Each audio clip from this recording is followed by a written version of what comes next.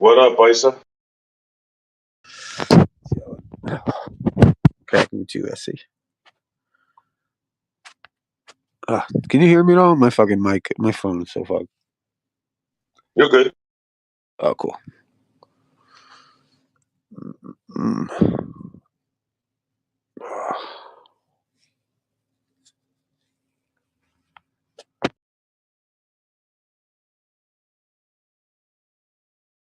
We got us a bunch of tech trolls, but they don't want to come in. It's all good. It's funny, man. Like, yeah, you can't, it's funny how, like, the penny doesn't drop for everybody. You know what I mean? I hear you, bro. Yeah, it's kind of hilarious. It's like absurdism. I look at it like it's almost like a postmodern art.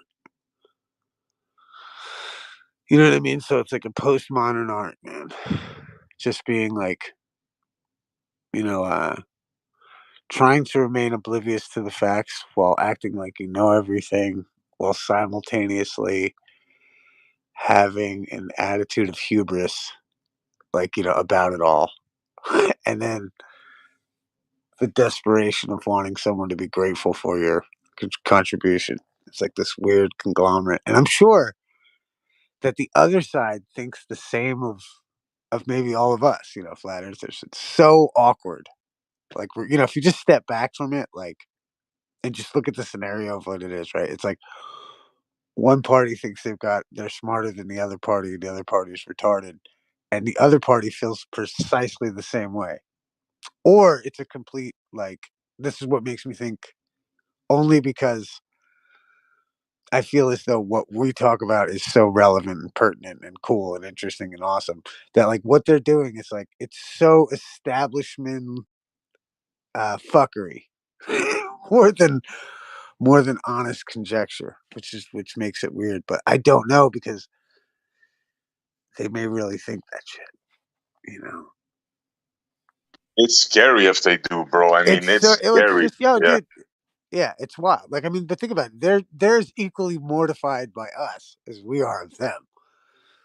Do you know what I'm saying? Intellectually, rather. Yeah. Because we're like, oh my God, how do you not get at least the idea of what we're talking about? And, like, it just never gets home, because if they relent that they understand your idea, then it gives your idea credibility. And I think that's their Bernaysian play. That's why they have to discredit. Like, they almost feel like if they shout it down everywhere it pops up, they can, like, make everyone think that it's stupid. It's just, and then they can't entertain it or talk about the minutia of the idea, like I said, because it gives it an element of credibility. Yeah. That's why we have to extend. That's why whatever party extends credibility to the other party in a negotiation is going to have a moral high ground. Do you know what I mean? Like, it's like when we extend credibility to their globe arguments, you know what I mean? We try to mull it out, and then we go, well, that just doesn't seem to, like, there's like an air of, like, at least you're offering their idea some measure of opportunity. Whereas what they don't do that, which is, to their own detriment, really, whether they realize it or not, because they become the arbiters of the thing that they hate. It's so wild, dude. This is the thing. Yeah. It's like they're fighting for their captives, and they don't see it. They don't see that they're Stockholmed. It's like they don't see that everything they're fighting for, it's not their belief. Somebody has given it to them. That's what really fascinates me the most. Like, you're fighting, and especially the solipsists, right? Like that dude Charlie. Like, how can you be a solipsist and you're arguing for somebody else's? I don't know, man. It's weird. Yeah, I don't know. I haven't gotten that far with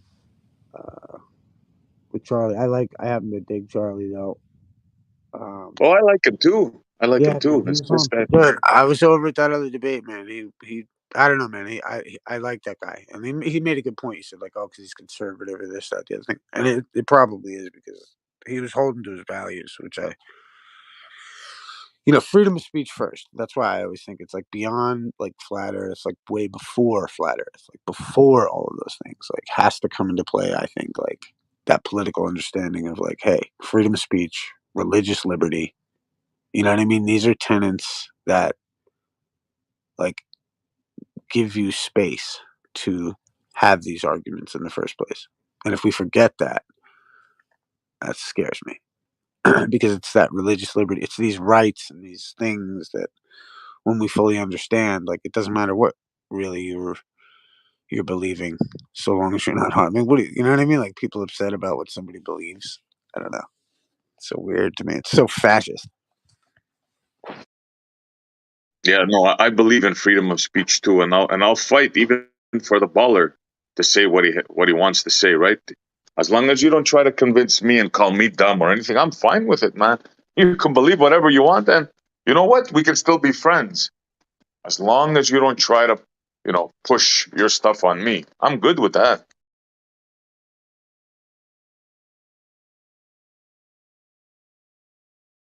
Yeah, that's what's up, man. Oh, it's just cracking in the world, man.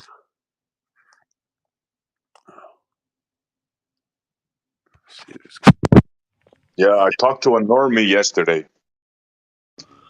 I This know. guy is an engineer,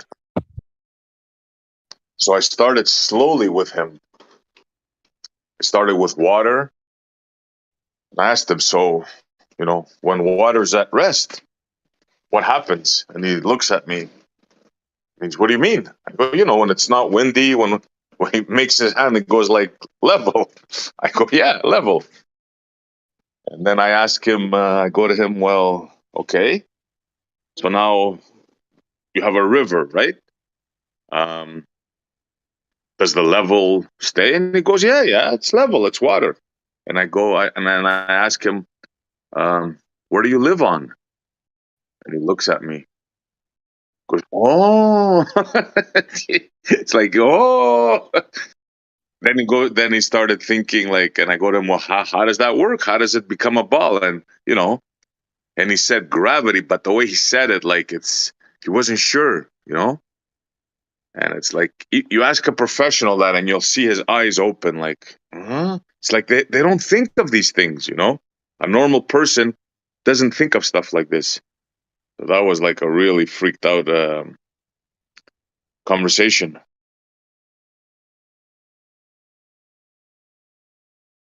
Then I tell him, okay, you take, because he was telling me about these he rebuilds bikes, and he was telling me about acetylene lamp. Has anybody ever heard of that?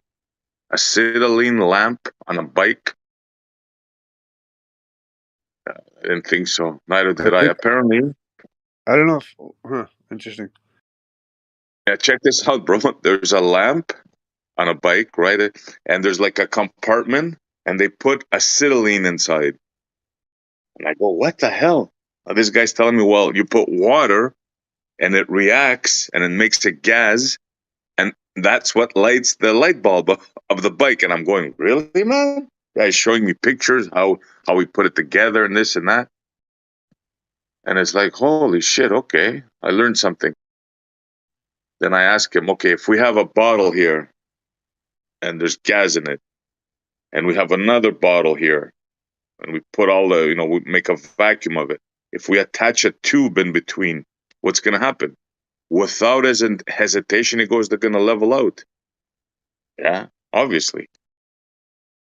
So it was pretty interesting talking to this guy, and all the things that we talk about. If they don't know that you're talking about flat Earth and nonsense like that, you're going to see they're going to answer the things exactly like they are. You know, that was quite interesting. Yeah, that's cool. Actually, I'm looking up the lamps. That's interesting. Yeah, They call them like what do I say? A carbide lamp. Yeah, probably in the 30s. Apparently, he was telling me. They still use them, I guess, for people that do caving. Oh yeah. That's what they were saying. That's what I was reading. But yeah, it's interesting. Acetylene gas is produced when water from the lamp's upper level encounters the calcium carbide stored in the base via a dripping mechanism. The amount of water flowing into the calcium carbide container can be controlled, with more water producing more gas and a bigger flame when the lamp is lit. Is that freaked out or what? That's cool.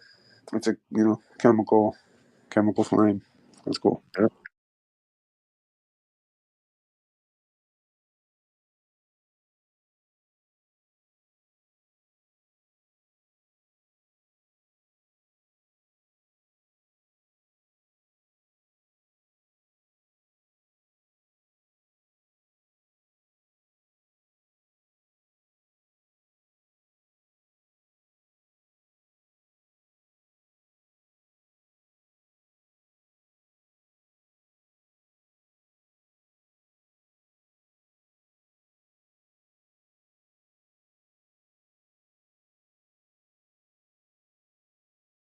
Is that an acetylene fan, Captain?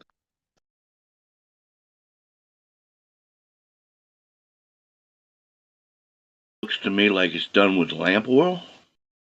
Lamp oil. Wow. Yeah, so there's actually a little flame in the bottom that generates a heat rise that turns the fan. Holy shit, man. They were damn creative back then, huh? Yeah, no electricity needed. Yeah.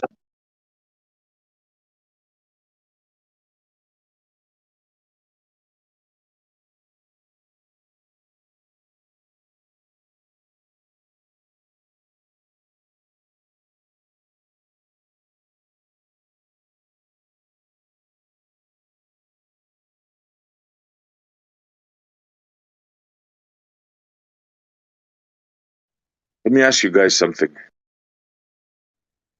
Can a child be older than the mother?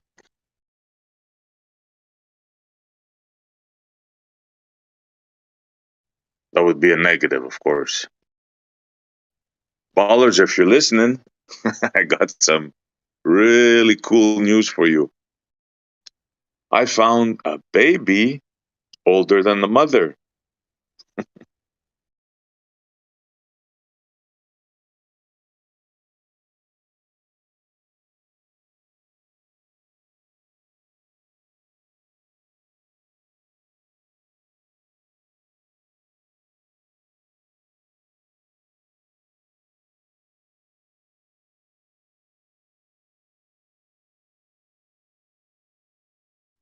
Come in, B-ball. Vulture? Why are you guys being text troll chat trolls? Telling us how not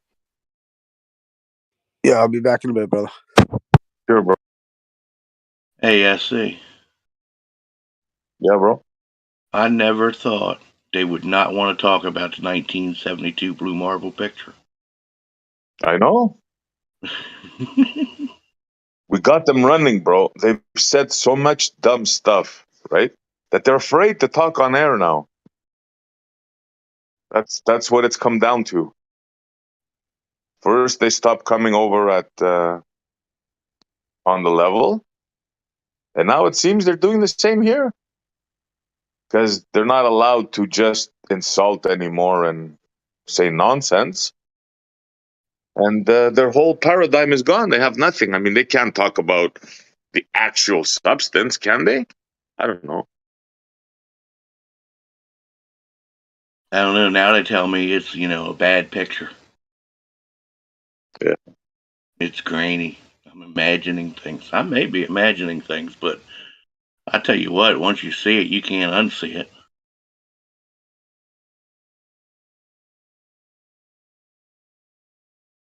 Talk about Plato's cave. Yeah. Oh, it's a Stirling engine, right? Yeah, that's some freaking cool technology, man. That should be taken advantage of, but of course they won't. And all you need for that is a difference in temperature. You need hot, cold, and the thing works. That's the fan you posted there, Captain.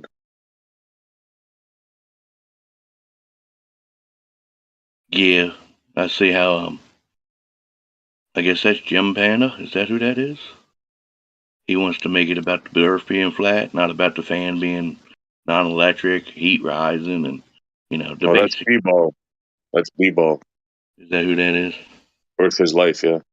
Okay, I don't know. I don't pay attention to who they are. They ain't nobody to me. Guess that's my fault, huh? Well, everybody does their thing. Yeah, some's just a little more whack than others, huh? Yeah, yeah. It's bad when you can laugh about what you found, huh? Well, you can't take, you got to take all this with a grain of salt. Yeah, you can't let it get to you.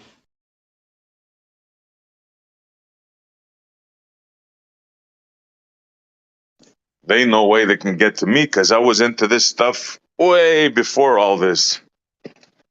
It's like if you're into baseball and you find a baseball club, That's how it is for me. For me, this is normal stuff. It's the ones that get, they go down the rabbit hole and the stuff you find, sometimes you just can't handle it. Breaks people. Like the truth breaks people. Look at all these guys. They have nothing. They have nothing left. All they have is insults. They come in here and insult us. They have no substance. They have no argument. Yeah.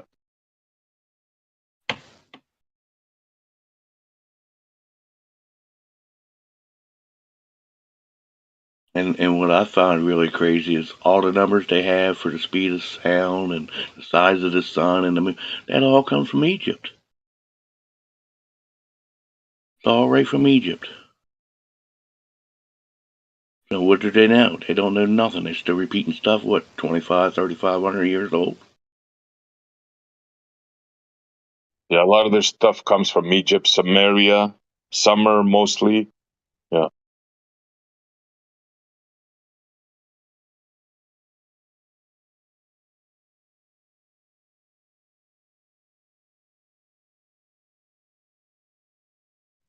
Once you take that thing that they have away from them, the adham, right? Oh, you're stupid. Oh, this. Oh, they have nothing. They can't make an argument.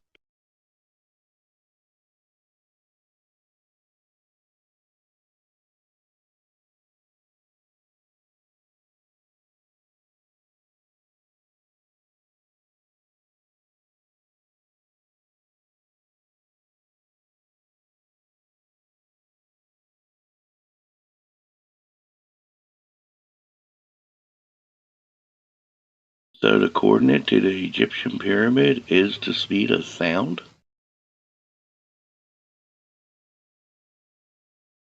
No, that's the speed of light. I'm sorry. Speed of light. Yeah, yeah.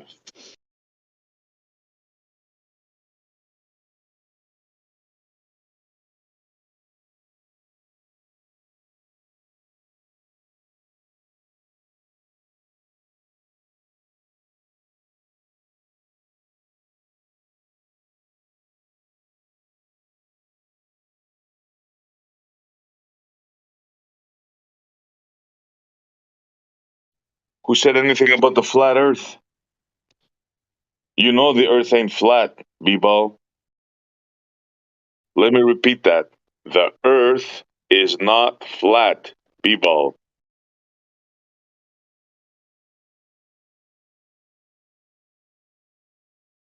I know what you want to talk about. You want to talk about the new moon? Make fun of me, maybe? Or you want to talk about eclipses? Hey, I'm here. Let's do it. Let's see who's gonna make fun of who at the end. Come on in, B-ball. Tell me how dumb I was when I looked at the moon with the solar filter. Come on, you know you want to do it. Let's see how far you get. That's all you got, buddy. That's all you got. You got nothing. Nothing.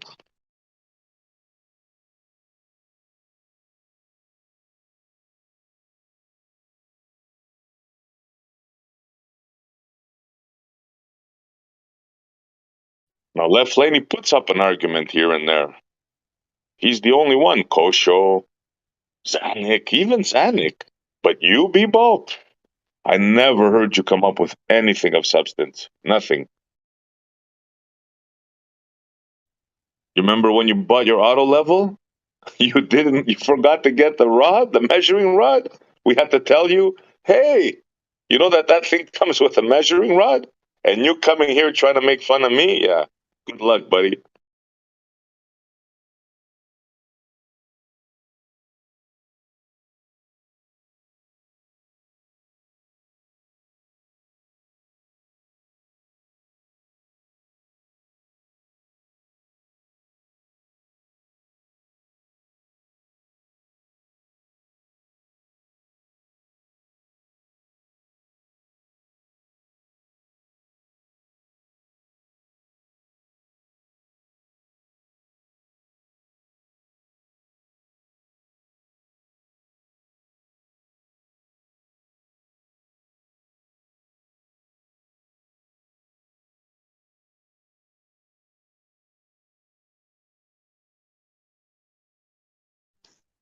Nah, I'm actually having fun. You know how much fun it is sitting here taunting you guys and you guys not coming in? I can feel the fear in you, right? We have made you text chat trolls. Understand that. I'm in here talking, waiting, and you're out there trembling, afraid to come and talk. Not to me, to any one of us.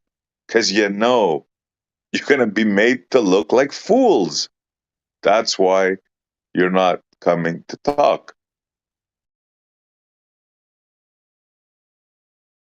I know you won't be able to hold off for long. Only a matter of time.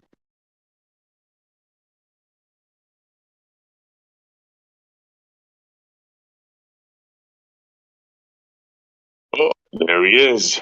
You grew a pair.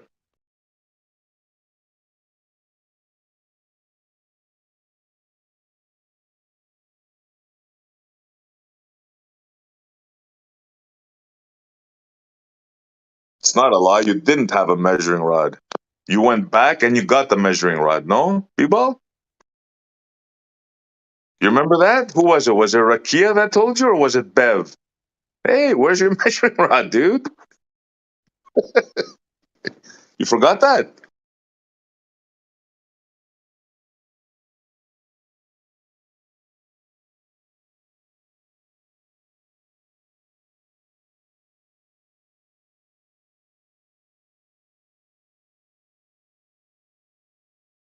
So what's up, B-ball? You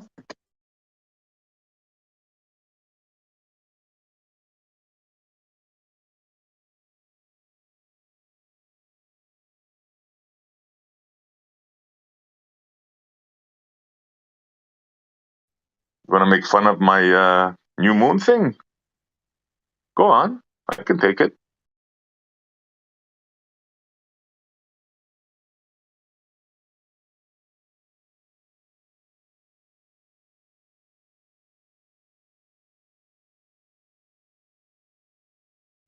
Soldier, say what's on your mind.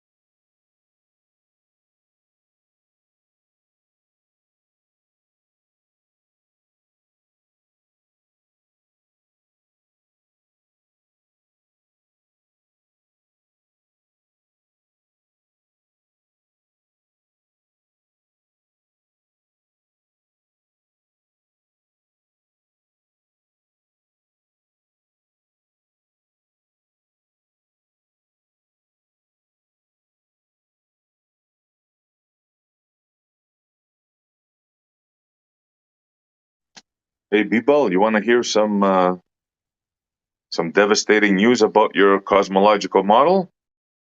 I'm waiting for a few ballers to come in. Left lane, come in. I have some devastating news for you guys. But I want to make sure, there's a few ballers to hear it because I want to hear the excuses. This is a doozy, I promise you.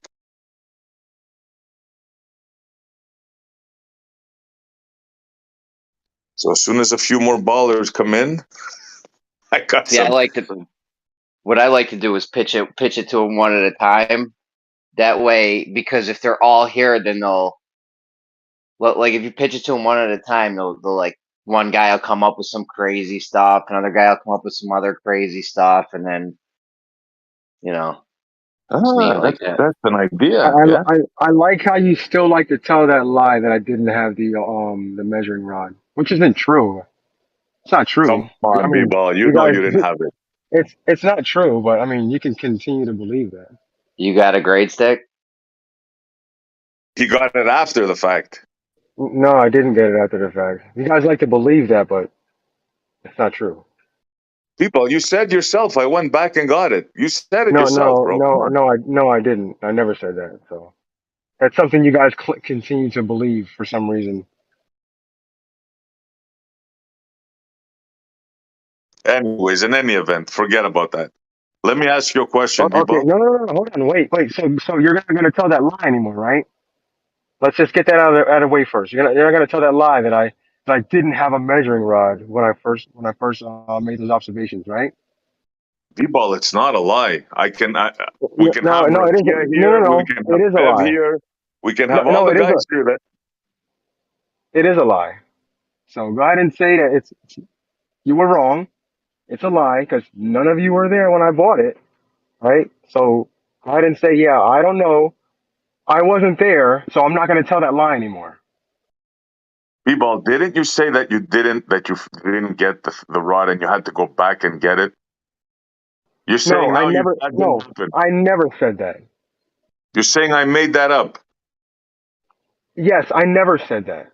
Yes, something you guys made up because you didn't see me use it the first time I made the observation. Okay, bro. I'll stop saying it for now until I get the details. I'm gonna talk to Rakia. I think it was Rakia that Again, spotted it. Rakia wasn't there when I bought it, I'm gonna right? get the story. I'm gonna stop saying it. I'm gonna get the right story, and then we're gonna continue this. So again, Rakia wasn't there when I bought it. Yeah, but you admitted it to us. I think it was Rakia or I Bev. never said that. No. They saw the video that I made, right? And You didn't have a measuring rod. they didn't see the measuring rod. That doesn't mean I didn't have the measuring rod.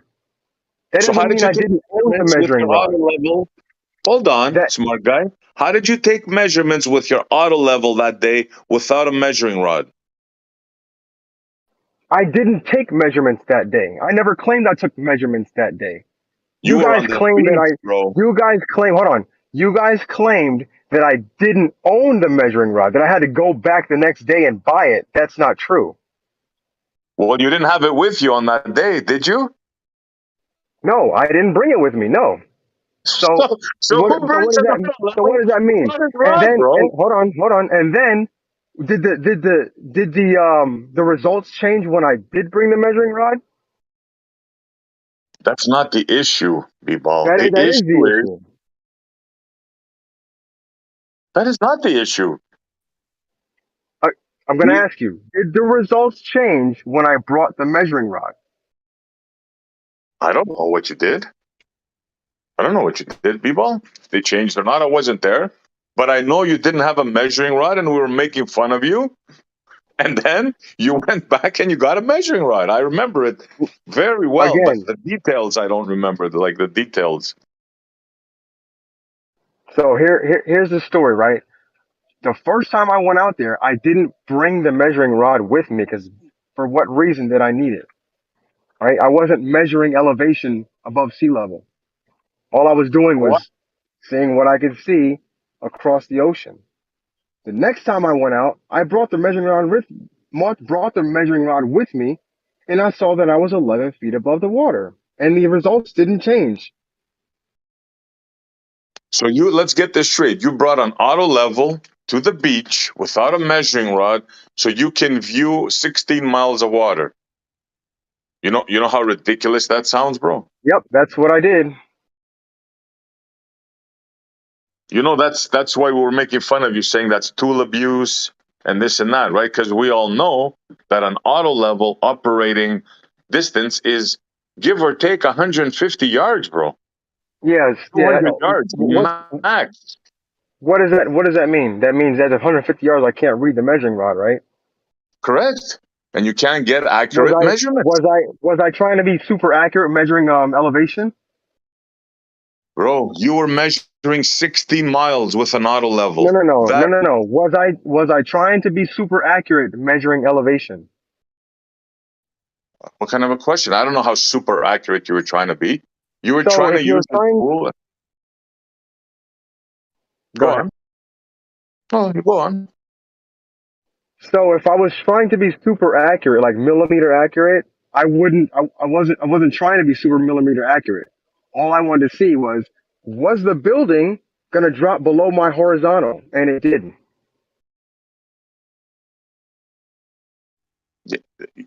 If only you knew, if only you know how ridiculous that statement you make I, sounds, bro.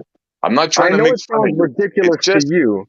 I know it sounds ridiculous to you because you don't understand the concept of a horizontal, right? If I'm at 11 feet and the Earth is flat, then it should be 11 feet on the other side. But it wasn't. It was the crosses were hitting about, I don't know, 150 feet above the building. you don't understand how it works, bro. Have you ever, I like, I don't know what to tell you. Yeah, just When you don't look tell at me an anything. auto Just change level, the subject because you're never gonna win this. bro, you go to any person that builds things and you tell that Hold uses on, an real auto quick, level. Ashley. Real Go on. quick, I only got a second. So you're assuming that we're seeing in straight lines, or you're pointing it at something. You're saying, "Oh, this is where I see the thing. That's where it is." Oh, I know where this is going. You're gonna say, oh, we don't know if it's in its actual position. Is that where you're going with this, Jeremy? Are you assuming we're seeing? I'm just. It sounded like you were assuming we're seeing in straight lines. That's all. You said on a flat Earth it Yes. should be 11 Yeah. feet, and there wouldn't be, and we'd be seeing in straight lines.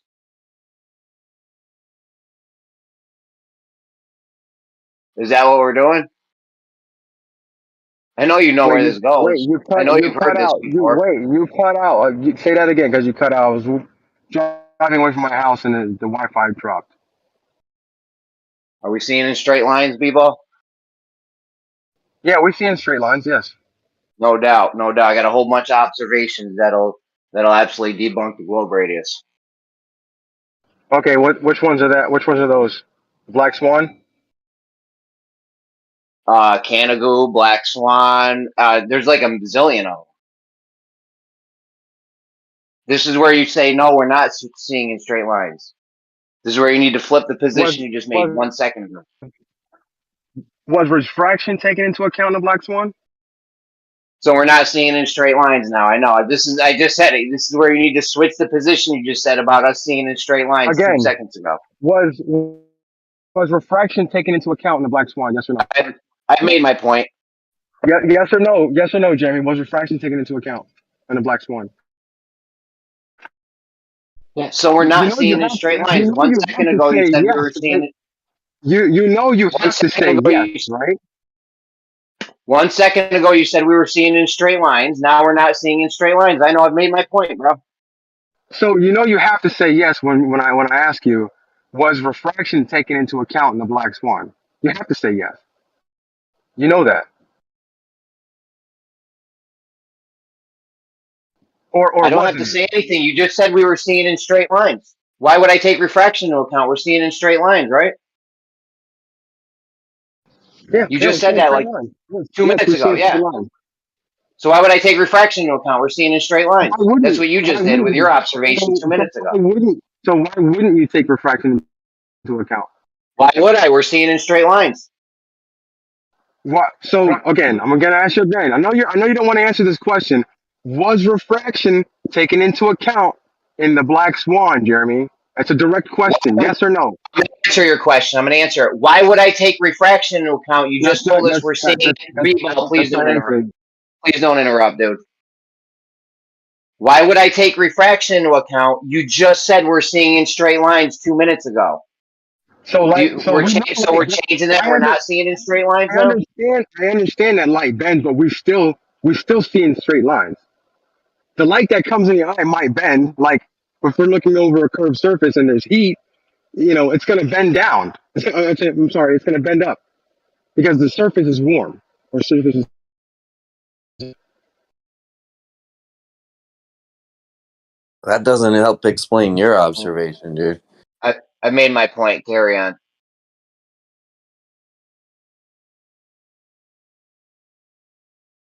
Light bends up when the surface is warm. Where's that bottom of the building then, bro? Um, it's blocked by the water.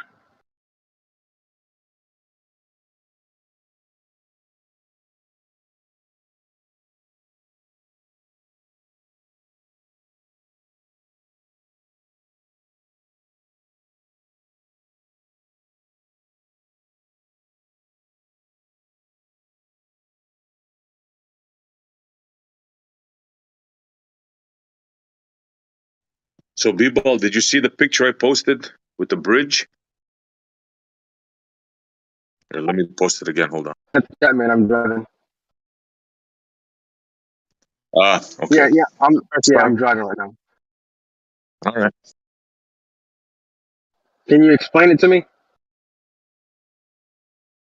Well, it's a bridge for boats. It's a bridge over water for boats. Is it your bridge? Is it your bridge? The 13-mile bridge? No, no, no, no, no, no. I think this is a bridge in. I think it's in England somewhere. You must have seen those. It's a bridge, but instead of cars, it's a bridge with water. You must have seen those, B-Ball. What is a You never water seen a bridge bridge? of So water? there's a road. So there's a road, and they got a bridge of water going over the road. No, no. There's a lake, there's a river, and there's a bridge of water going over it. Let me What does find that the even picture. Hold mean? on. It means a lot. It means a lot I just don't understand the concept. Why don't the boats just go across the river? Why because would they're you need a heading water another bridge way. over a river? They're heading another way. Well, by the way, No doubt. B-ball, you're breaking up.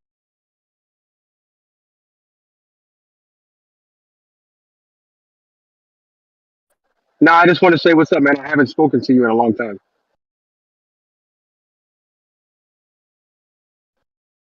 No doubt, man. What's up? None, man. I just got back from Korea, so I'm back in the States now. Back in the States, how's it feel to be home? It's good, Been away from the family for a while, so it's good to be back.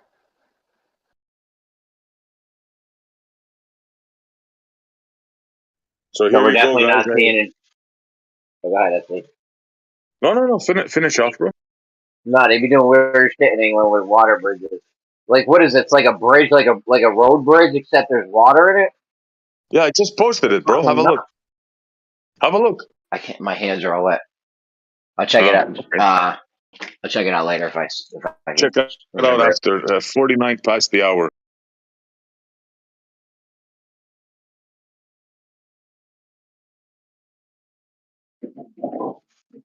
Whenever you All right, get how home long or is the wherever bridge? you're going at, B-Ball, we can maybe talk about this. How long is the bridge? I'm not sure, actually. I'm not sure. It's not that long. But it's a bridge of water. I mean, it's freaked out, man.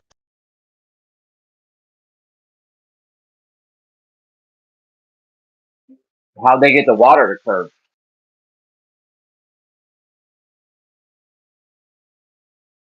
You mean how wide is the bridge? I don't know. I picture a bridge. I'm gonna have to look at it. Like I Yeah, picture yeah, a road bridge. There would be like a road, and then the bridge will like curve over it. yeah. Well, picture. You ever see those Roman aqueduct things? Yeah. Well, something like that, but much wider. There you go. Captain's got a couple of them. Nice. Yeah, yeah. There you go. Well done. That looks like the Netherlands for sure. The last one is Lake Pontchartrain, Lake Rakia.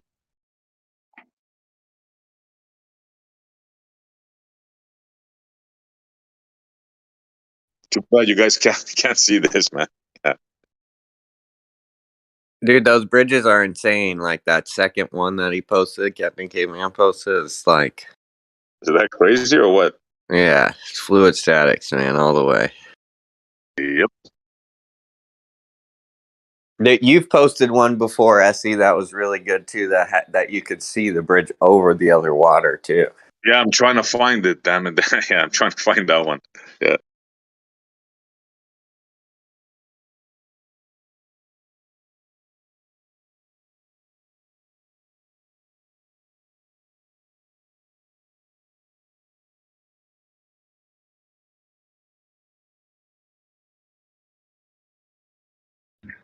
So I'm guessing the argument's going to be because the water's on the bridge, it should be curving or something like that, and it's not curving. We'll get to that. There's the one you're talking about, bro, with the river under it. That's fucking crazy. When I saw that, I go, oh boy, is this a weapon or what? Yeah, there it is.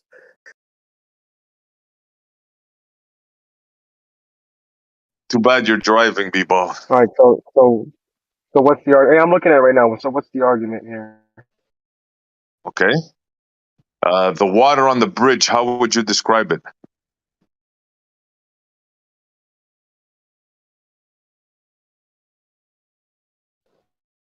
How would I describe it?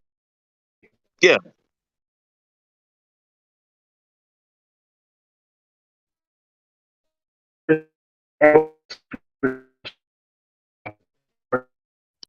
You're breaking up badly, bro. Can you hear Try me? again. B-ball.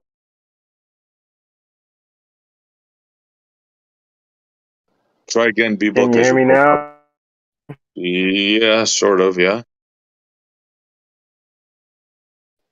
So if you're saying fluid statics, that means they built the bridge at an equipotential. That means it wouldn't flow either way.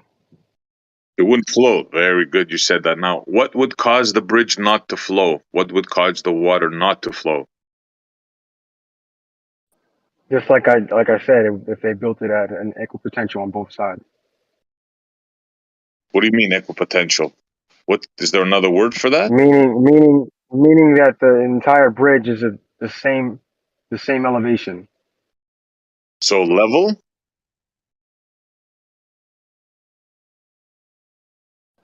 Would Sure, you use that word? yeah, level. Okay. And the water underneath it, underneath the bridge, how would you describe that? Same thing. Same thing. Which way is the water flowing? Which way the water's flowing? If it's flowing at all. Yeah, assuming, yeah, well, it's a river, so, I mean, there's got to be some.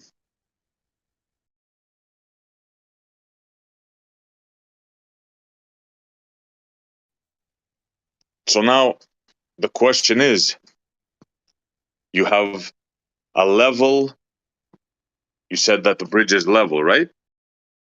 Now, would you also say that the bridge is horizontal?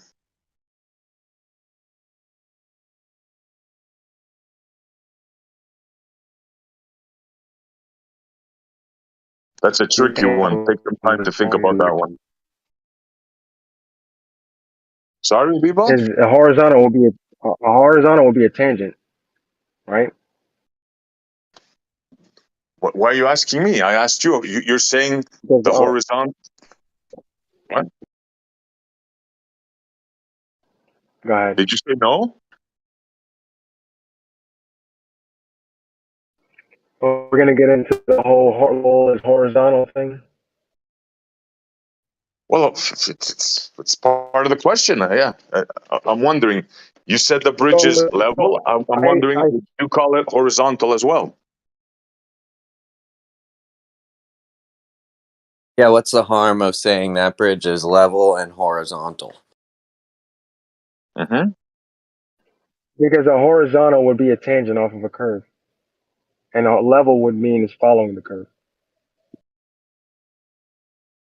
Horizontal The is ocean is. perpendicular to vertical. Yeah, Mm-hmm. yeah, we know that.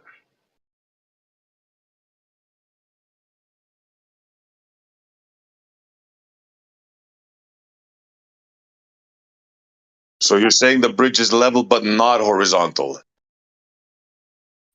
So if it's flowing in one direction, that means it's not level. That means it's flowing in one direction. But if it's not flowing, then it would be level. Okay, so you think that bridge is flowing? We don't know. Do you have a video of it?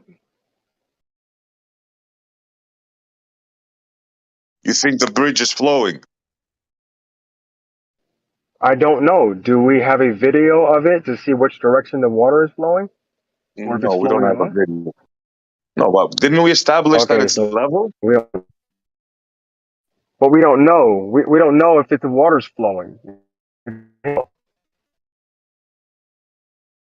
So you think the water could be flowing? It could be. I mean, I don't know what the point is of these pictures. If you're trying to flat, I guess, is where it's going with this. You're breaking up, bro. It's hard to.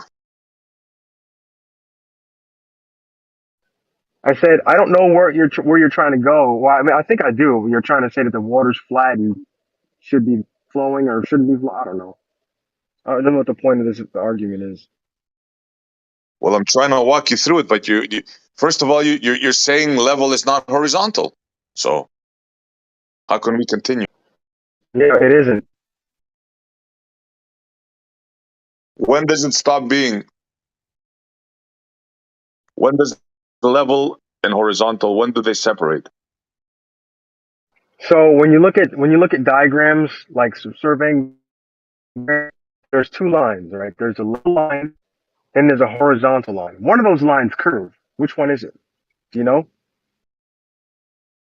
In the drawing, I get in the drawing you can make anything curve.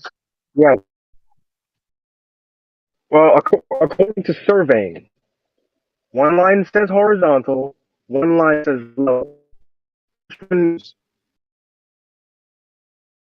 Okay, so when does horizontal stop being level, or vice versa?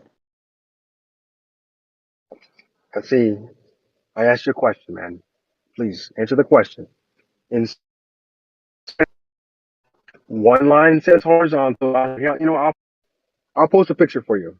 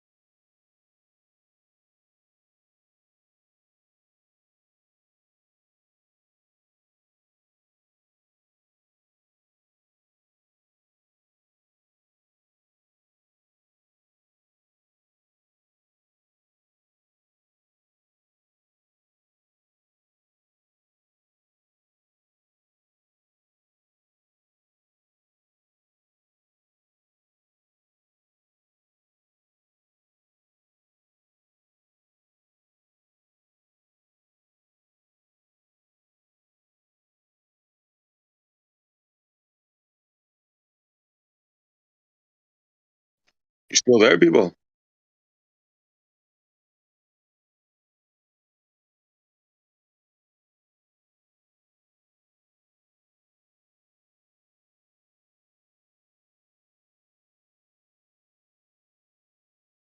I don't know if you guys have been paying attention, but literally every Glober tries that. I get that at least once a week where they try to say we're seeing straight lines for their observation. But then when I have an observation, no, we're not seeing in straight lines anymore. So Yeah. it happens all the time, at least once a week. Yeah, he switch it just like he's gonna do here now. He's gonna make level, horizontal when he wants, and drop when he wants. So did you see the?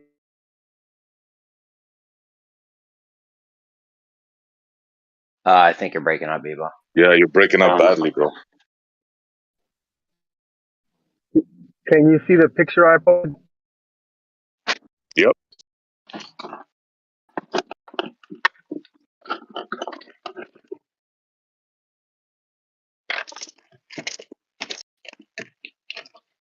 I love it when they show a level line and it's curved. It makes my day, man. When I see that, I feel like having like champagne or something. Well, then you have to say that they're all here. You're breaking up, bro, man. Yes. And just when we're at the Yeah, best you're part, breaking up, too. Bebo.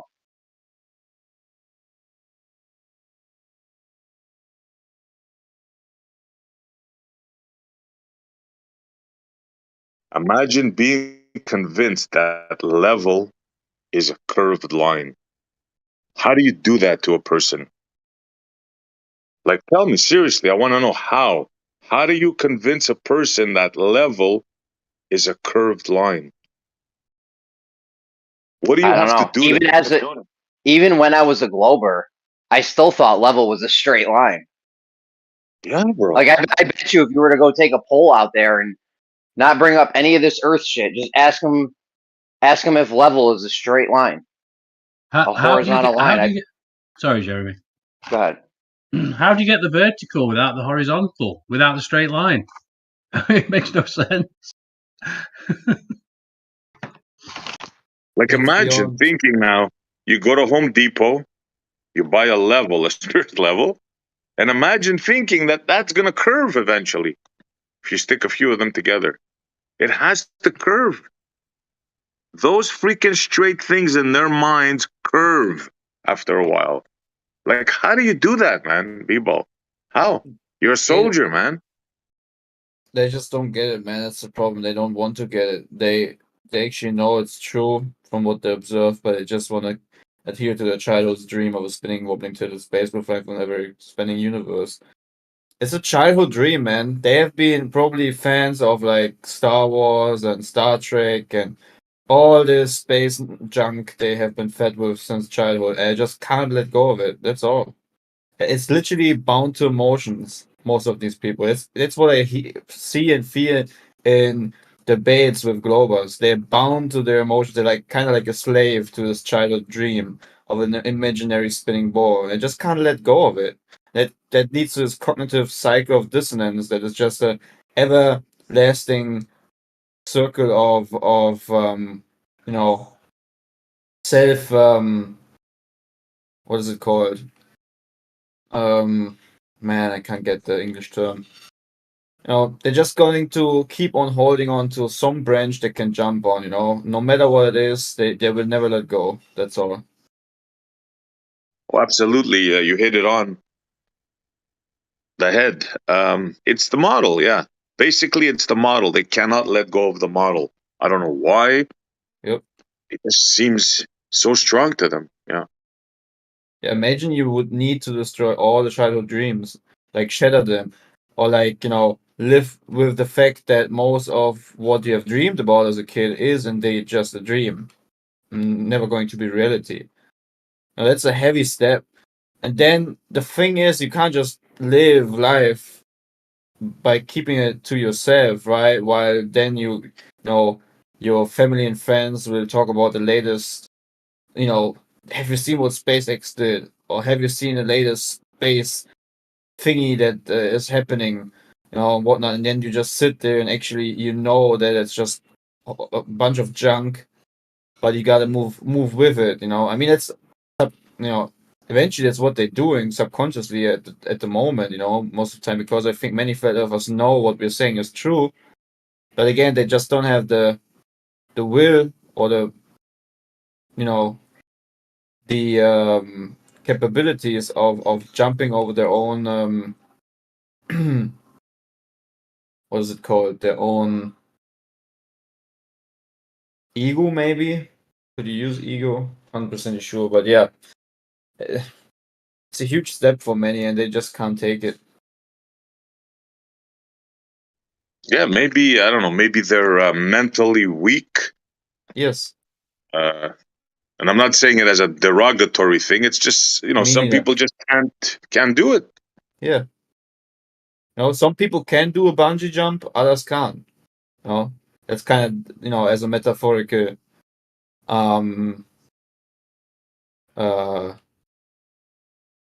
explanation. Some people will stand there shivering knees, and some other guy will be, yeah, man, yeah, you know what? Let's do it. I'm gonna jump. Who cares? I don't care if someone says, have you heard that this will happen if you jump? Have you heard that, maybe I don't care, man. I just want to jump. That's the kind of thing. Either you can let go of something or you can't. And I'm just sorry for almost every anti-flat earther that is in here. Going with their script, hanging on to their little branches, just to keep their faith-based belief of a space ball in a vacuum. It is just a faith-based belief. They have faith in this childhood dream. Yeah, what happened to B-ball? Dropped?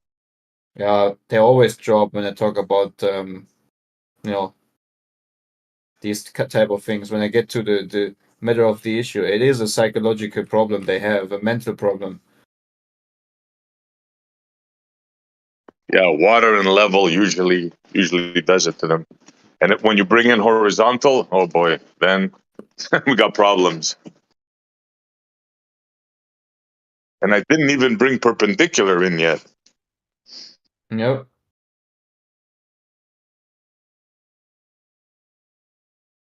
Dude, don't But even get me going with perpendicular. I'll get fucking triggered.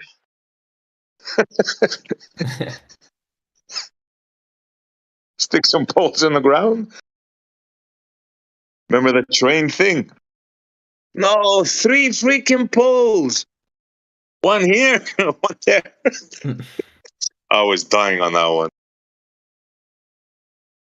You know what the paradox in all of this is? If they would actually eventually let go and don't care about what other people think and actually tell their family, they would experience something very uplifting in their life, actually once freedom and an individual thought and having their own opinion about things. And it would just give them a relief, they could come in here and actually now start talking objectively about what they observe.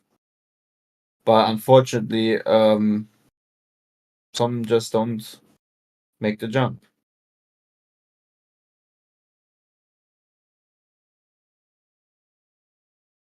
And like Witsit always says, if you constantly lie to yourself within yourself, and I highly agree with him in this case, that it just comes back at you, it will make you kind of sick, if that makes sense. Yeah. See, when you say it plain straight, right? When you say it in straight and plain words, he was going to bring out diagrams. This is how construction. This is how they draw it, and then you tell them, okay, so you have like a spirit level. You go by spirit level from Home Depot. Now, how many of these do you think we can stick together before it starts curving? Yeah. Right? And it's like you see in plain, people see in plain English in simple terms that how ridiculous it is to believe that level is a curve. And not only a curve, listen to this, bro. They have to say that level is a circle. How do you like that? I mean, have you heard to the explanation by Matthew, level as in slightly curving around the globe?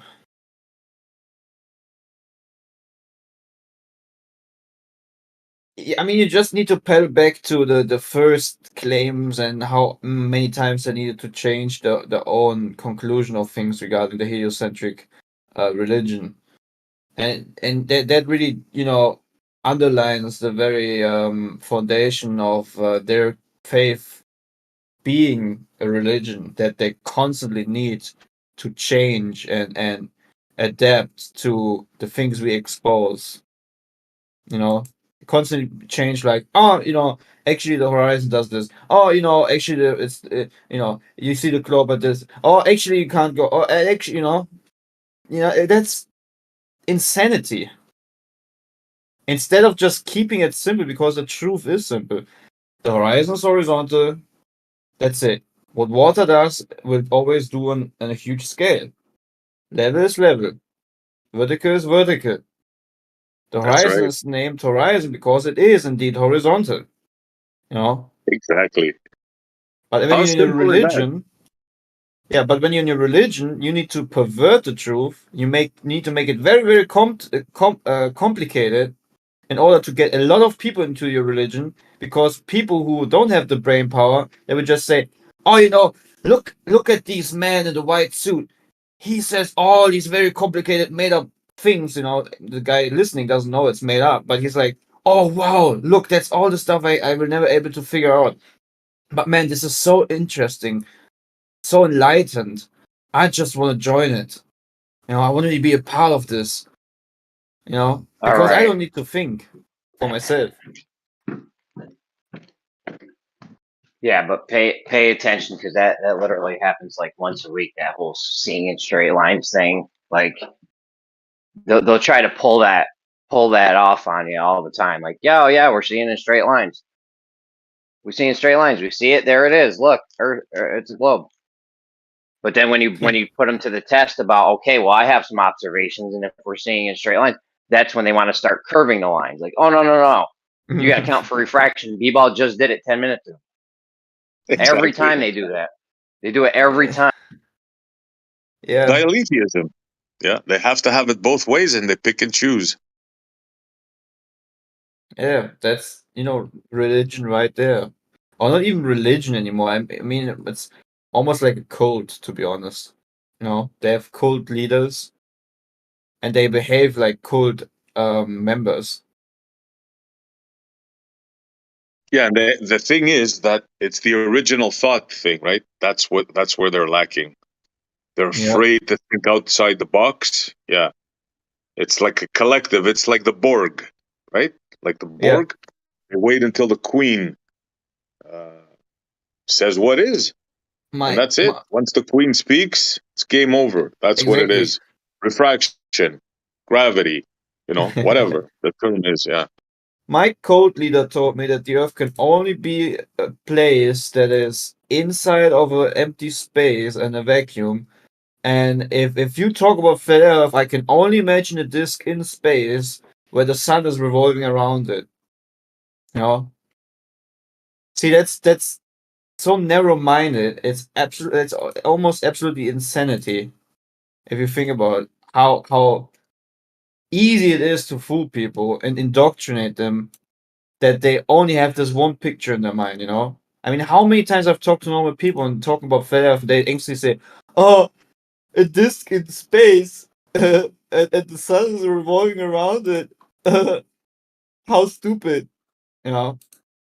And they don't even know how stupid their whole ideas of looking at it this way instantly, or just no, not how stupid, but it, how it exposes this cult, you know?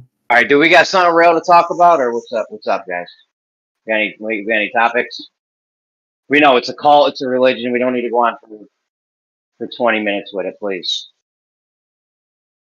I got a doozy for you guys. Everybody ready? Yeah, after you, Essie, I got one too. There we Oh, go. you first. No, you go first, bro. Go ahead. All right, this is my latest question. So forever, people looked up at the sky and they looked at the stars, and all of these stars they believed were self-illuminating. And then at one point, somebody looked up and decided these 8 are not self-illuminating. They're reflecting sunlight. What date? When did this happen? Why did this happen?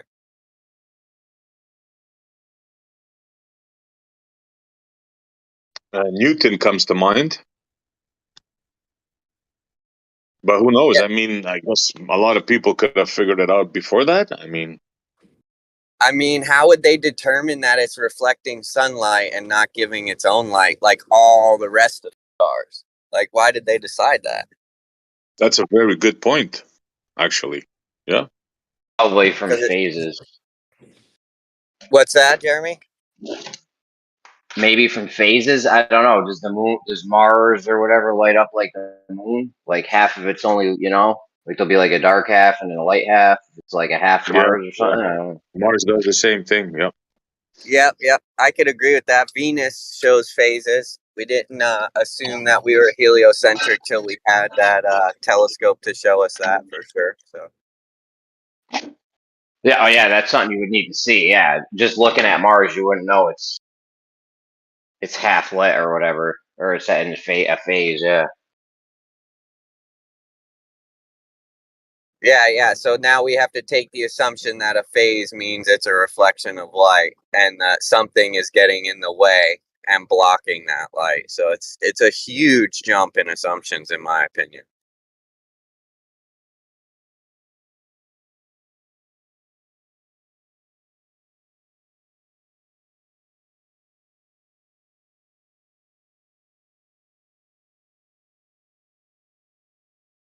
Yeah. The giveaway would be the phases. That, and I don't think that's such a hard thing to. I never really thought about it, but I guess that they could have figured it out with that. But yeah, that's a good question. I don't know. I wonder how the ancients didn't the ancients think that it was a light of the sky, Yep, a correct. light at night. Yeah. Forever, Well, everyone they called called them them. wandering. They That's called them right. wandering stars. Go ahead. Yeah. Yep, wandering stars. So they just assumed all the stars were lights in the sky, right? The problem with this is how they derive their distances is by telling us that it's reflecting sunlight. So now they can go, well, it's the same light coming from all those, so we can use this inverse square law of light and this and that. And it's just like, I don't know, man. I think they're I their mean, own way. they called them There's wandering one stars way. because probably. Go ahead, I see. No, you were first. I'll go after. They called them wandering stars because they probably couldn't see that they were in phase because they didn't have telescopes. So they're like, oh, they're just wandering stars. They're just moving different. They're just these lights in the sky that are moving different than other lights in the sky. That's all. So do you think Mars has phases? Because I thought it was just Venus and the moon. I don't know. No, they do have phases. Mars guaranteed. Venus has guaranteed. I saw them myself. Now, one way Okay, they got could have for sure. Sorry. No, I got you. So you're saying Mars, you'll see only half the planet lit up at times. Yeah. I've taken pictures of it. Yeah, that's for sure. I can tell you for my personal experience. Yes.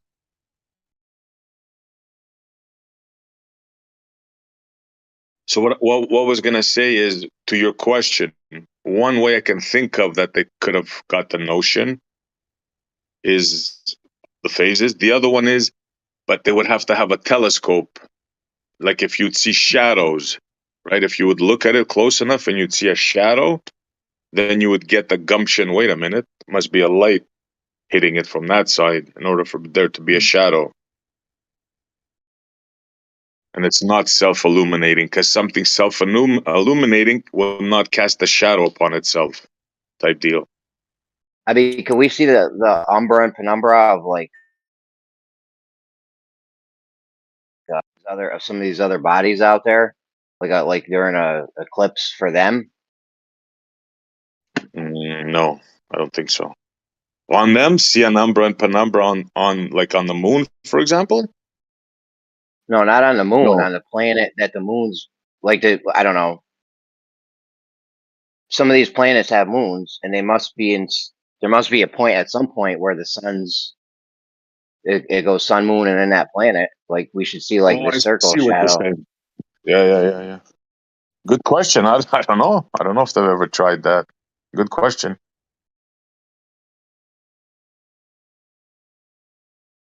So That'd be I neat. think you answered the question perfectly. Is I think it was the development of the telescope that led them to these further findings. Yeah, the shadow, I would say. Yeah, that's the only logical thing I can think of that would lead them to think that, because an object casting its own light will not make a shadow upon itself. I mean,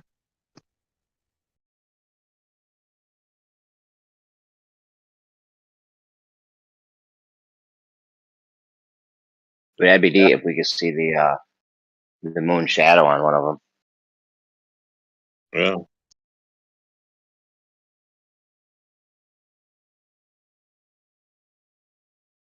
Okay, so if we're done with this, I'll tell you the thing I found. Hit us. Okay, what do you got? All right, first a question. Of course, it's a stupid question, but I have to ask it to make the point. Can a child be older than the mother? No. Absolutely not, right? Yeah. What would you say if I told you they found a star older than the universe? The universe must have signed some kind of adoption papers. That's a good one, bro. Well, they found such a star. It's called Wow. Methuselah. Hold on, let me find it. It's just too good, man.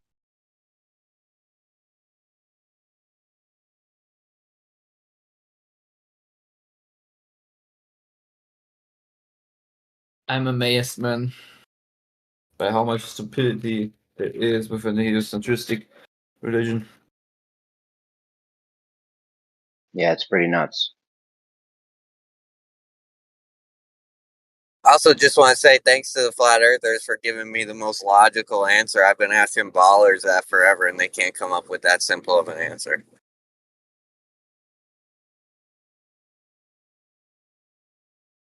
Well, yeah, because at first they were calling them wandering. Hold on, where were you going, Essie? I got it right here, guys. Check this out. The oldest star in the universe is HD 140283, or Methuselah, as it's commonly known. This digitized sky survey image shows Methuselah star located 190 light years away. Astronomers refined the star's age to about 14.3 billion years, which is older than a universe, plus or minus 800 million years. So there you go, folks.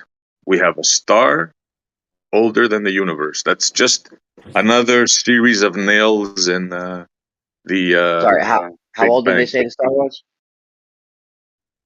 It's 14.3 billion years. And how old do they say the universe is? 13.7. Yeah, that checks out. Hey, can you guess the oldest man in the Bible's name? Don't tell me that's his name. That's his name, bro. 969 years old, Methuselah. Holy shit. Look at that. I'm sure it's just a coincidence, right? It is. Yeah. Please, Amazing, man. please don't detect my cult. You got to come up like the Glober is like. It's like, no, it actually isn't a coincidence. It actually is a coincidence. You got. Oh, dude. Sounds like this story was brought to you by a priest. Yeah, this is like, it's becoming like comical for me now, right? There's like every day I'm telling you guys new things, right? They found 6 galaxies, then they found another 6. And they found a black hole so massive that some of them are saying it came from another universe. I kid you not. Then yesterday, I told you guys that a scientist here in Ottawa came up with the theory that the universe is 27 billion years old, twice the age of what they say now, in order to explain this crazy stuff they've been finding. So I don't know, man. This is like, it's too good to be true. So Methuselah is the oldest guy in the Bible, and they named the star after. Why do they name the stars after and the planets after all these gods and biblical shit? That's right, yeah.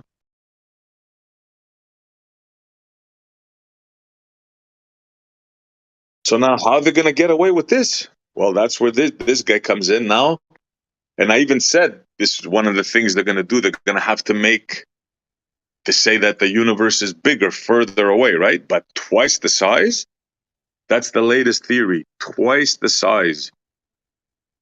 Wow.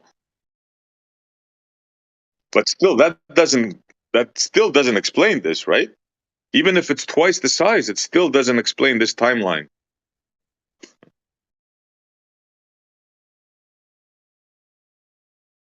Yeah, you can't have the universe be 13.8 and this thing be 14.3 or whatever. That doesn't even make sense. What, this shit was around, then the Big Bang happened? Exactly. Yeah. But even if they double it, right? Let's say they double it and they say, well, it happened. Look, it's twice. We got it wrong. It still doesn't explain the age and the time scale, right? Because you can't have things growing from babies to adults in one stage of development and have like in another stage of development them starting from adults, from teenagers, right? No, they can't. They can't even date a rock here on Earth, something they can touch and manipulate and break it down, put it in a lab and a microscope and hit it with lasers or whatever. How are you going to get the age of something you can't even touch?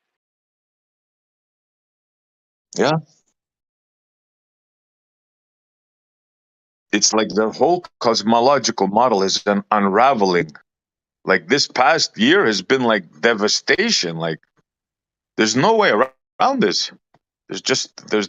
They're gonna have, well, they're not gonna do it, but the things that they're gonna have to come up with, people are gonna start raising eyebrows. Like, look, this guy, twice the age. Like, what? You mean you got it wrong, like by 100% or by 50%, depending how you look at it? You know that fella, he's a Glober. He comes in here. He's like from Ottawa nearby.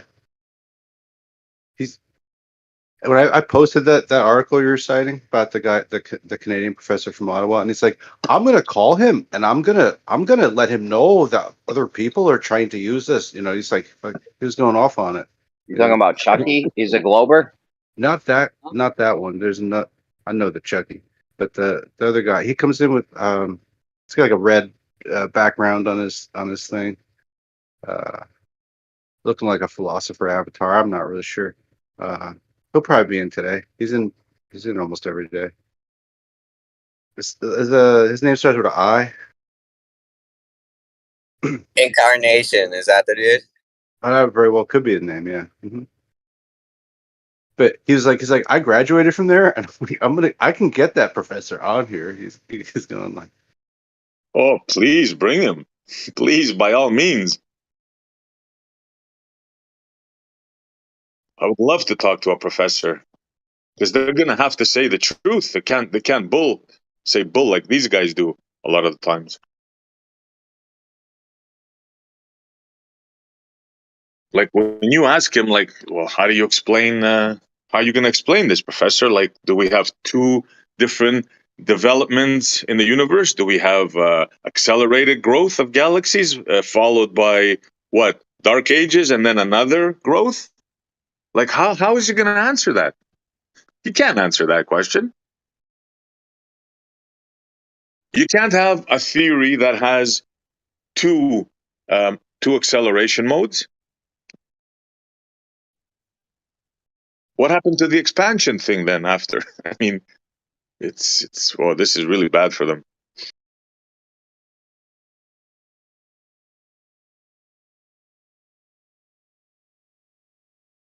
Sorry, left lane, you're wrong. This breaks everything, bro. This breaks everything. You can't just say, "Oh well, then that means the universe is twice the size we thought it was." So all this time, all these years, you've been wrong about it.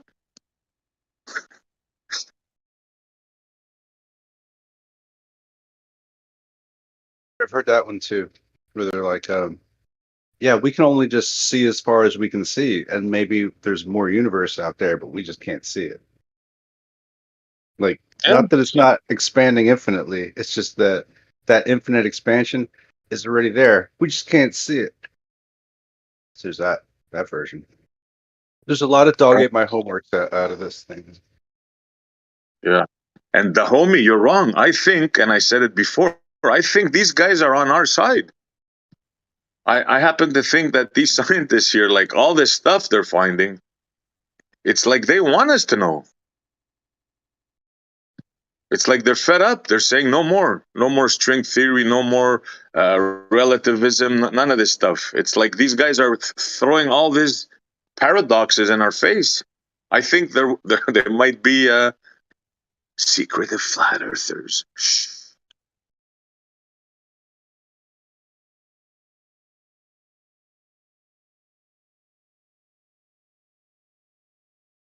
Because there's so much day after day. I can name you so many things. They found gas that shouldn't be there. They found elements. They found all kinds of stuff. Not enough helium. Not enough. I forgot the other one. 20 times as less as it should have been. Another chemical, gas. Uh, Not enough stuff to make these massive black holes. Not enough stuff for them to eat, to around them to grow. Like, I can go on and on.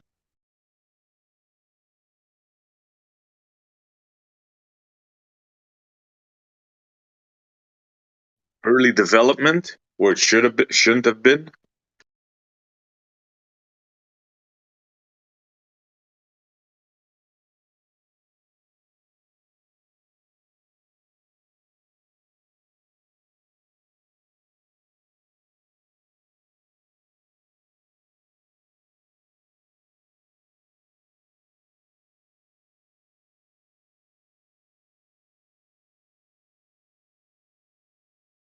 Yeah, the silence says it all. Nobody wants to defend it. There's nothing to defend. But they will not admit that it's wrong. So they have to keep quiet.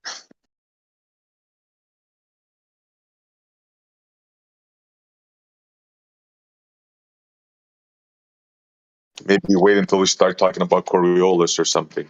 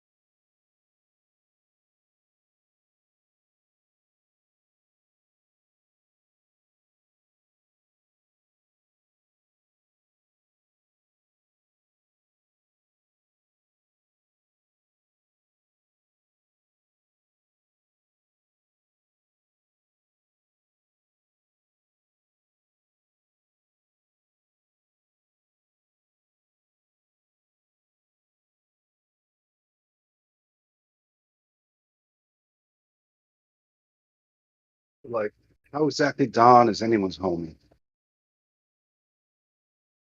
Don't understand. Never did.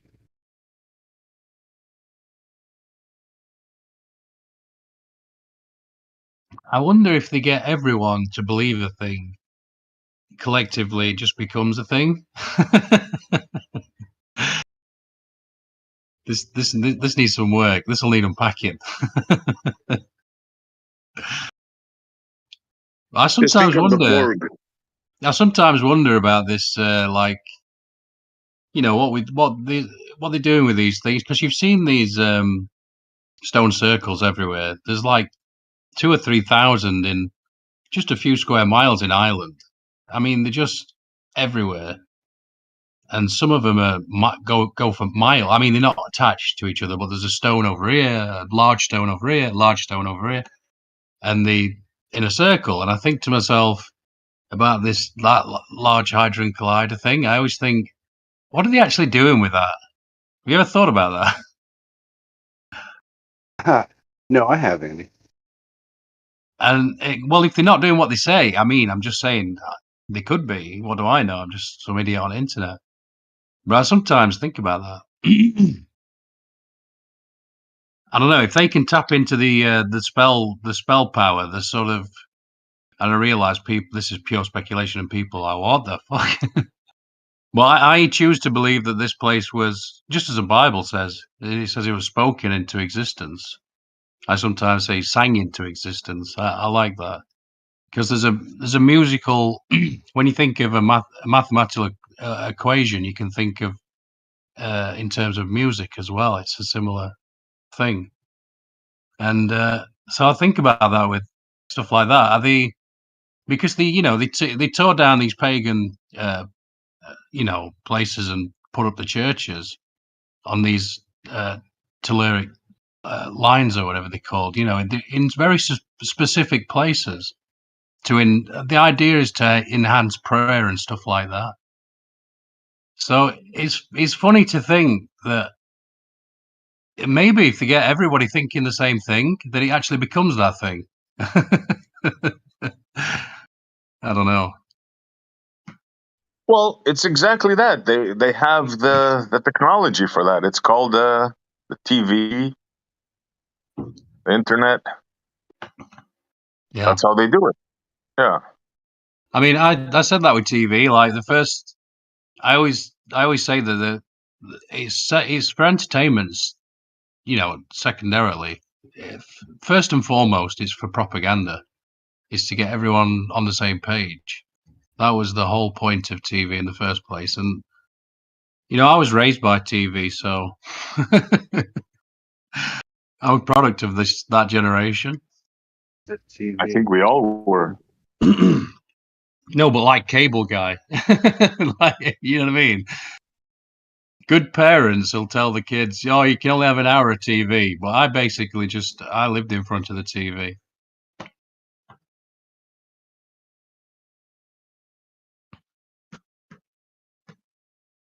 The surrogate parent you never had never. Your parents didn't know you had either.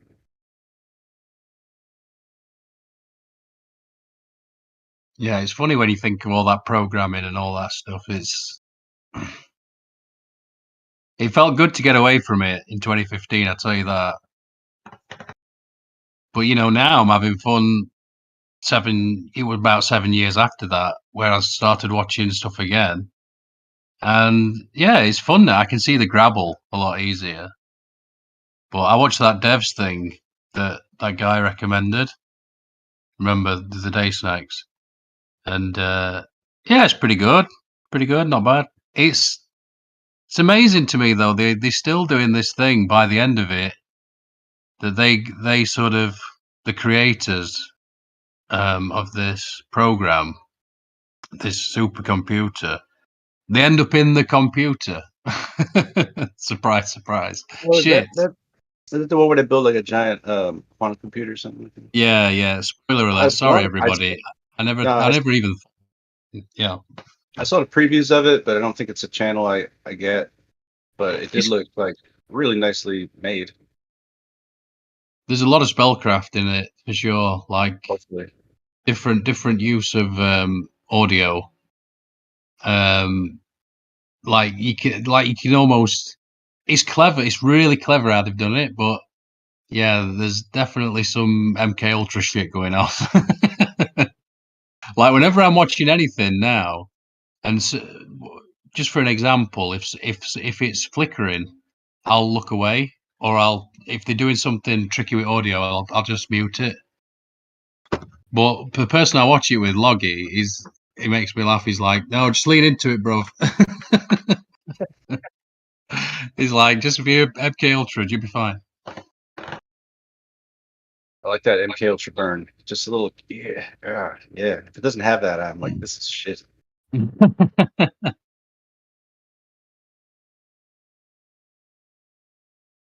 That's cool. Sometimes I'll just mute like a whole episode and just like watch it. You know, if I'm trying to learn the craft of it. You know. There's definitely something about.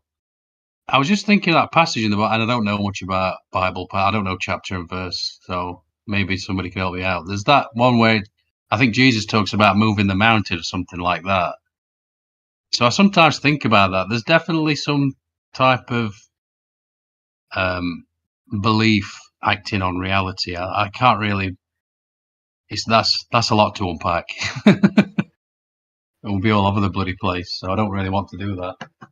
I'm no Bible quote leading to bold claim. Yeah, it's gonna take a minute.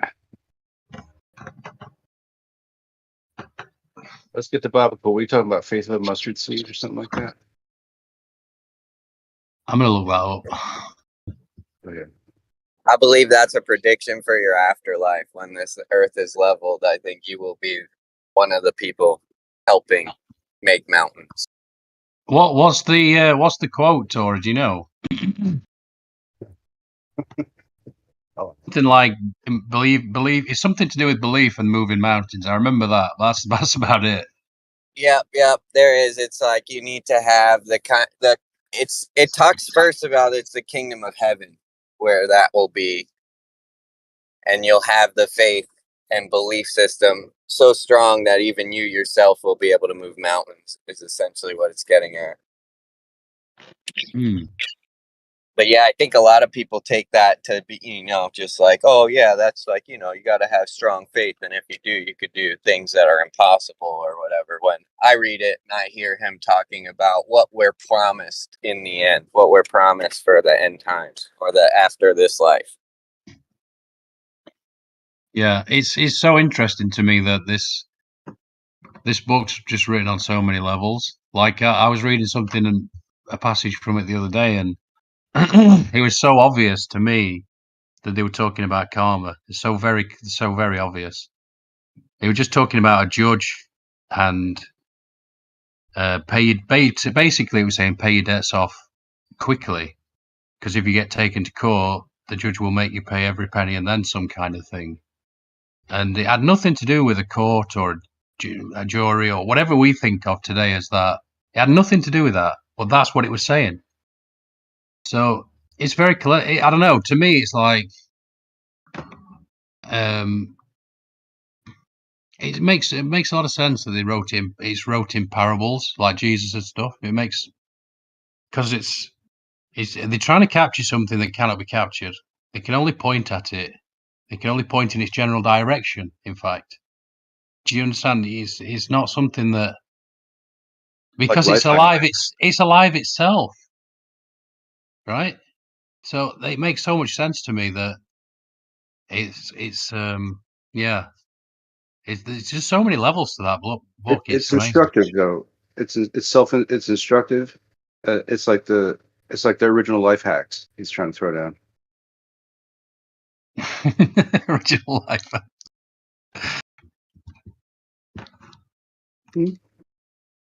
That's it. That book was solid on so many different levels, and then man came and tried to make an organized religion out of it, and that's the real big problem.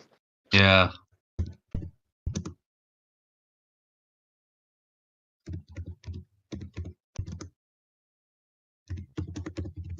You guys know the Antikythera mechanism?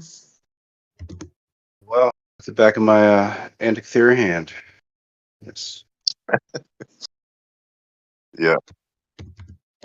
You know how they say the Greeks thought that the Earth was round, blah blah blah blah, and all this. Well, that's maybe a few of them in the higher learnings.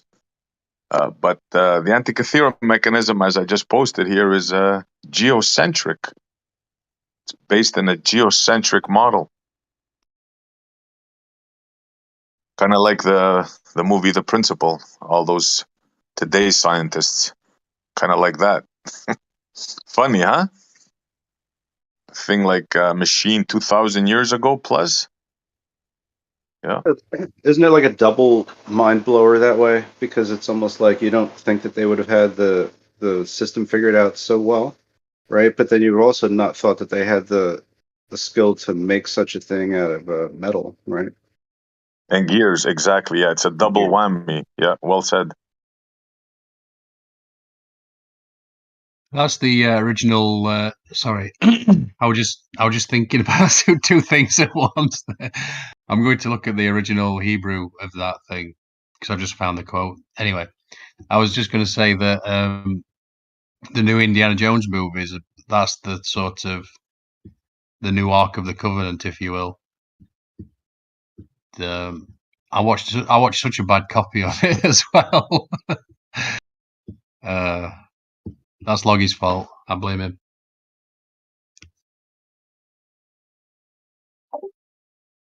What's a good? Is there a good site to go to for the original Hebrew Torah for stuff? I'm so sorry. I heard my name, but I'm out here fishing. What'd you say? What's a good website for original Hebrew? You know, for the Bible quotes and that. I use Blue Letter Bible a lot. Blue.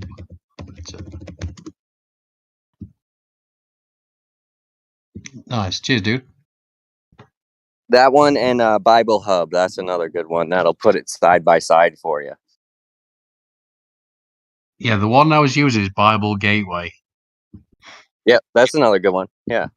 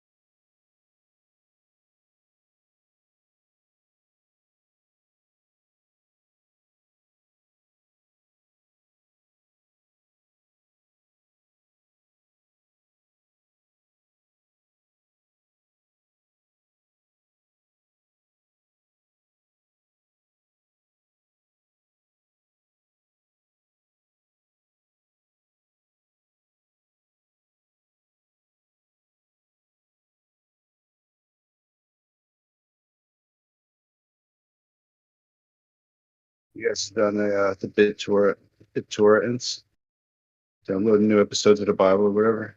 Pretty cool.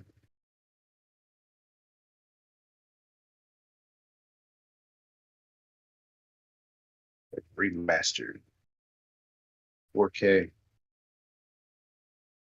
without commercial interruption.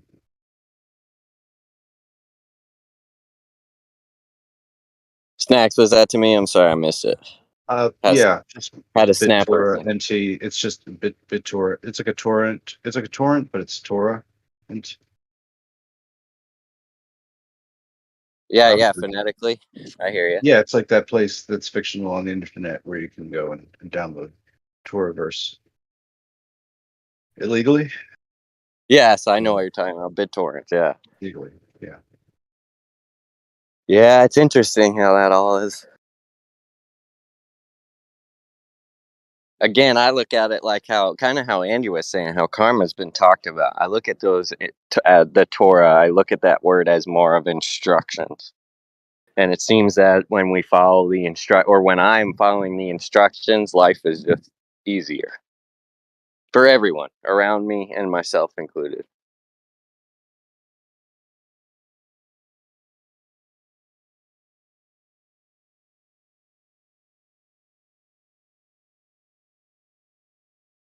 It was weird when I was reading that passage, because as though I was reading the words and I knew what the words meant, the meaning, what it was intended, was so very clear. It couldn't have been anything else. But it was saying something. It said a different thing. I mean, and I've got to be careful, because I don't want to come across as a special boy, certainly not to you, and certainly not to myself. And so I have to be careful with that. And so I went and, looked at many different passages, and then I was like, oh, it doesn't seem to work on them. So I don't know, maybe it's just one author, or I don't even know, because I don't know that much about it. So I was just like, oh, let's just experiment and play with it a little bit. I'll have a look at this passage and have a look at this passage and see if something jumps out that's not obvious or something. I don't know. That's what it's all about, Andy. It says right in there that you can interpret these words. You don't need another man to do it. And the beautiful part is, I read over the Bible constantly, and when people are like, "Have you read the whole thing?" To me, it's like it's just like it's like something you can read all the time, and you'll get a little something different here and there. So Yeah, I think like that. yeah, it's just important to just look at. You know what I mean? It's an old book. Why not? Yeah. Yeah, I don't like this idea that people, whatever, the gang of people that just want to write it off because it's this or it's that, they have this opinion about it. No, let's have a look. That's the way I see it. I don't write anything off like that. We've got to be able to entertain other ideas without them possessing you, whatever it is. That's very important. That's what got you here in this conversation in the first place, isn't it? Absolutely.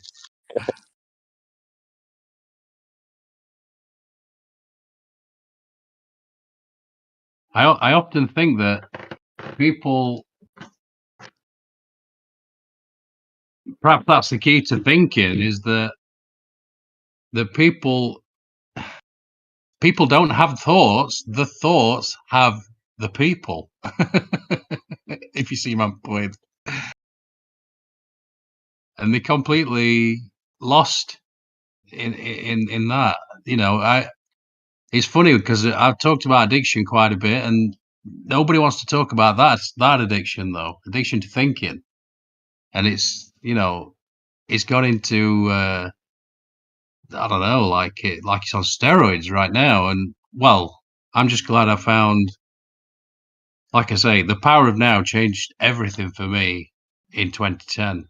And while I might look back now and think, oh, I feel very differently about certain things, like that's the whole point, isn't it? You grow, and I can imagine looking back at that book and thinking, well, I don't agree with that at all. But at the time, it's just what I needed. And this viewpoint of being able to step back from my own thoughts and ultimately we're spiritual beings, so you're not the thoughts anyway. That's the real key to it. And then the thought can never possess you again, ever. You can go with it or not. There's two aspects there. You can have the thought, but the major thing here is that the thoughts are not even theirs. That's the real problem, right? It's one thing to Yeah, have your own paranoid thoughts, but when you let other people place these thoughts in your head, well, you're yeah, finished. Yeah. absolutely. Well, that's why that's important. That was very important for me because seeing that, because they're very, the alluring is not the right word. They're like, come over here, follow me, and you don't have to. That's the thing. You don't have to follow any of them. But I always like that sort of meditation where you think of the mind's eye as like a clear sky, and the thoughts are like clouds coming in, and you follow on, and then what happens? Well, before you know it, it's overcast, and that beautiful blue sky is gone, and so yeah, I often sort of go back to that, and Some MKUltra shit there, Andy. Come on. but then get in touch with your body. That's really, really important. That helped me no end. Just taking your attention and putting it into your body. That's really powerful because to me, that's why when I first came onto these servers, I kept saying to people, the mind's clever, but the body's intelligent. And what I meant by that is that the body's that you get in touch with the universal intelligence, if you will. Well, there's all kinds of words there that people don't like. Like when I first said that to crypto, it were like, I don't like that word. I don't like the fact you've used intelligence there to equate it to that. So I said, change it then. The mind's clever, but the body's wise, or the body's nature. It doesn't matter. Whatever gets you to the other shore, that's what matters. And so, yeah, phrase it however you want to yourself. But that getting in touch with your body, that really helped me a lot. And I still do it to this day, but I don't have to ask the question. The initial question was, and you can do it now, just close your eyes and think this question to yourself.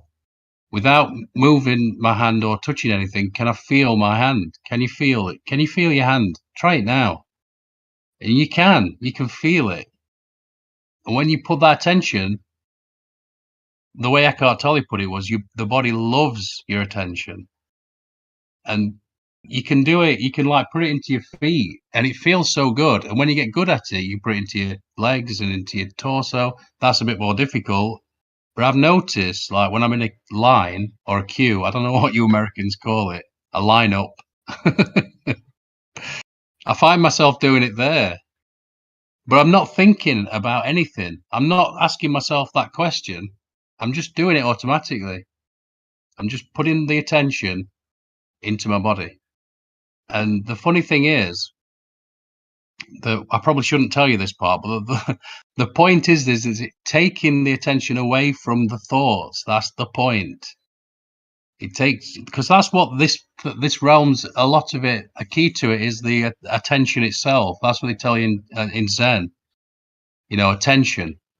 They had if you think about the 60s movement in California, when everybody wanted to be cool, because it sort of, it's a little bit cooler to when you think of, as Alan Watts said, nobody liked the idea of this, Sky Daddy in something over your shoulder, watching, looking, ready to judge or punish or reward sort of thing. So I always like that. The story of the some journalist from California, he went over and talked to his Zen master, and he said, can you just for a headline, can you give me one word to write? And he's for this Zen, and he said attention, and he said great, that's great. So he went away, and then he came back, and he said that's brilliant, but can you give me another word? And he said attention. So there you go. Attention, attention. That's it. Like I was thinking about that. If you go and sit in the woods and all the creepy crawlies, they come and see you. Everything's like trying to get your attention, and that's including your thoughts, your own thoughts. So it sounds all very odd, I know, but it's stuff like that that really helped me find sort of peace inside. So I feel like I should talk about that a lot more, but quite often the funny thing about this though is when you go into being very deeply, then doing becomes an issue. So even in that, even though you feel very peaceful, there's still a sort of double-edged sword there where you've got to find a happy medium. You've got to find a balance. So that always makes me think about Eckhart Tolle sitting on a park bench for years, and people looking at him like, he's not quite playing with a full deck because he just had a bit of a smile on his face and he just felt so peaceful inside. And they're like, you can imagine, especially in this country, people just looking at him like, what the fuck? What's his deal?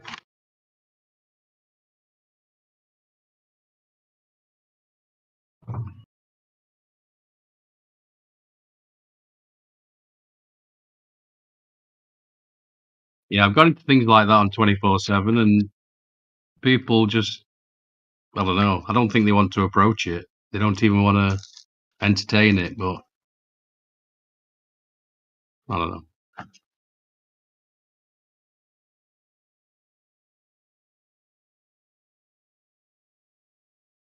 Well, certain places just have a dogmatic view, and you could only have one opinion dictated from the top, which is definitely not the case here.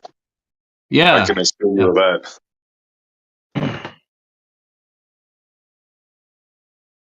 Where is Gio anyway? He's away. He's not been here for a few days, has he?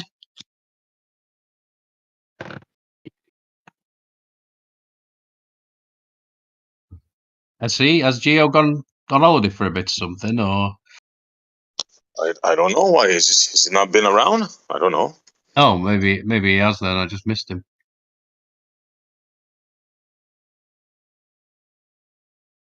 I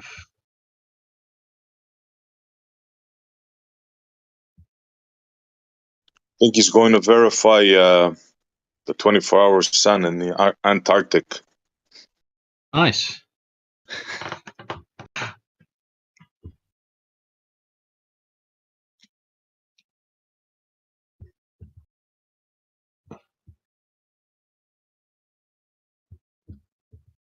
It's so funny looking at all these ancient languages. Don't you think they all look similar? They all look very, very similar to me anyway.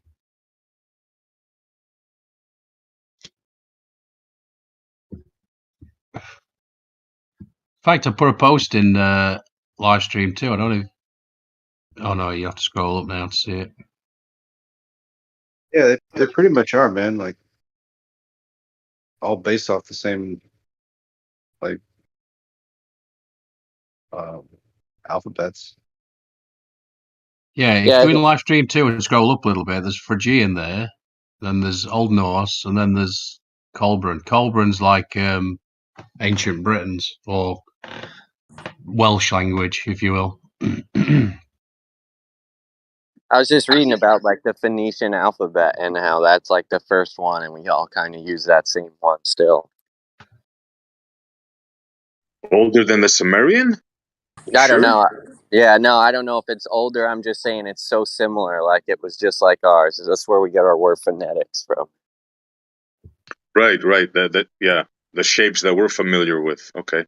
Yeah, exactly. Yeah, which is old, because then what was interesting. The reason I was looking into the Phoenicians was because I was trying to figure out who put the latitude lines down, like who figured this out, and that's what it led me to was Phoenicians. It's funny you say that because the Greek word for word is phoni. Phoenicians. Oh, that's kind of similar there. This is crazy too. Jesus' last words on the cross were, "It is finished." A lot of F's there, huh? Yeah, it is finished, huh?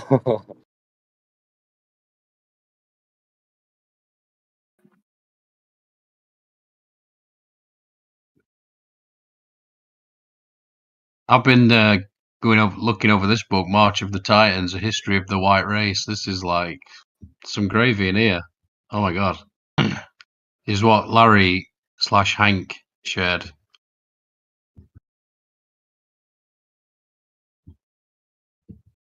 And of course, Loggy had to be like, I told you about that book years ago. The history of the white race, really?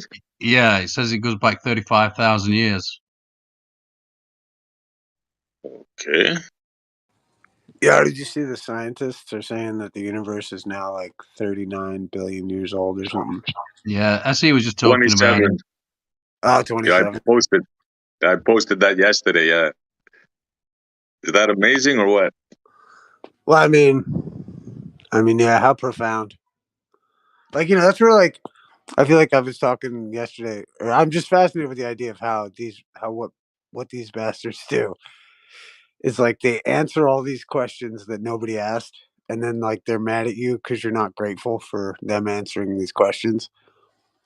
And then simultaneously they talk about, like, they're so rigid about certain beliefs of the globe, etc. But then, like, they pretend like they're open to having their minds changed. Like, for instance, microbiology is always making some new groundbreaking discovery. Or, as in the case of the years old of the Earth, like, whoa, wow, thank God we're not locked in a dogma. We're always open to change our mind. You know what I mean? About it wasn't 13 billion years, guys. It was 27 billion years. Whoa, like, we're so objective. It's so funny to me. Like, yeah. Yeah, I but was check this just out now. Oh, go on, bro. no, I was just going to say, at least they're having fun with it. So go, go on, SE. Yeah, now this is the thing now, guys. Now what's going to happen now, right? They're all going to have to fall in line. Now, mind you, this is one professor from Toronto. Of course, he had to be a Canadian, right? That came up with this. Now, it's either they're going to fall for it or they're going to reject it. So now it has to go through the peer review and blah blah blah. Now, once the high scientist, the high priest, I'll give it the go, then that's going to be it. They're going to have to say we were wrong. Well, they're not going to say we were wrong. They're going to say we revised our look. We saw it now. We can see further, and they're going to have to say the universe is 27 billion years old, twice the current age. This is what's crazy to me is they use this bullshit in order to be like, science is always open to new suggestions.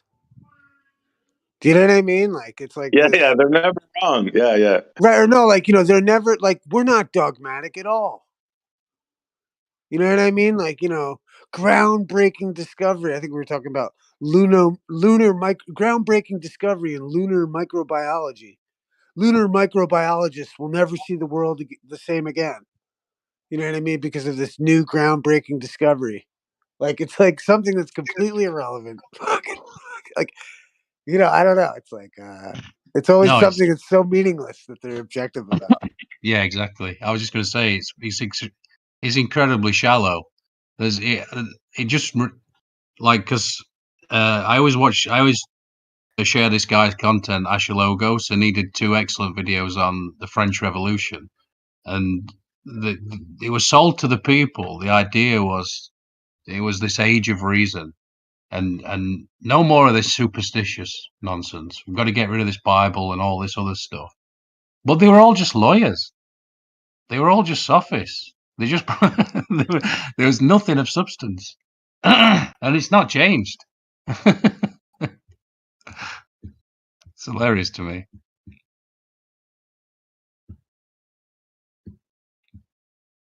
Did you I hear know the other one I said? Did you hear the one I said about they found a star that's older than the universe? Yo, SC, did you see the article I tagged you in? Yeah, bro. The funny thing is, I had put it in there before you tagged me with it. I spoke about it. Yeah, the 27 billion. That one, the universe. Yeah, dude. They're, they're just gonna double the age of the universe like that. Exactly. That's what we were just. I don't know if you caught it with it. We were just saying it. This is the kind of shit that they say they're so objective about and like non-dogmatic. You know, we're open to change. You know what I mean about whether it was 13 billion. Like clearly, science is objective. Yeah, they were just off by double. You know what? Jerry made such a good point. He's like, well, if you can just change it by 13 billion and you added it, then you could easily just be wrong the other way. So if we take away 13 point something billion, oh, look at that. We're right around 6,000 years. But you know the funny thing, right? Even this, they can't. It doesn't explain it away, right? Because they're gonna have to what? You're gonna have to have two regions, two periods of star formation. In other words, you're gonna have to have rapid star formation in one region, and then you're gonna have to have a dark age. Then you're gonna have to have what? Accelerated or regular galaxy formation. It's like that doesn't save them at all by doubling it. Not at all. Because you have to have uniform distribution of matter. There's a time frame. So you can't say, well, in earlier development, we started off with teenagers, and then there was a period of time, rapid growth, and then we stopped again and we started from babies. You understand what I'm saying? They're going to have two time frames. It just doesn't work. Well, yeah, but adding that much time definitely helps them. It definitely helps them out. Helps them in certain things. Like yesterday, I found out that they found a star that's older than the universe. The star is 14.3 billion years old, and the universe, they say, is 13.7. So it helps them in that and small things like that. But the reason that they said they changed it is because of those galaxies. That's the primary reason. But you know what's so funny, dude? All these people acting like they know exactly how far away things are and how old everything is because of redshift. What's up with that now? So apparently this whole redshift thing was BS this whole time, and now they're coming out saying that it's completely wrong. So this is awkward. Yep. First it was the Cepheid variable stars, then they went to quasars, but now, like you said, the redshifts are all over the place. So, oops, we got all our measurements wrong. Holy cow! Yeah, bro. I mean, Issa said it perfectly. This is the same thing that they talk about how they're so definitive about and so non-biased about. You know, you're just denying science. There's tons of astronomers and astrophysicists that have done this for decades, that study the sky and we know the Earth, the universe is this old, and we know it's this big and all this stuff, and we know that it's expanding because of redshift. They're coming out saying like, oh, well, yeah, we got that 13.7 billion years from redshifts, but now we need to double the age of the universe. So apparently our understanding of redshift is wrong. And they'll skate right past huge, it. Bro. Huge. Yeah. It's crazy, bro. Definitely. I think they're responding to us. Like, Iru's convinced that all of this is because of people like us. Oh, yeah. I swear by it, bro. I mean, just like instinctively. I feel like they've answered. Remember, they were coming out with fucking, what's his name, man? And big up Mullins, man. Never forget Brian Mullins, bro.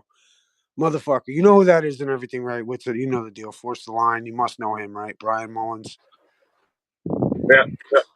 Yep, you know him, right? You must. I mean, I would imagine. But dude, he was the one who was bringing up how rockets don't work in the fucking atmosphere. And that video he put up, I think made it, they came out like instantly with, no. There is a little bit of atmosphere between here and the moon. Like right after, it was so weird.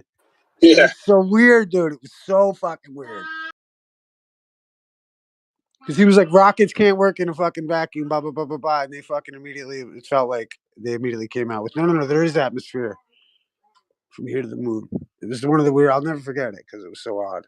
I felt like, and because of the people pressuring this debate online. But big up Brian Mullins. Yeah, it's for sure. Yeah, man. Yeah. I remember last year when I came on and I started talking about this stuff, and I was reading like 10 points that the James Webb Telescope discovered that was wrong, and they were all laughing. They were all laughing. Like gas that they found that shouldn't be there, helium, all these all this stuff, right? Now they ain't laughing that much, are they? Yeah, we're the ones laughing now. Well, I'll go ahead and tell you what they're going to say. So, just a couple of people are suggesting that idea. That's not like the accepted thing. And what they'll do is they'll slow roll this so that it's not like you don't have to eat as much crow as a heliosexual. And then eventually it will just be the new revised position. Right? So they're just going to slow roll it. And right now, all the ballers will say, that's just a few people that suggest. Well, I'm it's getting so one. many phone calls today. I thought you broke up there a bit. Oh, So yeah, you're far, good. it's Go ahead. one. Cool. Actually, this is one professor that brought it up from the University of Toronto. So, yeah, you're probably right. They're probably going to go that route. Let's see. It let's see if they accept it, because it has to go through peer review now. The magicians have to get a hold of it and see if it blocks all their stuff. Yeah, they'll go for it. And then But they're not going going to to want to back out of Redshifts. Yeah. Don't you There's agree? so much, bro. Like that's their baby, bro. Redshift is their baby. Oh yeah. There's even other theories. There's another guy that came up with a theory that the universe is no longer expanding, and he equates redshift to something else. These are all scientists now, reputable. So another theory is that the universe is no longer expanding because of the way that they view the galaxies. They should be getting bigger by their fantasy, but they're getting smaller as they go back. So that means static. I mean, there's so many. There's so much. It's crazy. Dude, I say we just make the ballers address like everyone gives SC a hard time because he brings this up so much. And you got people like Jace and Chronic and they'll act like they're big bro in him. You just don't get it. There's actually no problem. Meanwhile, there's 10 mainstream articles being pushed through PopSci based on these other astrophysicists and astronomers claiming the universe. Turns out the universe is actually double as old as we thought it was, and we were wrong. It's like, so wait, you were using redshift though. So Yep. I've been talking about this for a year now.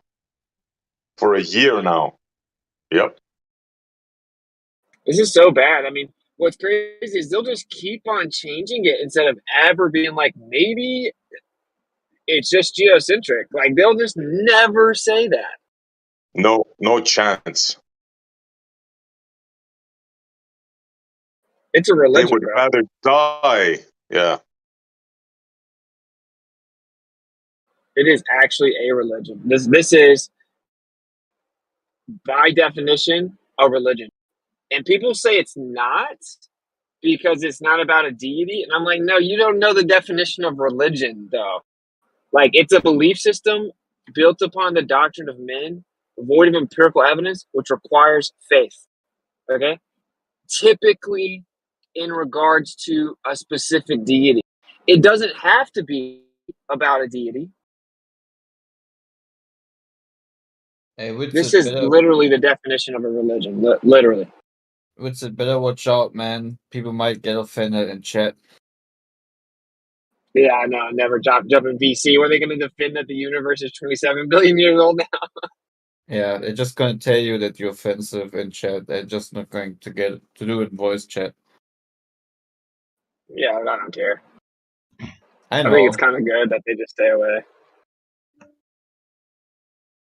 I was watching that last debate of yours on the modern day debates, and the last few you've had on there, they're just a joke. I was saying to somebody like, this, how can this be the best that they've got? I mean, I know they're not the best; they're pretty awful. But I was just laughing at this other guy. What was his name? Bitar or something. The only thing he brought in 3 hours to the table was the sort of alternative, or basically flat earthers should be silenced, should be. I was just laughing my head off. What the? I mean, I've got to talk to Bacon if he's Brazilian, because he looked Indian to me, and that's fine. I'm not saying that. I'm just saying the fact that I want to talk to Bacon and say this is this is a Brazilian, and what he thinks is that we should be censored ultimately. Yeah, dude, that dude's terrible, bro. What But was? Oh my god. yeah, yeah. But what's crazy is the Ozian dude has debated flat Earth quite a bit. He doesn't know anything, bro. Every time I pressed him, he's like, "I'm not an expert." Like, why are you here, dude? You don't even know. He said that things don't look like they ramp up from the ground due to perspective. Yeah. Yeah, that example he had with the drone thing, that was just awful, and just very basic perspective things. And I was just saying this is what I was saying. I was saying to my friend, I was just saying, if I didn't know better, I'd say they were trying to create flat earthers, because last 2 or 3 debates you've had on there have just been an absolute joke. Dude, And look, dude, this is what. Sorry, I said no, go on. Left lane, you are literally like a textbook religious zealot, bro. You're now emotionally responding to the fact that we're pointing out your entire paradigm is trash and falling apart.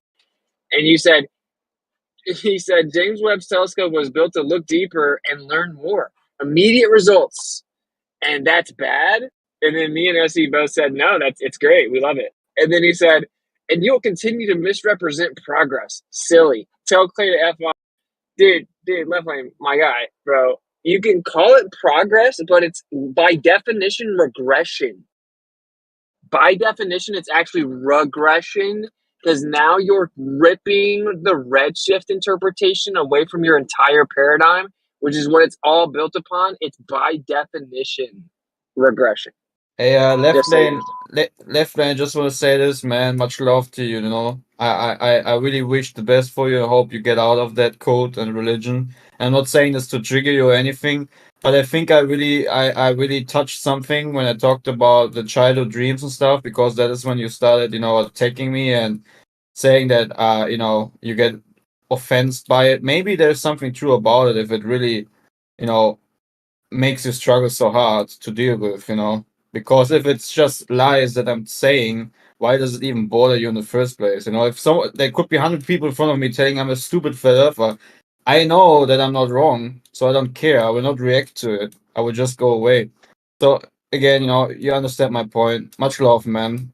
I really don't. I'm not trying to hate on you or anything. Dude, immediate pivot from left lane. He said, no, that was just one man's opinion. Don't apply that to Glover. It's like, you were just defending it as progress, and now it's just one guy's opinion. But hey, SE, remember I told you what they're going to do?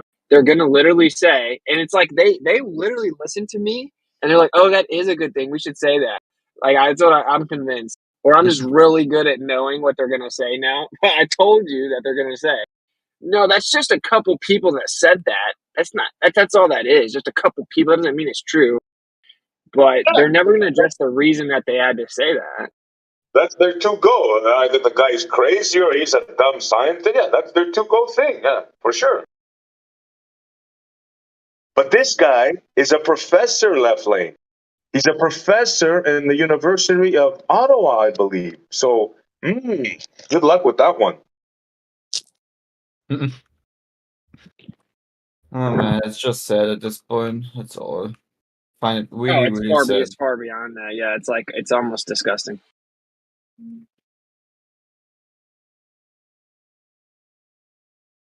It's deplorable.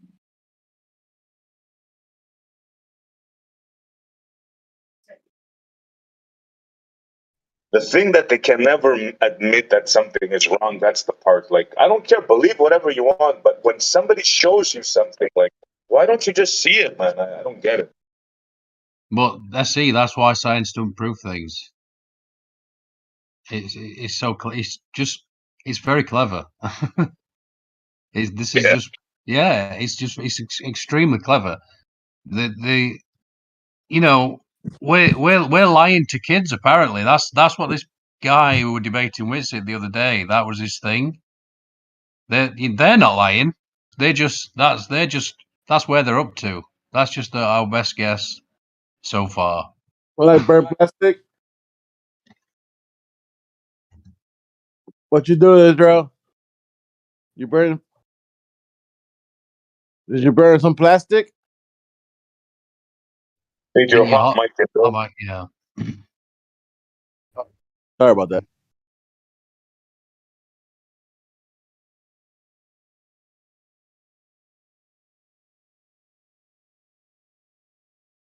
Turns out the universe is actually 27 billion years old. Just a slight change, just double what we previously thought it was, but science. Bro, when I heard that yesterday, I fell off my chair. Because I swear to God, that's one of the things I said that they might do when I was thinking what kind of bull excuses they're going to come up with. That's one of the things I said, but I never imagined double. I'd said they'd stretch it a bit longer, but they doubled it, bro. They doubled it. Wow.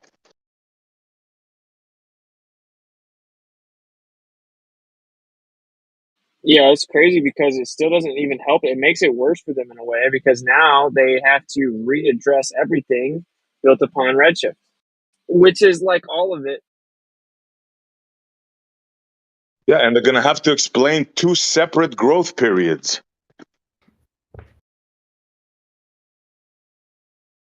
Because there's no way around that, right? They're going to have to explain how they have massive early galaxy formation at one time period and not in the other. There's no way around that. Just saying it's older won't resolve that issue. It might resolve some of their other issues, but not that one. Oh, I missed it. I was grabbing my stuff. Well, you're saying I haven't looked. I haven't even like really looked into it. So they're trying to. I know they are trying to fix the fact that basically the idea is if you have way more time, you just add way more time. Then even if you keep the same distribution rate, you have more time for those galaxies to form at the beginning. You don't have to change the rates if you add enough time because even if it's the same like distribution overall, I don't know. I guess they would have to slightly change the distribution because of distance, but this is what I'm trying to say is they're getting their distance from Redshift. So if they double the age, then they're gonna have to come in with a new interpretation of Redshift anyway, because that's how they got this age and distance. And then when they can redefine Redshift in a way that they can explain the formation of the galaxy at the beginning. That's what I'm just kind of putting together. No, that one they can, bro. I'll tell you why. The redshift matter is another thing, but they're gonna have to explain where the matter came from to begin with. See what I'm saying? And that problem is not gonna go away with more time. See what I'm saying? There has to be matter there in order for like the massive black holes that formed that early on. That's called, it's almost in the dark ages, and there's just not enough matter there for that to happen. So by just lengthening the period doesn't change anything. You still have to come up where's the matter? Where'd the matter come from? Well, it does though, I see, because then they're going to push the dark ages way further back, right? So like if you increase it by like a lot of time, then you have like now you can still get this initial inflation period because that's their real problem is that they have to claim that there's something called the inflaton. Yeah, that's goose, baby. Existed. Yeah, that's another problem. That's they're gonna have to. Check me out. Tell me where I'm missing something. They need the inflaton at the beginning, and that's not matter or energy, and it's really just made up bullshit, obviously. And then they claim that inflaton eventually turned into all the matter and energy. So now they have way more time to claim that inflaton changed into matter and energy, and then it can be further back, right? You're basically pushing the dark ages back. Yeah, but even if they do that, check this out, bro. They're still gonna have to come up with 2 periods of growth, an accelerated growth period, and like in other words, they're gonna have to come up with how does a woman ingest a baby in 9 months, and then in 5 weeks. You understand what I'm saying? That Yeah. doesn't go away with time. I mean, with Well, distance. the time definitely helps them a lot, in my opinion. But they are going to still have to propose something like early dark energy, where there's way more energy at the beginning that could form this stuff. So now they have more time. Exactly. If they add early dark energy, where the we don't know what dark energy is, but there was an earlier version of what we don't know is. But Darker anyway, energy. Darker energy. yeah, dude. But like, so if they add way more time, and then they say there's early dark energy that's like basically just way more energy, or it's way stronger energy at the beginning, then they can get it. They can get anything done, right? They can have any formation. But the problem with that is now you're contradicting the inflation theory, and they can't really do Exactly. that because without inflation they're screwed. So. Exactly my point. Exactly that. They're gonna have to get rid of the inflation thing because Which is, they're gonna need way more time. Yeah. yeah, if they get rid of inflation, everything's over. They can't explain the horizon problem or the flatness problem. So Because inflation, let's make sure everybody understands what the inflation theory is. It means that the universe expanded from what, I don't know what they say, a basketball or whatever the size is, to in a billionth of a billionth of a billionth of a billionth of a second, it became to this vast size. And it's oh, still nowhere expanding. close to a basketball. Way, way, way smaller than a basketball, bro. Smaller, Like huh? Yeah. no, bro, smaller than an atom, bro. Yeah, some stupid size like that. Yeah. Yeah, yeah, but yeah, they claim that when that little singularity exploded, don't worry about how it got there. That it was just inflatons, which is literally just some made up bullshit. Inflaton. That's not like, it's like, okay, we need a theory that's going to explain away our problems. Okay, we'll claim that there was inflation and that there was such rapid accelerative expansion at the beginning that there was inflation at a crazy rate, like blowing up the balloon super fast. And this would mean that it would be curving after the explosion, but this massive, incredibly fast inflation would straighten out the curvature, right? And they claim that so whenever they had to come up with that idea to explain away their problem, the inflation theory, they're like, but what's causing this inflation? Like that doesn't make any sense. So they literally just made up the inflaton, as in like a particle of inflation, but Yeah, no like the one can graviton. discover it. Yeah. Yeah, no one can discover it because it doesn't exist anymore. But I promise it used to exist. How is this not a religion, dude? You're making up claims about a creation account, about things that can't be found and aren't there anymore, but you promise they used to be there. That is textbook religion, bro. But anyway, yeah, it's going to be tough for them to marry that with early dark energy, which also has many other problems anyway. And then whenever you throw the redshift problem on top of it, which is you have to address that to change the age of the universe. I mean, it's bad, bro. It's like completely falling apart. Oh yeah, and I can think of a lot of other things that is wrong with that thing. But let's see this play out. I want to hear what they're gonna come up with, like how they're gonna explain if it's larger. Where did the matter come from? Is it baryonic? Is it not? There's like so much stuff they're gonna have to make up. Oh, it's gonna be too good. Yeah, exciting times ahead. Yeah, just a religion.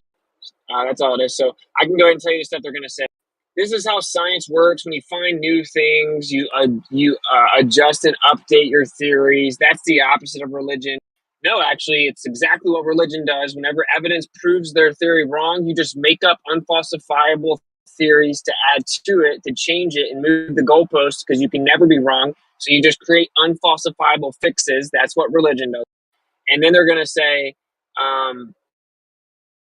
well, that's just one or two scientists. That's just a few scientists that say that. That doesn't mean it's true. They're going to hold off as long as they can from acknowledging that they have to increase the age of the universe.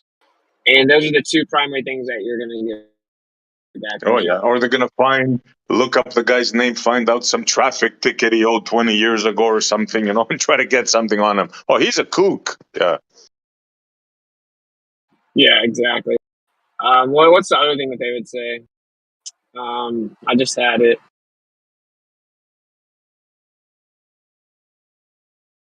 Yeah, we Yeah, I got don't know. them You get taped. it. Just the typical thing. Yeah. Yeah, the jig is up, guys. It's like we have you all figured out. You really don't have much.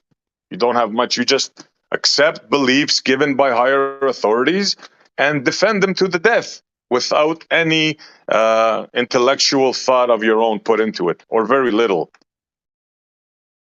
Oh, I know what else they're going to say. So you're talking about the cutting edge of science. Everyone understands that we don't fully know what happens after the Big Bang or way out in deep space, and that's the cutting edge of our knowledge. We're just little tiny specks of dust. Of course, we're looking out the huge universe. Of course, we don't fully understand it. That doesn't matter. It works on the solar system scale. So that's the next thing that they'll say. Yeah. Yesterday they were telling me, yeah, but that doesn't change the shape of the Earth as see what you're saying? Like, really? That's where your thought goes? After demolishing all your cosmology, you're thinking of a shape of where you're standing? That's the only thing you could say. Exactly. My God, man. Yeah, man, they have to avoid it. They're just gonna say they're just gonna say that doesn't make the Earth flat and it works on the solar system scale. When it literally doesn't, because the solar system means you have to invoke this cosmology. If you say that there's a solar system, then you have to invoke all the rest of this cosmology. So they're just patently wrong about everything that they say. So basically, Globers have regressed to such an egregious extent that they're just avoiding the actual debate now. Now it's just about how tactically can you obfuscate. That's why they're avoiding here like the plague, because we're not allowing them to obfuscate anymore and to ad hom, and they really have no argument. It's plain to see, right? If they had an argument, they'd be in here arguing with us. Yeah, I mean, all you're gonna get from here forward is like a whole bunch of gaslighting. Like right now, what's his name? Research Flat Me. I don't know. He's like 87 or something. He's just always in here, and he's saying I see they are talking to themselves in circles over in VC. Fun to listen to them spiral. Like you and I are just laughing and think it's hilarious, and we're in no way spiraling, right? But that's all they have. They're like, oh, you guys are spiraling. Oh, you guys don't understand basic stuff. Oh, you think you're smarter than all the scientists. Da da da da. Like dude. I'm just saying, this is why we're smashing into the Overton window, because they literally have nothing now in 2023. It's like it's kind of like the victory lap. It's they all they have is tactics now, which is funny. I mean, like talking about the Overton window, I saw the clip with the Tate brothers talking to their cousin about flat Earth, making a joke about calling him like a globetard and stuff. You have like Zerka going around saying it, Sneeko going around saying it, Nick Fuentes talking about it. The entire Fresh and Fit panel, the producers, the engineers are all flat earthers. You have, of course, like King Los and B.O.B. and these other rappers that they know that are just waiting for it to be like acceptable to say it. You have like MGK coming out saying the moon landing was fake. You have like all these people that are now like just waiting for that Overton window to shatter. And then you look over at in the trenches where we are, and the ballers have just given up. They just gave up. They're like, oh, we don't talk about cosmology. We don't talk about that. I remember, bro, a couple of years ago, they would come on like 10 at a time and attack me, right? Now, not even one of them comes in to talk about this stuff because they know this cosmology stuff. There's no rebuttal to this. So what a change. What a complete 180. You remember, Bob, when you had your channel? Remember when we came on and you banned us all? How about you, Blue? You remember when you did the same? You have channels, but we can't even talk. Remember, Bob, when you were banning words? OSC, don't say this word, don't say that word. And then you just banned me outright. You remember that? You guys are done, man. You guys are done. You have nothing. They're coming out talking about the universe is twice as old. I just can't even get over it. It's so funny.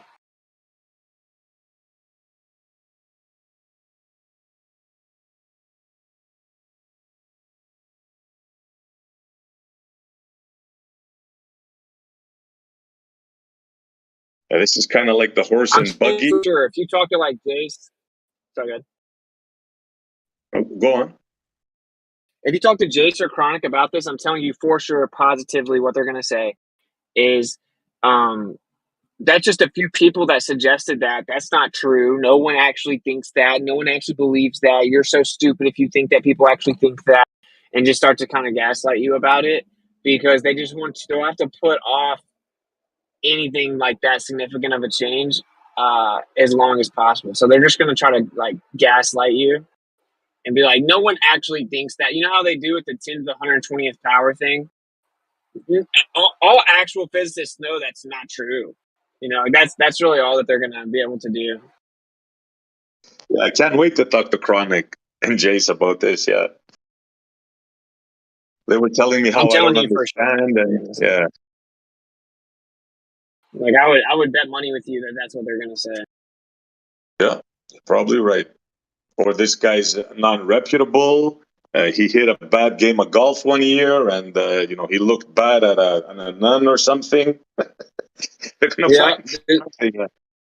this dude went 55 and a 40 one time in college. Some crazy thing like that. You know, and usually whenever they discredit these people, they're like usually the most reputable. You know, like they're like the more on point people that have really done nothing. But then you got Neil deGrasse Tyson being like accused of like sexual assault, by like 10 women. So it's pretty funny. I mean, or then you got Einstein like literally wanting to have sex with his daughter.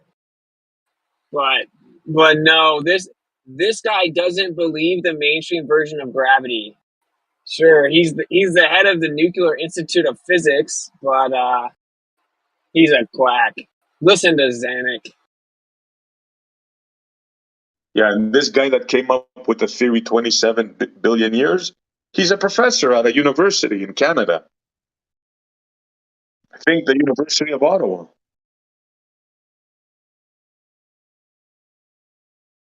And this is another important part here. What Left Lane says, where he just gaslights and ignores the truth and just tries to make fun of us or whatever, because Left Lane admittedly never understands any of this. I'm just being honest. I'm not trying to be ugly.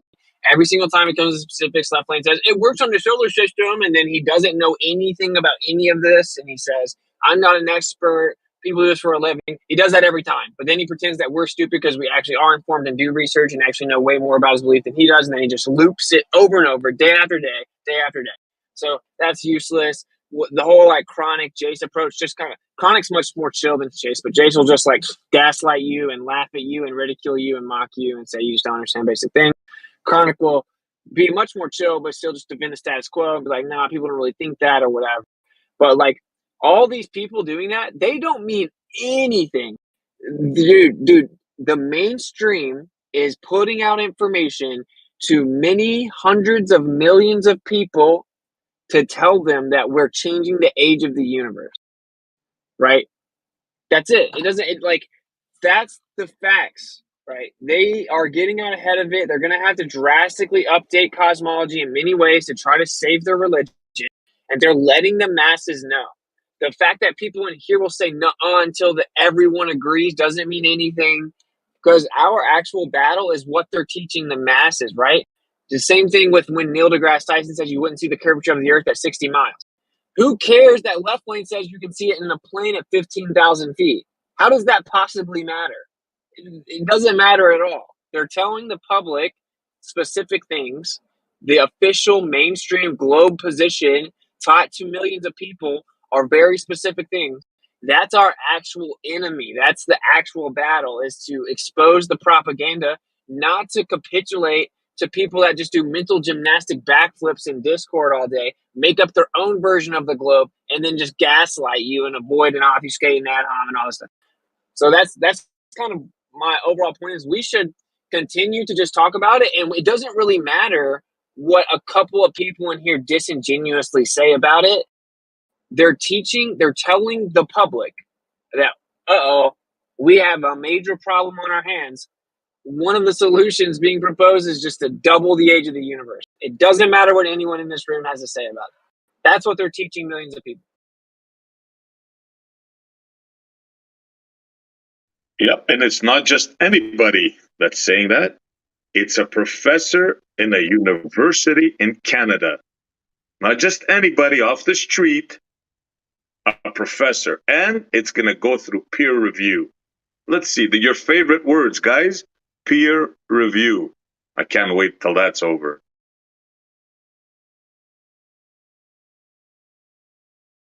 Yeah, so the peer review process is genuine hard work gets proposed and presented and then gets chopped to pieces, and after everything that doesn't match the current scientific accepted narrative, sorry, I just woke up, everything that's taken out that doesn't tout the narrative or toe the line then becomes accepted science. But first it has to be chopped to pieces by the peer review process. That's a damn good explanation. Kudos. Maybe. Thank you, but I'll do better next time. Yeah, I have a peer-reviewed paper talking about how bad peer review is. Dude, you know what's very interesting, bro, is like when you read that article, like you're right, it's a professor of physics, and they acknowledge the early galaxy problem. But in here, they say that there is no problem and that we're so stupid to even think there actually is a problem. But there are professors of physics and professional astronomers and astrophysicists that say it certainly is a problem, and they're all trying to explain it. But then in here, they claim there is no problem. Same thing with that dark energy, right? Like the 10 to the 120th power comes from the fact that they looked at the quantum vacuum and then they try to apply that energy to the universe and it's off by 10 to the 120th power. It doesn't explain the problem. And here they say there is no problem and no one actually thinks that. We all know that's not true. But in reality, there is a problem. You need the cosmological constant for the Hubble constant. You need energy to make the universe expand, and no one can explain what it is. Even in this room, they have no idea what it is. But they'll just say, no, we know the 10 to the 120th power thing is wrong. They're going to say the same thing about anyone that claims the big early galaxy problem is wrong. But the actual professionals that they appeal to, whenever it comes down to it, then left lane says, I don't know, I'm not the professional. Those actual people say that the early galaxy problem is a very real problem. Right? Because am I mistaken, SC? Isn't that what they tell you? They just, Jace or Chronic, they tell you, oh, well, that's not actually a problem. The early guy, because they re-examined with different instruments and different methods, and they see actually it's not a problem after all. Isn't that what they were trying to tell you?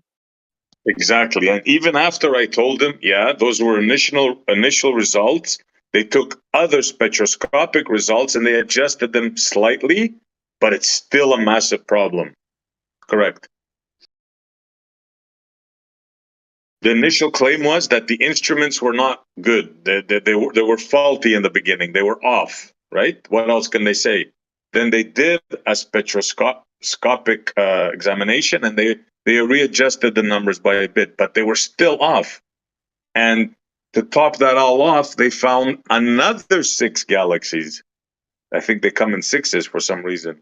And those are even older. They're around 300 million years old after the Big Bang. Well, now it's going to have to be 13.7 plus that 14 billion. Like it's insane, bro. It's insane. Let's just read this to them. Our universe is actually 27 billion years old, almost double the current age estimate. Picture this. Our universe is not the spry, 13.7 billion year old entity that we once believed it to be. Instead, it could be a grand 26.7 billion years old. This finding, according to a new study by Rahendra Gupta, professor of physics at the University of Ottawa, fundamentally changes our understanding of the universe and may solve the puzzle of the impossible early galaxy problem. Oh, but it's not a problem that they have to solve, though, but they're proposing doubling the entire age of the universe. For years, we've been estimating the age of the universe using two primary methods. First, by calculating the time that has passed since the Big Bang, the colossal explosion believed to have birthed our universe. And second, by studying the old stars based on the redshift of light coming from far-off galaxies. Side note, some of the far-off distant galaxies have less redshift than the quasars that are closer, and that's gone unanswered for 4 decades. The redshift phenomena happens when light from an object moving away from us stretches towards the red end of the light spectrum. By measuring this redshift, we've been able to calculate the age of the universe. In 2021, using a model called the Lambda CDM concordance, scientists estimated the universe to be about 13.7 billion years old. But there's a problem. Some stars, like the Methuselah, appear to be older than the universe itself. And that's not all. The James Webb Telescope had discovered early galaxies that seemed to be too far advanced for their age. These galaxies were just around 300 million years after the Big Bang, but had the mass and maturity typically seen in galaxies billions of years old. What's more, they're much smaller than we'd expect, adding another piece to the puzzle. This is where Fritz Zwicky's tired light theory comes into play. According to this theory, the redshift we see might not be due to galaxies moving away from us. Instead, it might be because light loses energy as it travels across the universe. Dude, that's what we've been trying to tell you, is that simply light attenuation would cause the redshift, and now it's becoming mainstream. Yeah, they call it the tire light theory. Imagine. Yeah. So for a long time, this theory conflicted with what we saw in the universe. But according to Gupta, if we let this theory coexist in an expanding universe, we can reinterpret the redshift as a combination of both these phenomena. But Gupta didn't stop there. He also introduced a new idea based on physicist Paul Dirac's hypothesis about coupling constants. These are two fundamental physical rules that control how particles interact. According to Dirac, these constants might have changed over time. It's literally just a religion. You can say whatever you want. If we let these constants evolve, then the time for early galaxies to form extends from a few 100 million years to several billion years. That could explain why the galaxies we see are so advanced for their age. Finally, Gupta challenges the traditional interpretation of the cosmological constant. Yikes, bro. That's crazy to me. Yeah, dude, this represents dark energy pushing the universe to expand faster. Instead, he proposes a new constant that accounts for the evolving coupling constant. So just like you said, they're going to have to just basically say that there are different rates, right? Different rates throughout time. But that's not going to work either, because they're going to see these galaxies. These galaxies are not placed evenly. You're going to see like more formed galaxies in different areas than less formed galaxies. And so you can't just claim that it was different rates of a constant, because that means it would have to be horizontally, or more so, it'd have to be parallel expansions. That makes sense. Like, say you draw a dot and then draw a bunch of circles outside of it, and you're like, oh well, there's not a cosmological constant that's actually constant. It's a coupling constant. So there are different rates, right, that happen throughout time. But as you get these bigger circles out, bro. Yeah. Yeah, but think about this. It's not going to work because two instances. Yeah. It wouldn't work, right? Because if you have a bunch of circles getting bigger, that whole circle would have the same rate. Even if the rate's changing. Exactly. Exactly. Everything with the same radius would have to have the same formation. And that's not going to be seen, obviously, because their model is bullshit. But sorry, Professor. In the words of Gupta, our newly devised model stretches the galaxy formation time by several billion years, making the universe 26.7 billion years old and not 13.7 as previously stated. The universe might be much older than we thought, and that could shed light on some of its biggest mysteries. So I won't keep reading, but it does go into the expansion, the Big Bang model, the singularity, the cosmic microwave background, the abundance of light elements, which is what SC's been talking about for over a year. I remember walking around in New York City when I linked up with Eli. I was walking around New York City, and SC was talking about this then. He was literally explaining this then. Large-scale structure of the universe, inflation. So anyway, the Big Bang Theory is supported by a wide range of observations, except that everything that we observe actually directly refutes it. and provides the basis for their current religious understanding of the universe's history and its current structure. It's important to note that the theory continues to evolve as new observations are made and as physicists refine their models to better reflect the data because the data directly contradicts and refutes everything that they previously believed. Cosmologists are actively researching topics like dark energy, dark matter, and the nature of the universe's expansion. This research could further refine our understanding of the Big Bang and the history of the universe. All right, I'm done. So yeah, that's pretty hilarious to me, to be honest. Yeah, it's devastating, bro. This is the end of their cosmological model. It just they haven't seen it yet, you know? They haven't realized it yet. Well, I Although think they that know, they've just they're it's so not, they won't admit it, dude. Like I keep saying, they're smart enough to know that they're fucked. Okay, there's no globe. We don't live on one. They know that. They're well past smart enough, but they're not grown up enough to admit it. That's all this is. Well, religion will overcome intellect. Like they're overtly confident in this group of scientists that will come save their belief for them. And that's it. They just have to be patient enough to wait for them to come give them their new belief. And when the prophets come out with their new revelation from their big G God, then that's their new belief. And like I know that's like proposed facetiously, but that is actually what's going on. They're so overtly confident, overly confident, right? Blatantly outwardly confident that they're going to come save the day for them, that they begin to portray arrogance because they're so confident that it's either flat earthers against all these scientists. So of course they have nothing to worry about, right? They can make fun of us and be super confident because all these scientists have their back, right? So they don't need to actually know what they believe. They just have to believe the prophets. Yeah, their beliefs are given to them. Given. Like, listen to that word, man. Your beliefs are given to you guys. I mean, for fuck's sakes, man, excuse my language. Think for yourselves. Oh wait, is today Monday? All Today's day. Monday. Yeah, Yep. I'm gonna cover this on Relatively Speaking tonight. So I'm gonna read this paper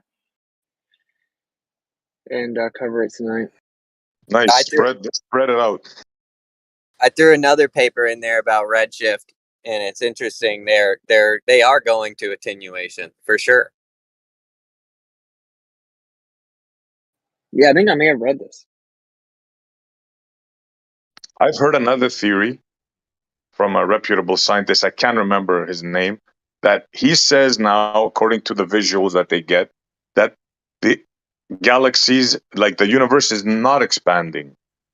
It's static. And he gives the reason because in their model, as you look back into the universe, the galaxies are supposed to get bigger, but they're getting smaller. So that kills their expansion fantasy. That's just one of the things, right? Then we can get into redshift and a whole bunch of other things. But yeah, I mean, yeah, it's really bad for them. Really bad. I mean, this guy's literally saying that the light loses its energy as it travels through space, and that's what actually causes redshift.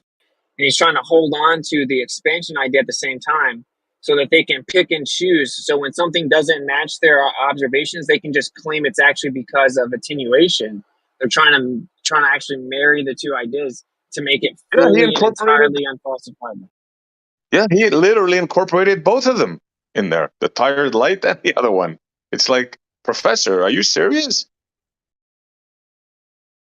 Yeah, it's hilarious, dude, because, dude, I can assure you that science is not anything that's unfalsifiable.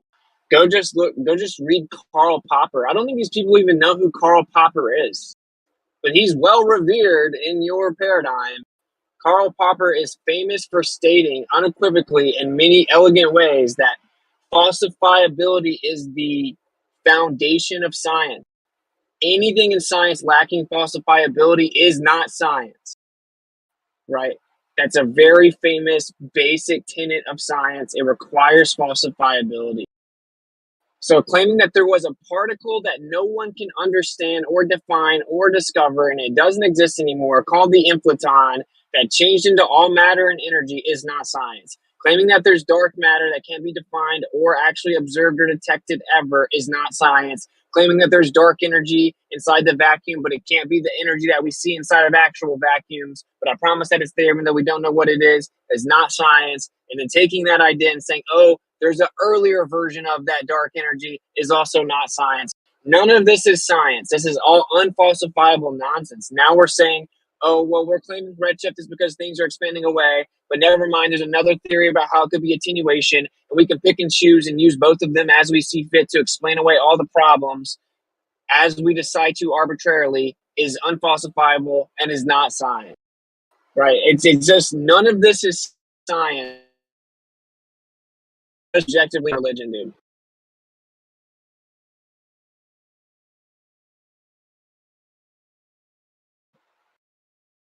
I know some people are probably like, dude, these people are kind of goofy. Like they're kind of nerdy. They're so obsessed with all these tedious details of like nerdy space stuff.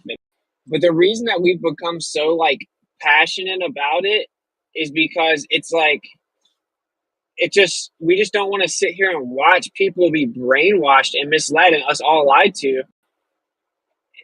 We were forced to kind of become like this.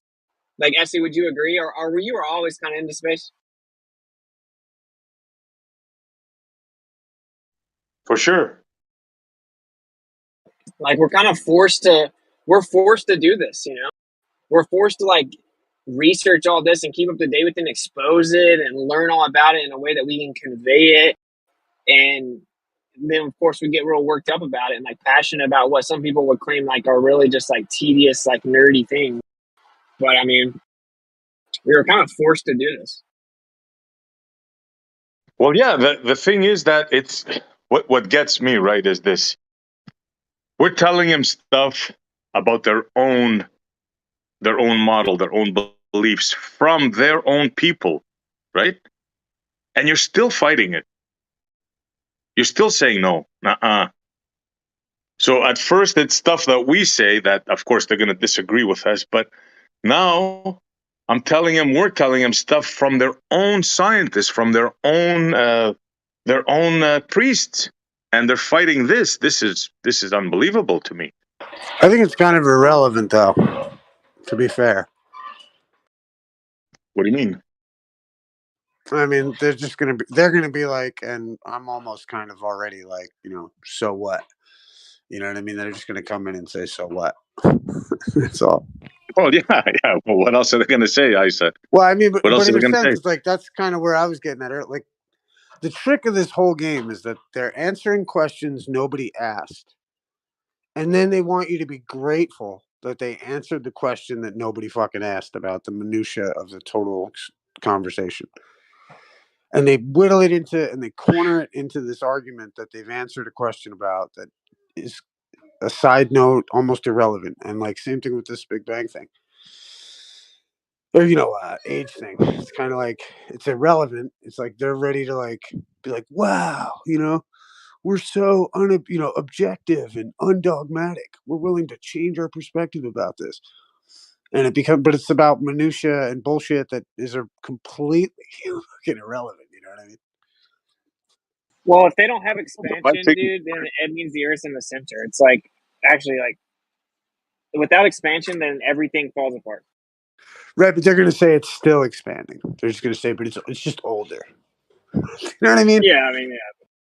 They're just going to poo-poo it. And again, it's like, I think, like, take, like, the whole idea that gravity is a force. It's like that whole argument is based on, like, a wrinkle in the conversation about weight and, and then this outlandish conversation about gravitation.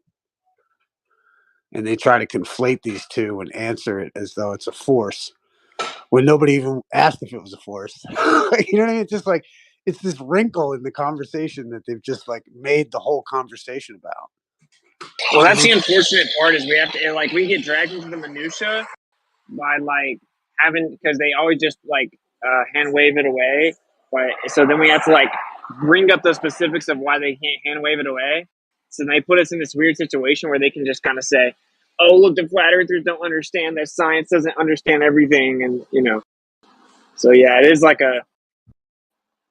Well, yeah, they've already situation. Like they've decorated the room you're having the conversation in. Like they've already like I don't know, established what everyone should, what they think everyone should already think. That's why my biggest, or one of my main things when I come across it was the idea of the difference between the terms of gravity and gravitation. Because, like, I watched you completely disarm them on that show the other day, man. I really don't watch too much of your stuff, but I'd like, I want to get more into it. And I just watched you manhandle the one dude where he was like, "Wait a minute, so you do believe in gravity?" And you're like, "Yeah, gravity's a thing." And it's like that just disarms them because they're used to the rhetoric of fucking gravity doesn't exist. You know what I mean? But then when you expose the difference between gravitation versus gravity, like it just wrecks them so beautifully because their whole argument is based on conflating terms, and they depend upon the aphasia of people. I don't know if you're hip to that way of looking that term, even, but aphasia, man, it's a great. Yeah. That when people forget how to properly define terms or what things mean. Yes, and that's what our society is suffering from, and that's why the definition of terms is the beginning of all contracts, kind of a thing. Like we need to define these terms, and then once you define the terms, then they're lost in the sauce because they can't conflate like gravity and gravitation. Oh, gravity's a force. No, gravity is just weight. What you're arguing is that gravitation creates a force. Like, you know what I mean? Like they take it into left field and then want you to come there with them, just like you're like, what do you mean? We're supposed to be talking about how it's a force. You know what I mean? They just find the wrinkle and they answer questions that are irrelevant, and they superimpose their position on things that don't need their position. Well, you just hit it on the head. They're irrelevant. These people don't matter. It's the people listening. We know that there's no way getting through Well, to I mean, certain but all these individuals. Yeah. ideas, another thing I was talking about earlier, like I've been fascinated with the idea. Like I was talking to somebody on baller side, and they were like talking about somebody, flat earther, and they were like, "Oh, they just sound so like they're a Poe to me." And I kind of was breaking it down, like, well, I don't think they're a Poe, and I think they're quite legitimate, and here's why. And he thought, like, wow, that's interesting because he'd never looked at it that way. And it was interesting because, I was trying to point to him out that, like, to me, some of the ballers sound like Poes. You know what I mean? And he was like, wow, that's interesting to him. Like, just people are like, we can get information from everybody. That's the thing. It's like, you can get information and answer your own questions. But then it gets to a certain point where it's like, you're right. They become like more of a distraction than a fact based person you could talk to. Well, the thing about it, dude, like, we're actually going against this narrative that's told to everybody. We were all told this narrative. We're not going against like random. I'm just being honest. I'm not trying to be like older guys that are obsessed with the fact that some individuals are intellectually bold enough to think for themselves. They're like, look at these younger guys over here actually thinking for themselves. And I wish I was like that when I was younger. I want to kind of be around that energy. And then they just make up stuff and they change everything. That's so lame, gay, weird, and irrelevant. No, like that doesn't mean anything. Like the world is being told something, it isn't true. That's what we're going against, not the updated, revised version of anti-flat Earth rhetoric or like globe zealot rhetoric. Like that isn't even our enemy. That isn't our goal. That isn't even what we're fighting. We would get lost in the sauce and just run in circles indefinitely forever if we're going to just constantly basically adjust our arguments to zealotry. All right, like what we're actually going against is what they're telling millions and billions of people. It doesn't matter what they say in here. If they change everything in here, that doesn't mean anything. They're still showing people the National Geographic video where they claim that the boat went behind the curve of the earth with its sign and the horizon is behind it. They're still showing people Felix Baumgartner. They're still showing people all this other stuff. Like that's what we're actually going against. In my opinion, that's one of the number one ways that we're dropping the ball. Like who cares what Doofus says about it? Let's talk about what Neil deGrasse Tyson tells billions of people about it. Well, you know what I'm saying? Like you ever heard that, like Rupert Sheldrake, man? He said the enemies of an idea are the ones who propagate it. You know what I mean? And also though, but in that sense, it's like I always like accredit like what's his name? Tyson as being Tyson and what's that author? Thomas Friedman. for being the first flat earthers, you know, and leading the charge. I don't know if you know who Thomas Oh Friedman yeah, that's is. funny. Yeah. He wrote that book, The World is Flat, back in 2005, actually. And it's like a financial book, but it's just interesting. So I credit like Thomas Friedman and Neil deGrasse Tyson as making me a flat earther.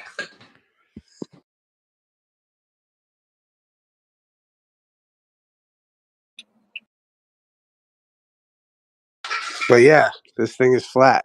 Yo, whatever happened to that dude Red Pill fucking something back in the day? Remember he was around real like, I don't know if you know what I'm talking about. He used to do all these like videos, like he got into like MGTOW for a sec, got into like all this stuff, and then he got into flat earth and he was hard on it for a minute. And I feel like all these heads I don't see anymore. I don't know if you know who he is. No, just a second. I'm trying to connect this call.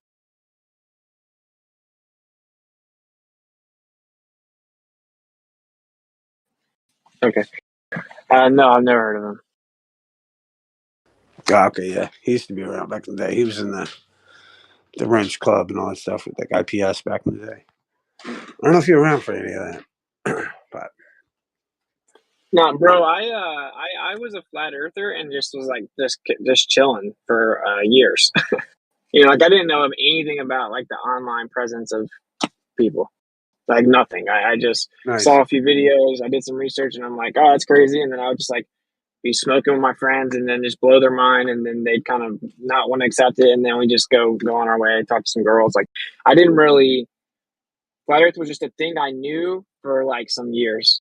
I didn't know. I didn't really keep up with anyone. I didn't even know who Glowbusters was until I was asked to be on the show. I never heard of Jeranism. Like it's really kind of crazy. I was a flat earther without really knowing anything about the people online. Oh, that's cool, man. Yeah, I kind of I got into it back in the day with they used to have this thing Mechanics of the Fourth Wall, and it was Nathan Oakley, Subarats, Martin Leakey, and this other kid, that guy who went to Antarctica, British kid. I don't know if you heard his story, probably whatever. But yeah, it was interesting because they were called Mechanics of the Fourth Wall, which is interesting, right? And and they did that. They were doing like this sun test, and that's what kind of got me to even coming online. And then I met up with this cat Hillbilly who was around years ago. And then like I was talking law, and like I got so hit. I remember the first day I was online and went on Hillbillies. My computer got hacked. Fucking like they were doxing me in the fucking chat. I didn't know anything about anything, bro. And I'm fucking like, going ham about law and like whatever, bring it on. And it was just fucking wild, man. But I hear you. I kind of came in like on another topic, but just like into the flat earth scene online that I had no idea how to operate or manage. It's crazy. Yeah, like if you had told me that when I first found out and I just moved on, like if you had told me that there were like groups of people that were obsessively fighting it every day, I would have thought that was so weird, dude. Like now I'm like desensitized to it, just a thing that I've normalized or whatever. But bro, if you had told me that, I would have laughed. Yeah, I don't even. So I remember, like when I first came out, and like because what fascinates you is like any kind of person I think who's kind of checking flat Earth and whatever it is that you're so isolated, and usually you're not around a bunch of people that are willing to talk about it or willing to discuss it or entertain it or whatever. That when you do find the people that are, like I felt like I was playing catch up with my vocabulary, with my understanding of science. Like I was like, holy shit! Like I was like, it was like coming in. It's probably like a jazz musician finding like, Louisiana and like New Orleans in like the 30s and being like, wow. You know what I mean? That's what I felt like. Like, here are these people that are all like minded, better than I could be. You know what I mean? Like better arguments, better vocabulary, better. You're like, holy shit, I gotta catch up. And when you find that little click, when you realize there's other people out there that are intelligent, it's fucking what a relief. I remember Yo, imagine if you had told one of your friends Because like for me, some people just couldn't take it. Some people were like, "Oh, that's crazy." But like, imagine if you had told one of your friends about flat Earth, they're like, "Nah, it can't be flat." They asked 3 questions, you just answer them, and like, "All right, whatever." And they came back to you a few days later, and they're like, "Yeah, so I've been on the internet nonstop, going against flat earthers since we first talked." Like, imagine if one of your friends had come told you that that's what they're doing now, is that they're on the internet every day, all day, like fighting against flat Earth. I would have been like, bro, we're not even friends anymore, bro. You're like weird. You think the Earth's a globe, that's cool, but this is just weird. Well, I think like we have a tendency not to already like it's like I mean I don't know. Would you really be hanging out with like Xanac if he was a friend No, of I that? know, that's what I'm You know what saying. I mean? Like that's what I'm saying. Like none of my friends would have ever done that. Right, like you know what I mean. Like you just probably wouldn't have had anything in common. And just be hey, how you doing? Yeah, But like I met a Hold friend on, of him at I the would have bar one defended them time. on the playground if people like Xanac were spouting off in real life in person, and because no one would let them. Then yeah, I would probably go to his defense on the playground, right? Stick All up for right. him while he was being a dumbass. All well, right. you I would wouldn't have for even know. sure I'm saying like roasted I Xanax wouldn't on the even be playground. at. Well, you wouldn't even be at the same party, bro. Is what I'm trying to say. Like you wouldn't Yeah, even exactly. No, like I'm talking grade school. I'm talking grade school. Right, but even then he'd be trying to catch butterflies while you're playing kickball. Yeah, You know what I'm saying, dude?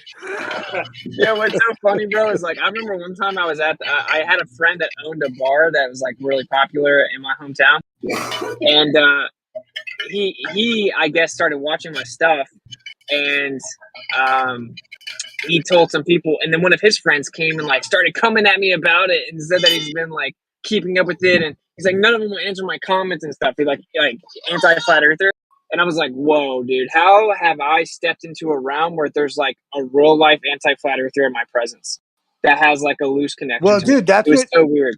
I remember thinking to myself, like everyone's J Trig and shit like that online, like all this fake ass fucking love of the globe. And then I remember talking to a buddy of mine, like, face to face, and I was talking about it. And he literally like went Mr. Smith on me and like, became one of these globers in front of my eyes. You know what I mean? And I was just like, wow, I was like, this is really like I can't identify everyone as J Trig because I've met someone in my real life that really just turned into Mr. Smith on me about this issue. And it's like, holy shit, this is weird. This is really weird. Yeah, it's super weird, dude. It's super weird. Like, imagine my friend was like, hey, do you know that actually Anunnaki made us? And then I'm like, I come back a month later, I'm like, we are being crazy. I'm like, I've been obsessively attacking Anunnaki people for the last 2 months. Like, my friend be like, what is wrong with you, bro?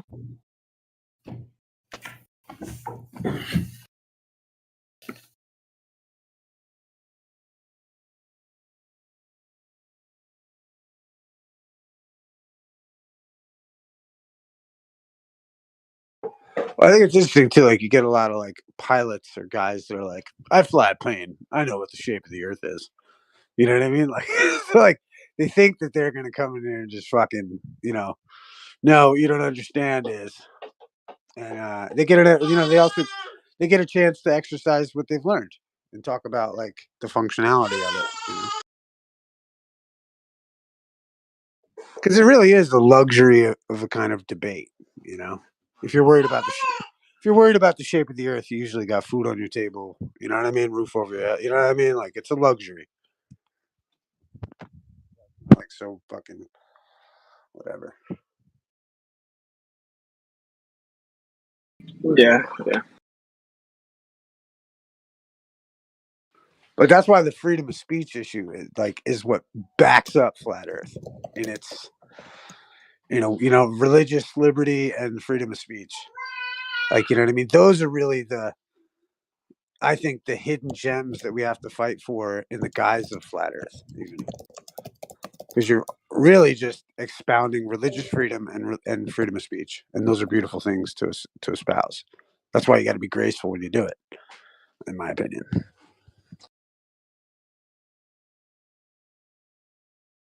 And maybe not always graceful and polite, but you know what I mean. But at the same time, like that's what this is about. I think that's what makes flat Earth. It puts flat Earth on the hill that you die on because it's about freedom of speech.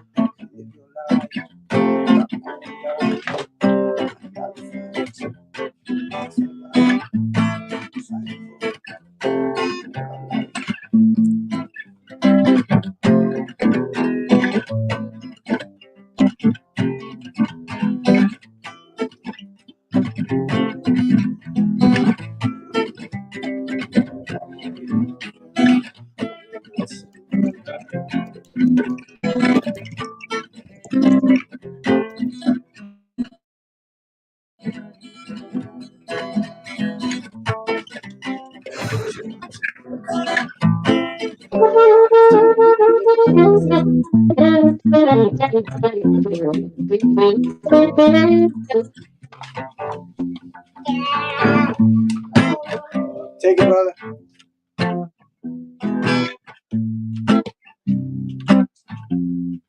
What Einstein said. Because science says it doesn't matter.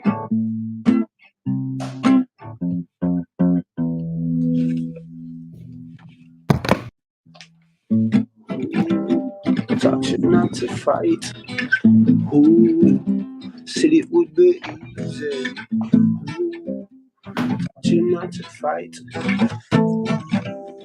Said it would be. Broke the engine recently. Hey, what was she talking about? She was like, he could get out. He could be home any day. Home any day.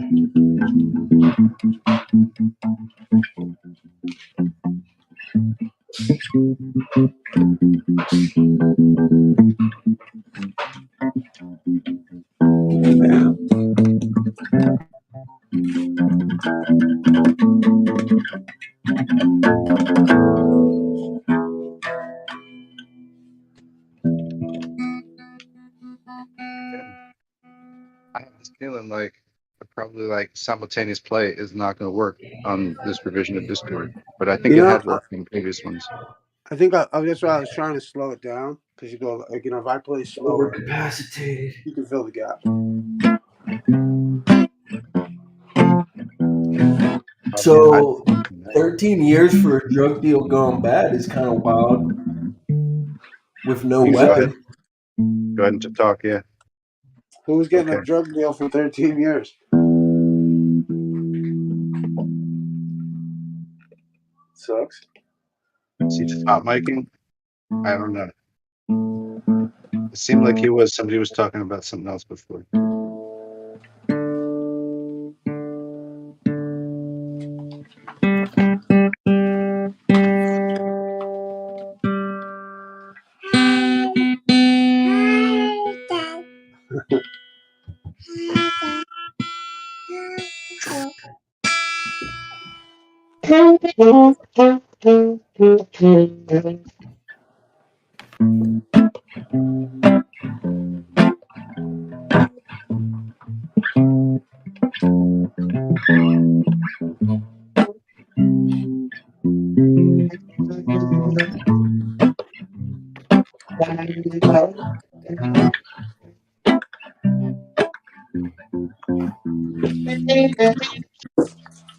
Yo, just play for us. I don't think it's going to happen. Hey, it's a nice attempt. Yeah. Come on, give me I gotta be so. I need headphones for this jazz. well, I'm not I need a mixing board and a microphone, mic stand. gonna be playing, so just play. Jamming into a cell phone. I don't think that works.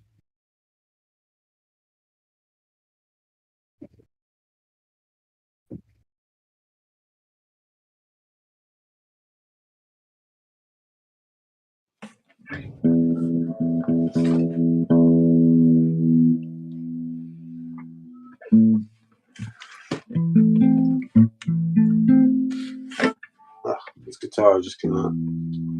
The neck is so fucked. By the time I get up here, it's like it's off.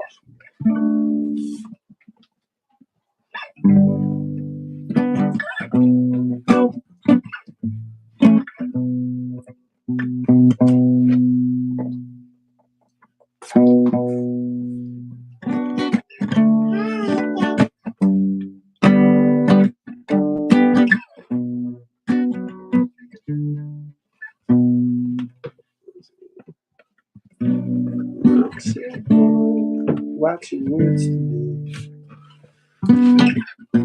The moon is high. What you gonna say? The sunshine streaks all across my tracks. You never know who really got your back. Takes all kinds just to get around. Don't lose your mind when it's going down. It takes all kinds just to get around. Don't lose your mind when it's going down. 'Cause who are you to say I can't be loved? Sitting praying, wanting a change to come. I know you know what you got to know. I'm doing the same, just on a different road. Just doing the same on a different road.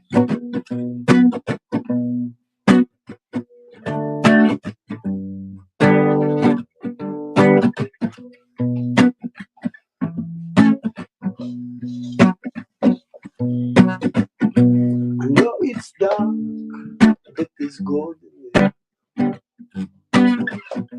I tell you, friend, I've been very scared. Knowing your love like it's gonna die. You never know, it just might save your life. It takes all kinds just to get around. Don't lose your mind when it's going down. It takes all kinds just to get around. Don't lose your mind when it's going down. 'Cause who are you to say I can't be loved? Sitting praying, wanting a change to come. I know you know what you've been got to know. I'm doing the same, just on a different road. Just doing the same on a different road. I'm doing the same on a different road. Just doing the same on a different road.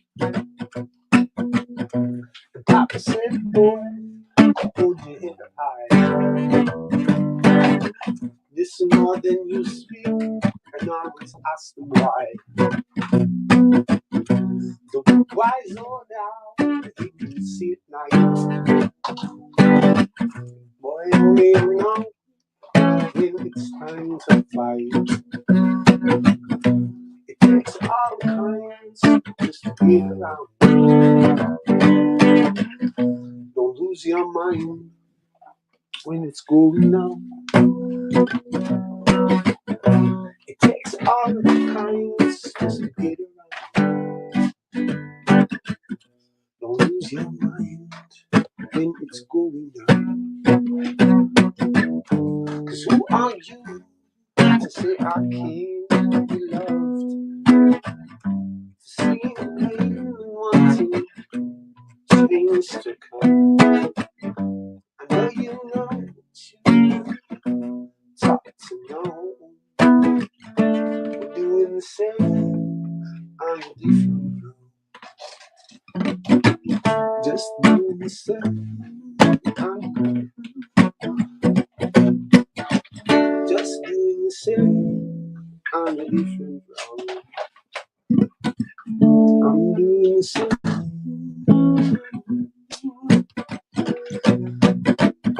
It takes all kinds just to get along. Don't lose your mind when it's going down.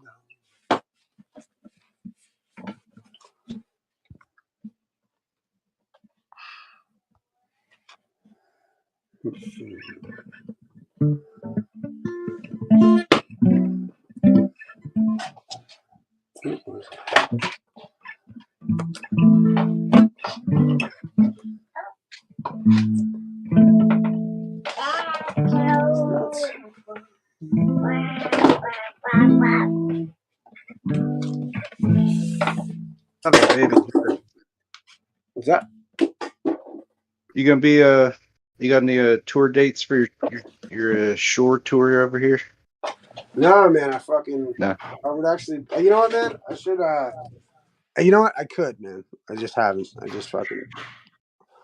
just chilling, man, right now. But I might do some shit up in the city, actually. If I come down there, I'll let you know. Yeah. Yeah, you should come fucking jam. Maybe even there's a couple of like podcasts and shit I've been invited to, but you know, all the cannabis shit, which would be cool. I'd like to really do anything with this is if I had like a full like setup where I have it coming out of a computer into like my 505 or whatever looper, and then I could just like loop your bars and then play over it here, and then it wouldn't be lag, and then just like throw it back to you after solo. Instead of, Right. you know what I'm saying? Like Well, you just like lay down the that would be cool chord to make section. a track like Awesome. that. Yeah, that'd be cool. But yeah, I'd like yeah. This is not a good platform for overplay, I don't think. No, kind of shuts you down. Like unless there's like different like ways you can do like priority or something on the maybe there's some kind of Discord magic I don't know about. Yeah, I don't know. Yeah, cool there.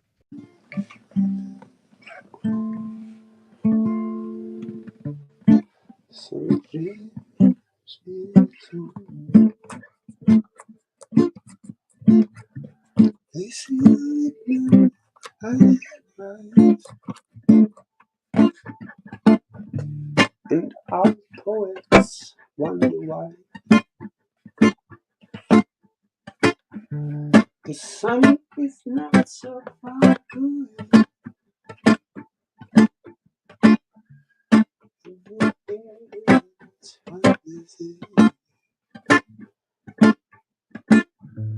The sun is not so far away.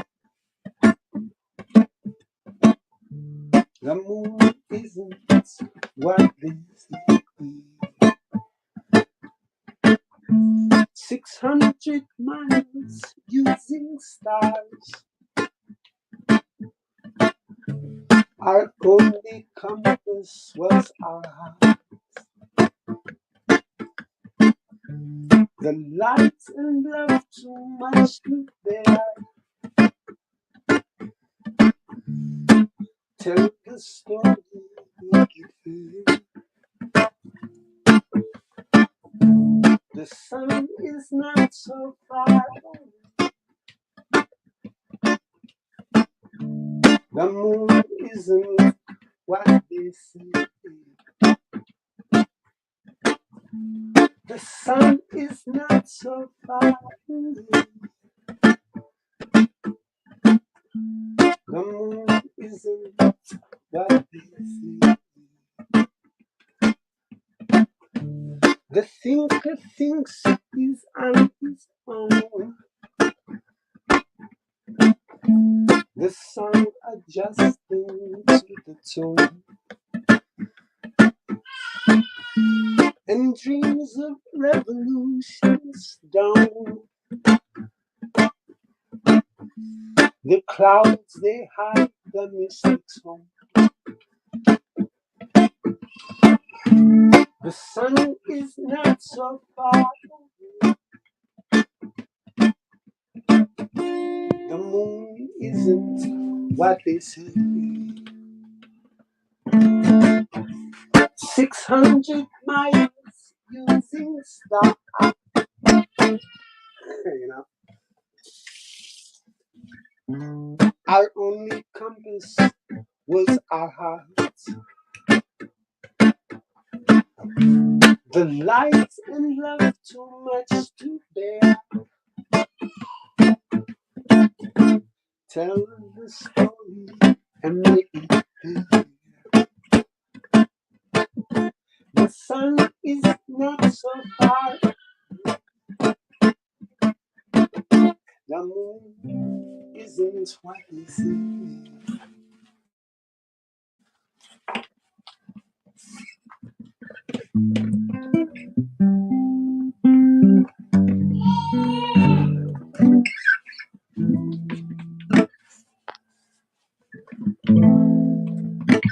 Welcome.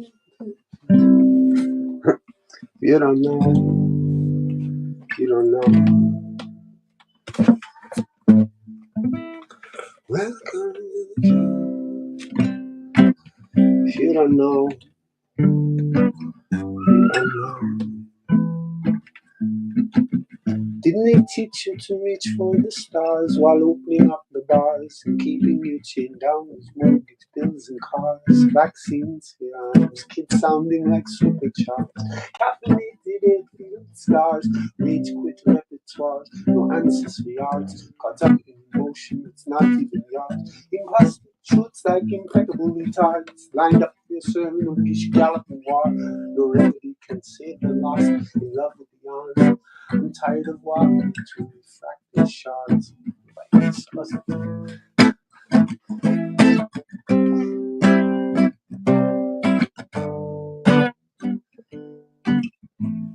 Man, I gotta fucking remember them later.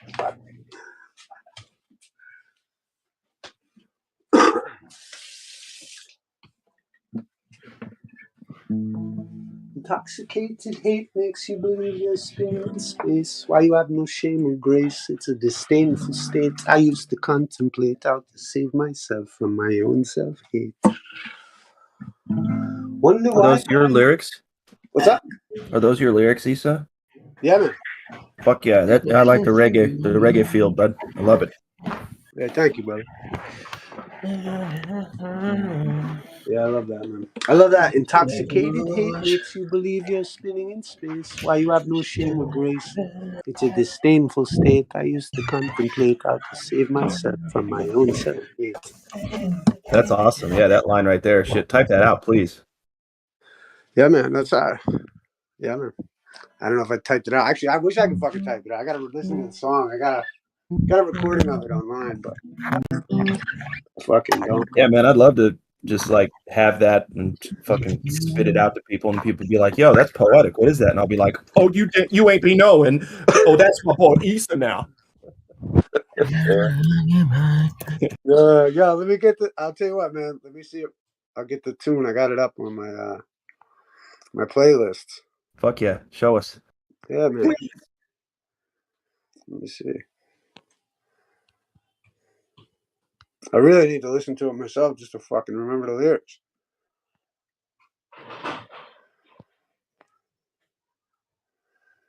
Let me see here. Make sure I'm in the right fucking.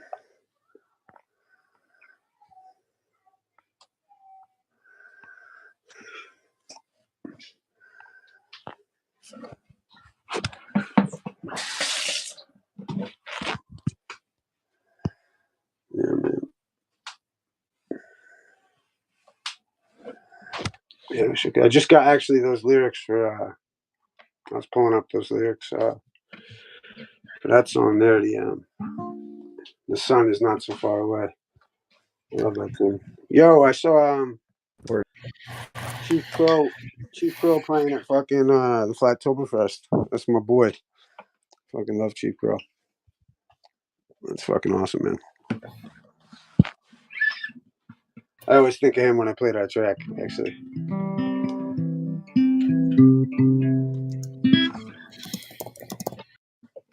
Yo.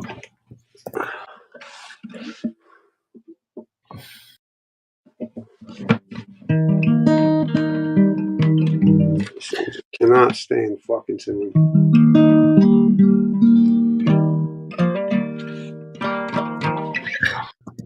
Fucking humanity out there. Won't let it fucking do it.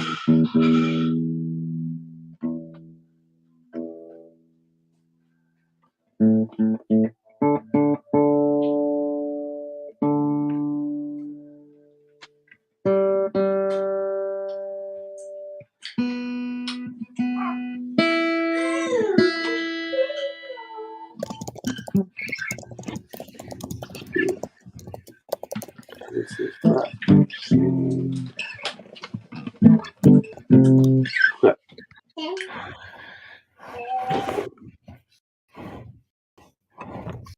Yeah, if anyone wants to talk up, please have at it.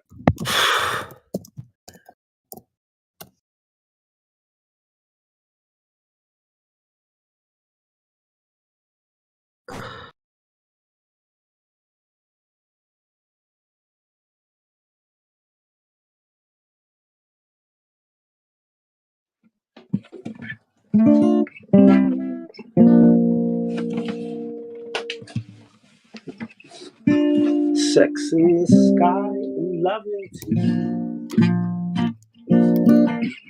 Your empty eyes break it all for me. And the moon is landing on mine. And I can't feel anything. I can't feel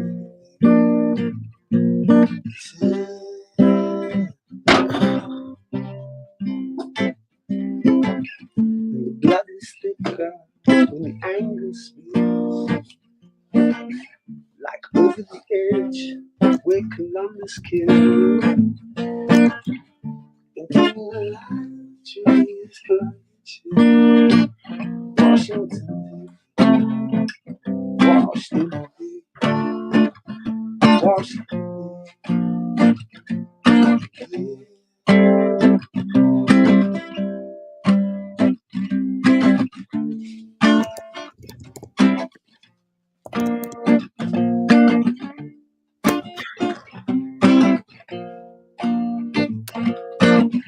Parade is too late. Envisioning planting in your brain.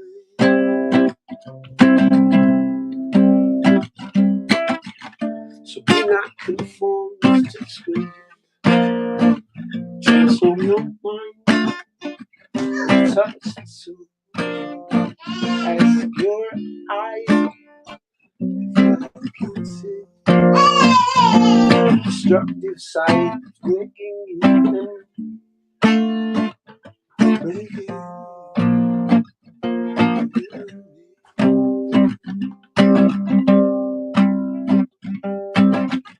And sex in the sky and love on TV. Your empty eyes break it all. And the moon is landing on mine.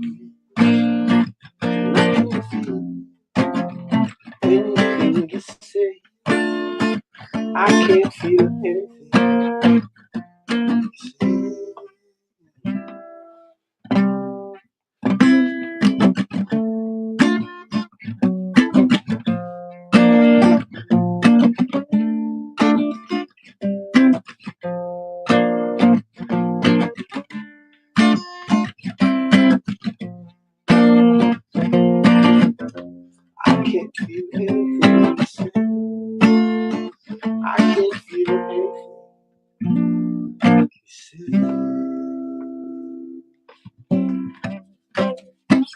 I hate this guitar, man. Sex in the sky.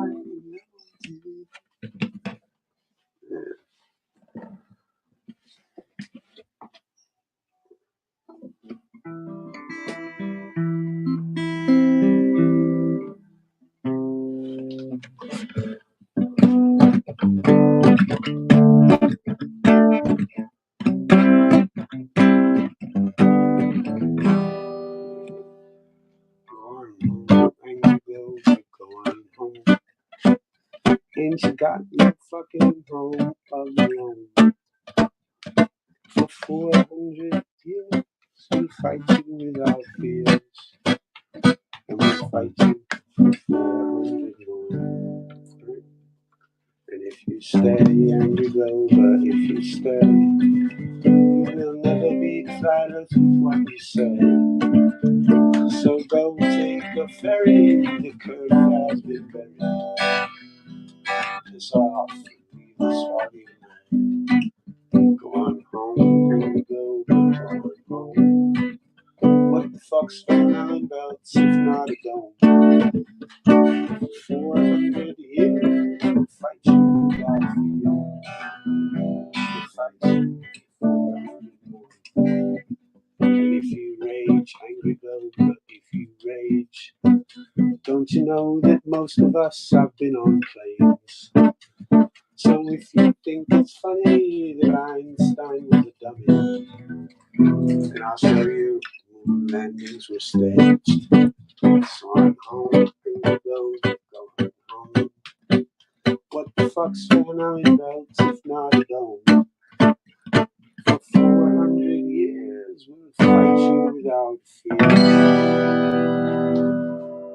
We'll fight you for 400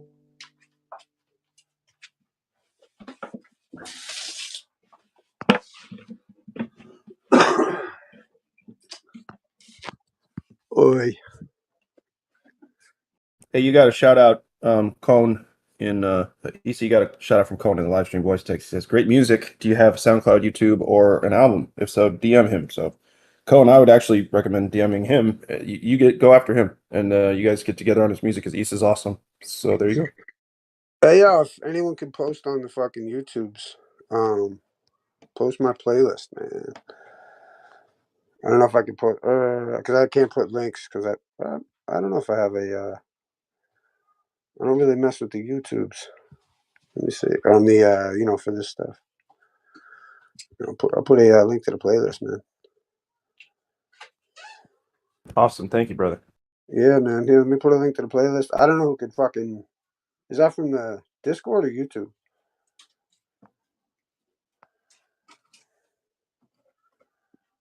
Here's a link to the playlist, I think.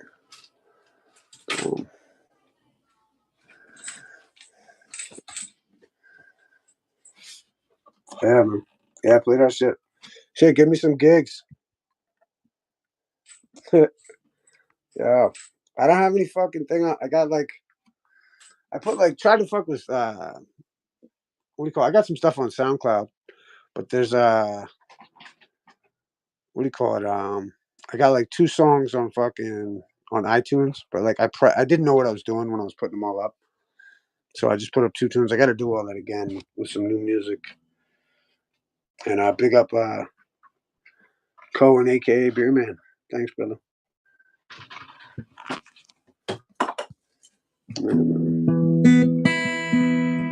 Oh yeah, please share the fuck away, man. Thanks, brother. Yeah, and I put a link to the music channel on my server because it's hardly anybody goes there, but I love to post music for people to listen to there over pretty much Awesome, anything. man. I'd rather people go there and check the music out than like the conspiracy or the flat or whatever stuff, just because there's so much good music over there. So anyway, I'll post that link right here. Okay, thanks, man.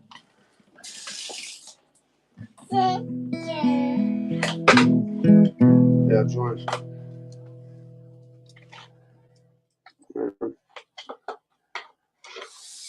Cool.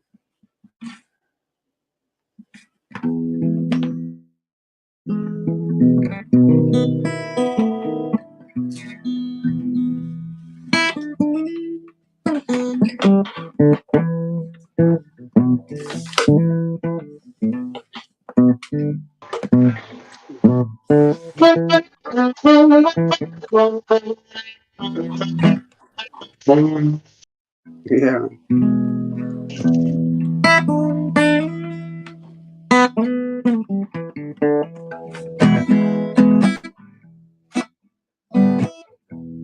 Take it, Snap.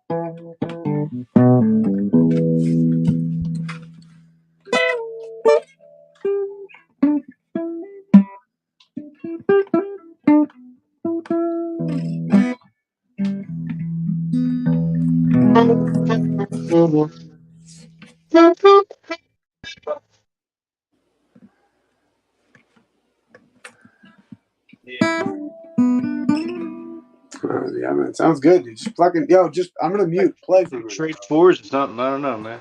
I don't know. Fucking Is play that for a minute, dude. a possibility? Até só, mas eu tenho que mas eu passive lá que é basketball. Oui.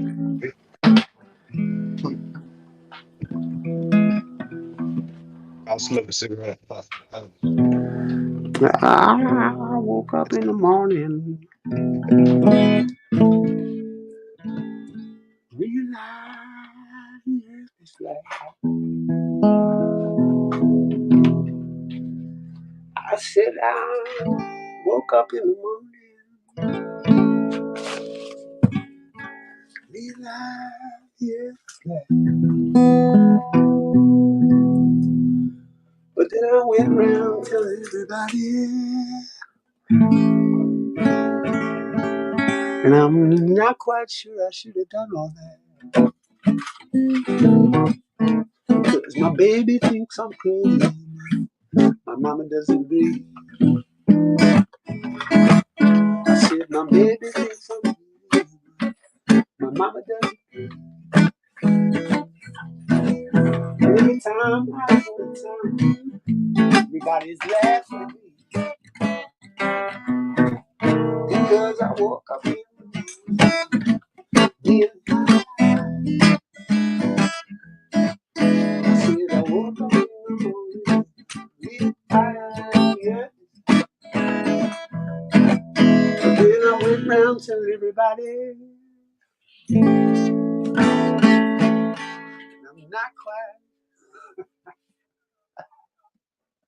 I'm not quite sure I should have done all that. See, I packed my bag, walk on down the road. I said I packed my bag, walk on down the road. I said, Mama, my baby.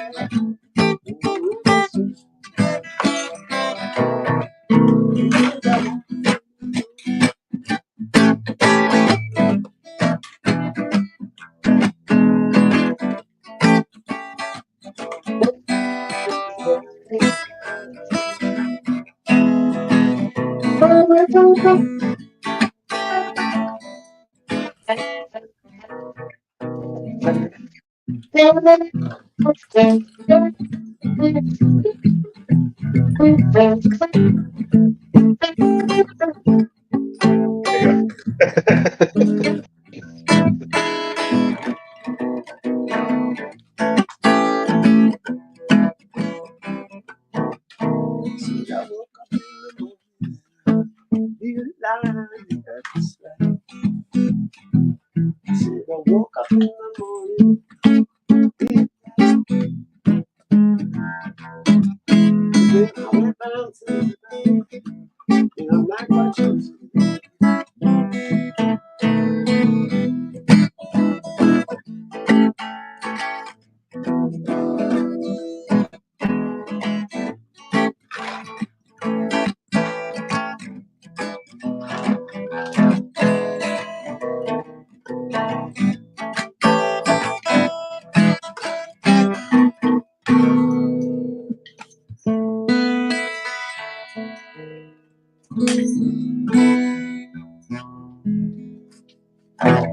Yeah, forget them little turnarounds. Not to interrupt. I was just thinking how like it.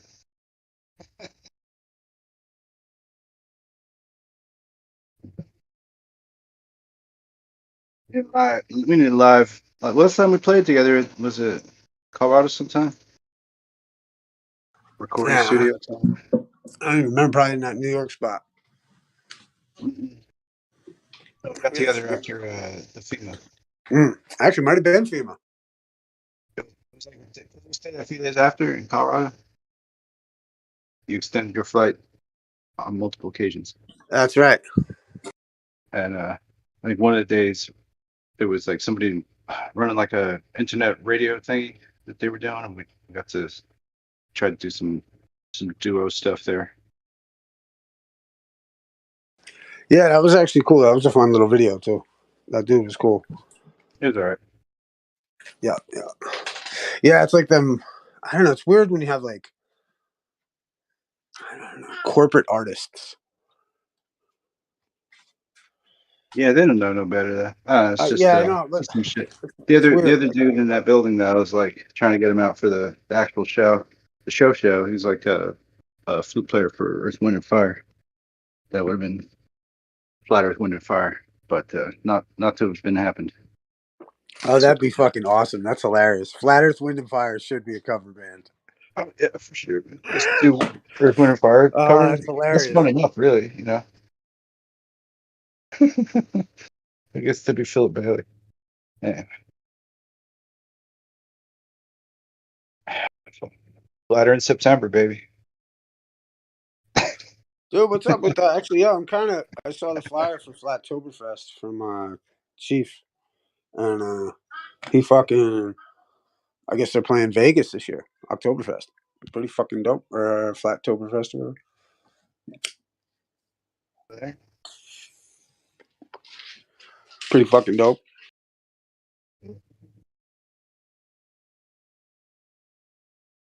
Yeah, wouldn't that be amazing, man, if there was like a tour circuit that was like something legit, like last for a Dude, few I years? tell you what, man, I tell you what, man, I envision like it's weird, like I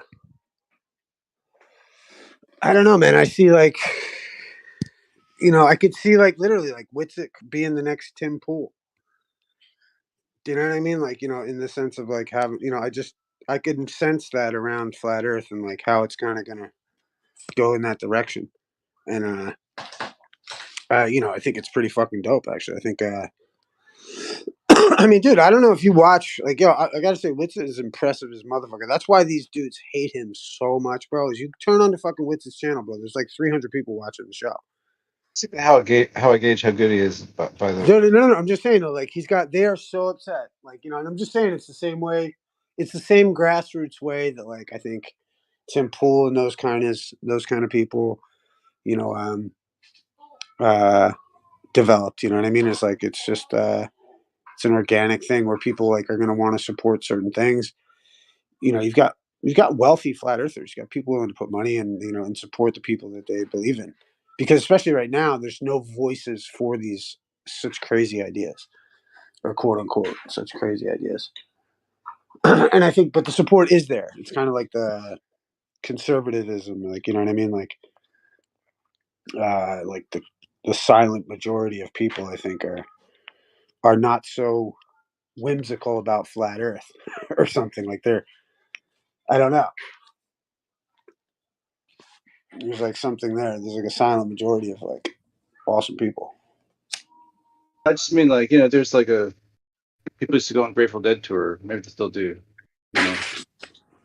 Well, I always thought the real move, and I hope it gets to one point where Witsit has like, or you know what I mean, like whoever's really going on, and running this is like going hard enough and does like I just envision it at like Red Rocks.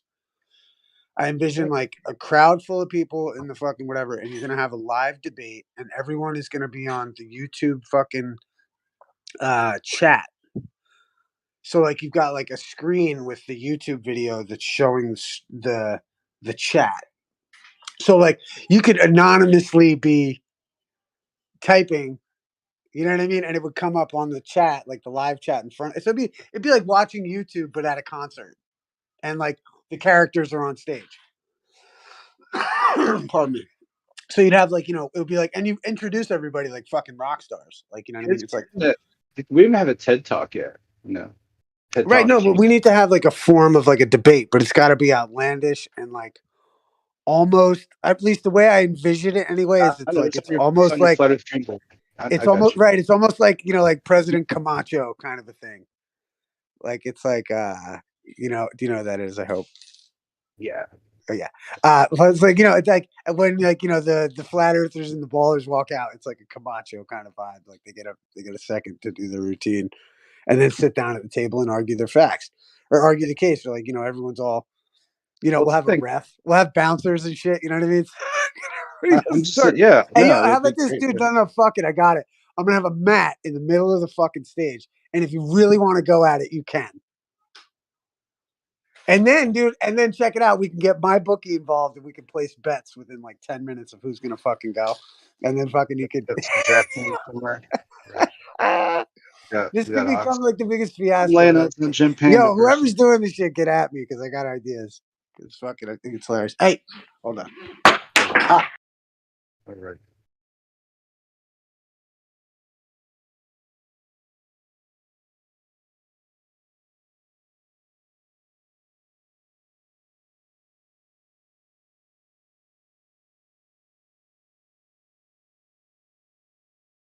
For the whole time we should be inside and not outside time. Before that, I think there were more and more meetups and stuff popping off, and it would just be cool if like there was some attention paid to like coordinate things, and then you could have things staggered so you could kind of create a tourist scene. That's necessary, totally necessary.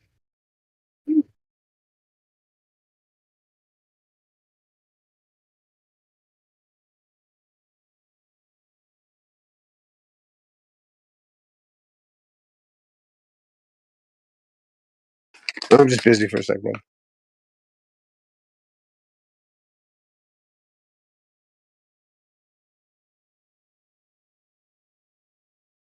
Yeah, I like the way. I mean, I didn't like the way our event went off because we had to change locations, but I thought it was cool having like multiple stages. We had like a music stage and then other rooms like a gallery, and just a chill room.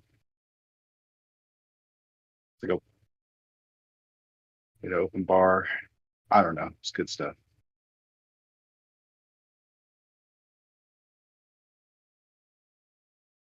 Probably not have an open bar at a future occasion. I think it's probably a bad idea, but it was fun with Cowboys.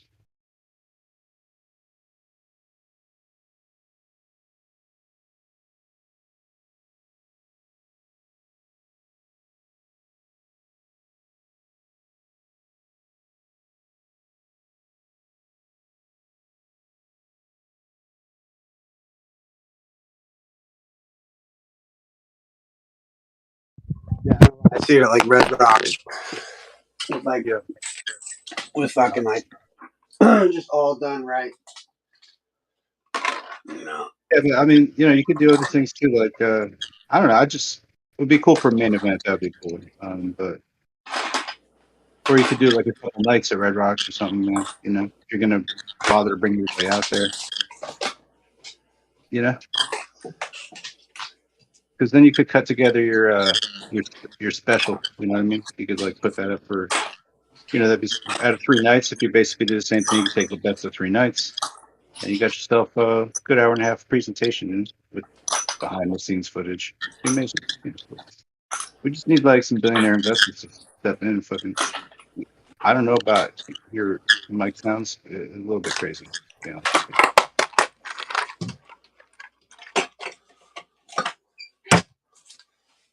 Looking for some scotch tape in the junk drawer. What are you doing?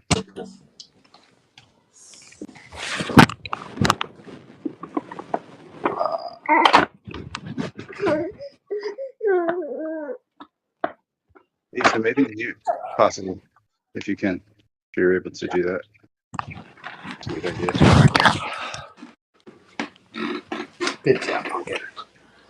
Sorry. Oh, yeah, what's up? Sorry, I didn't know hey. Mike was on. Oh yeah, Mike was on. It's all good. Haha. No, it's not. Sweet. Yeah. Are you back or are you busy still? Simultaneously. Okay. All right, I'm sick. back in a sec though. All right. Yeah, it would just be cool if we had like multiple things going on, or like, per year. I don't know how many like big events there are. Maybe it's like 2 or 3. I don't know, like how many meetups or big events are going on. Yeah.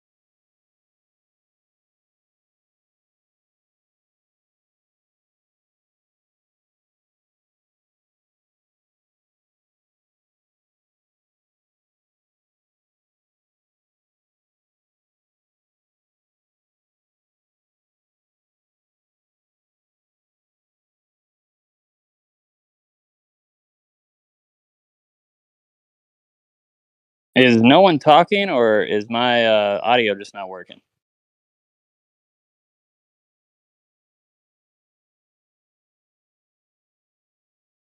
It's quiet in here right now.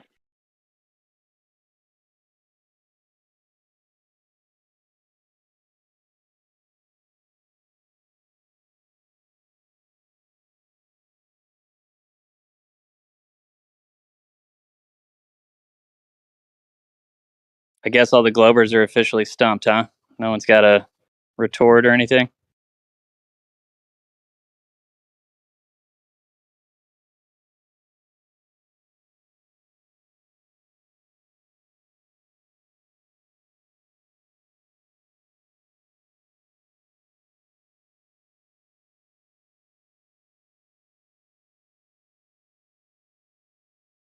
They got nothing. Maybe they did a little research and found out that NASA are really flat earthers. Maybe they're just done. Maybe they woke up.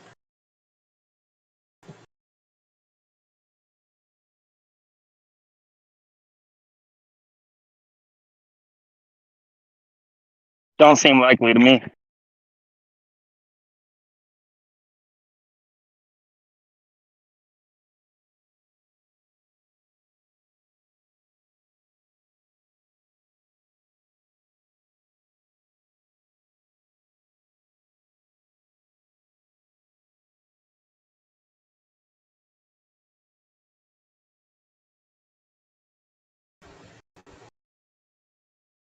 Militaries around the world, NASA, all their documents say that the Earth is, they assume the Earth is flat and non-rotating. Why would they do that? They don't assume it's a fucking globe. It's right in their documents. They don't say, "Oh, we're gonna pretend we live on a ball of water," and fucking. That's not what they say.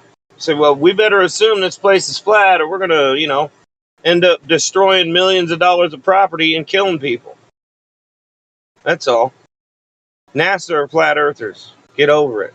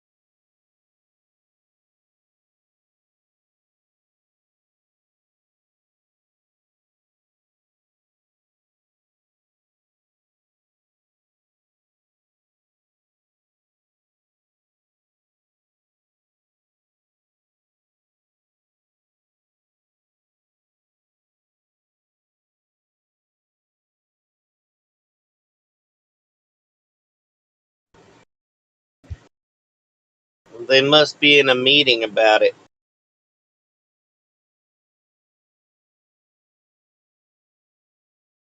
Now they're over at that new hotspot, medicinal mass media server. They're all over there reifying each other's beliefs instead of doing it over here.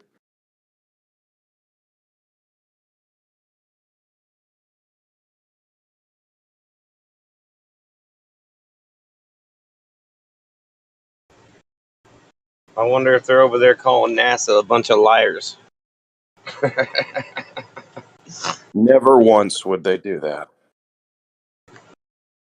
They do it all the time. They didn't mean to say it was non-rotating and flat. Oh, that's true. That's right. Only There's gasoline on that airplane. Only when it defends their narrative do they defend NASA. Otherwise, they throw them under the bus just like we do. You're right. Yeah, I think it's hilarious. All their documents say so. The world militaries around the world all admit everything they create, everything they do is all designed off a flat, non-rotating Earth. But we're the dummies. We're fucking retarded. Yeah. All right. We're retarded because we can read. I'm gonna sit and chat with flat earthers all day and tell them they're stupid. Well, let me get this I don't straight. know how to read. This is how science works these days. So everything that you observe and notice and experience is not how reality actually is. So how reality presents itself is the exact opposite. That's how good science is. So if you see something drop, it's not because it's finding its equilibrium in the medium. No. There's a downward force that we can't isolate. Really? Why can't I find it? Why can't I see it? Well, it's just, we have the effect and that's good enough. So we'll just assume the effect. Everything that you see one way is the opposite. That's how good science is. Yeah, we live in a cartoon world.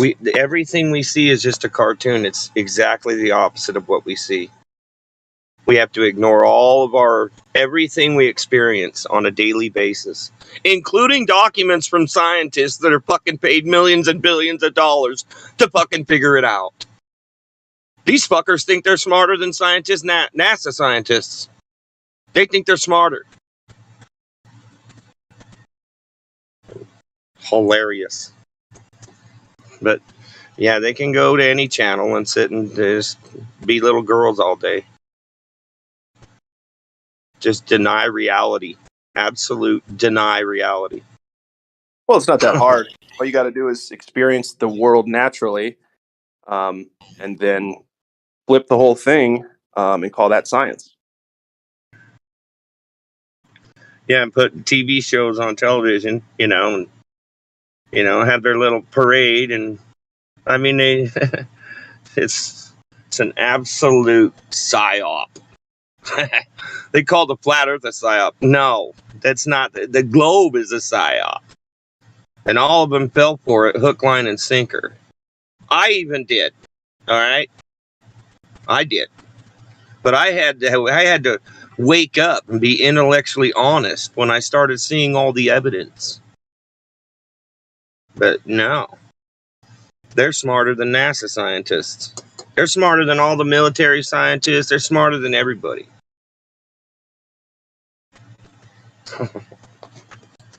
And we're the dummy.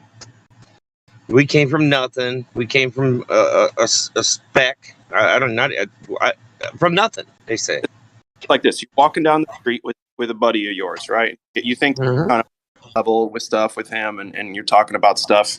And then there's a pile of shit coming up, on the road. It's in front of both of you. And you start to smell the shit, and it looks like it might have come from like a bowl, some bullshit right up there head in the road. And you catch a whiff of the bullshit, and you're right next to your friend, and you say, "Hey man, do you smell that? That smells kind of like bullshit, doesn't it? Some shit in the air." And they'd say, "No, I don't smell that." And you say, "Oh, okay, well perhaps it got to my nose first. Here, let me just waft in this with you." There you go. Now the bullshit smell should be everywhere. Oh look, there's bullshit right ahead on the track there where we're walking. Look, you can smell it, and it's crazy, right? And they're still gonna go, "No, I don't smell or see any bullshit." You'll be rubbing their face in the bullshit, and they're like, "I can't really seem to smell it yet." Well, that's been happening around here for, months. I've been around here months. They get their nose rubbed in it, and they still don't smell it. Yeah, it's hilarious. I think the globe story is absolutely over. They don't got nothing. I mean, zero.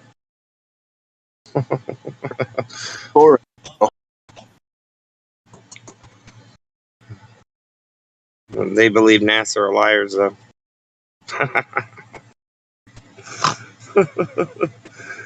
Those documents aren't right. They're not talking about flat, non-rotating Earth. They just say it.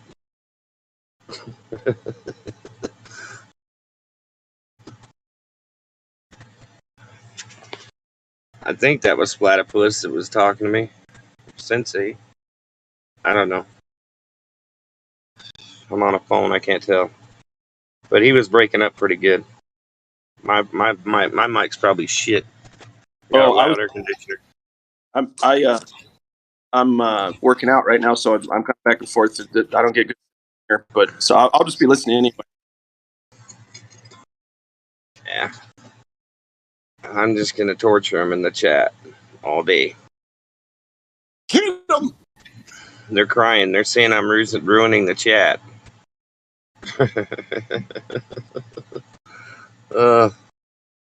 Did they all leave? They went to MMM.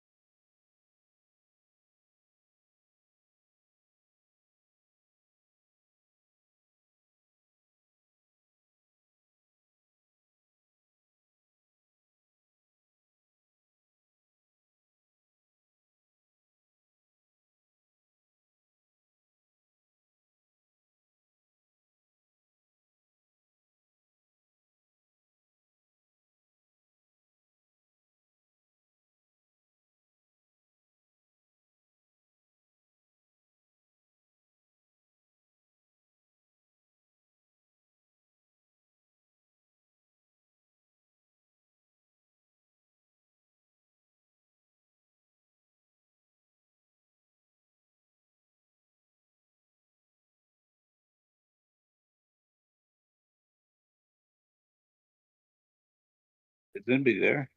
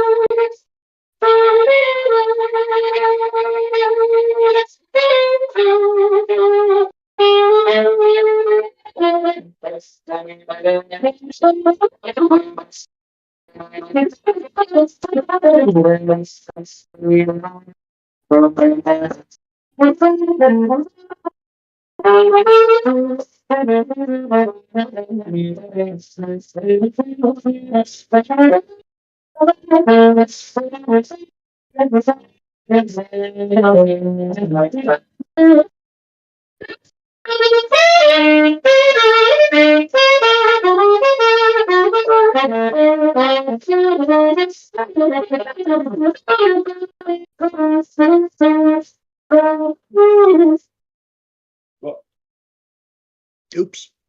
Sorry.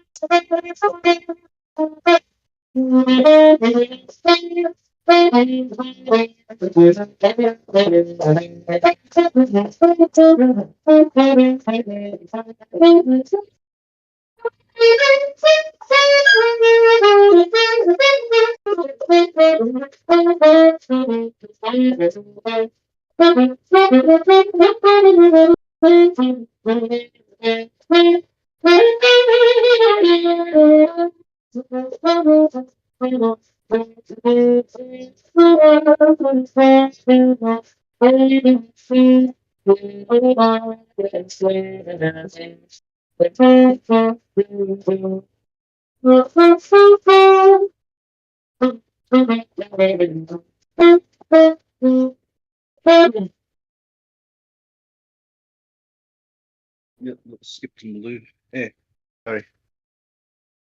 Fucking microphone's on again. Damn it.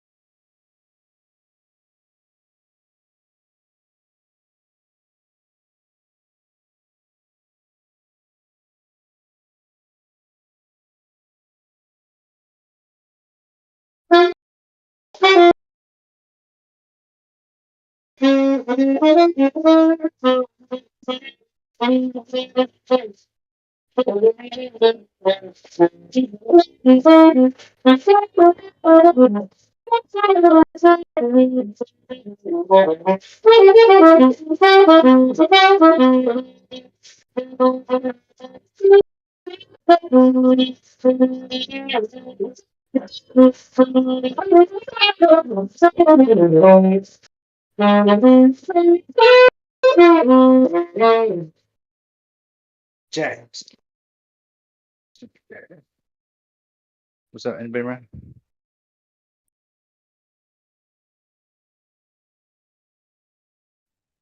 Was that you, bro? Yeah, what up, Snacks? Good shit.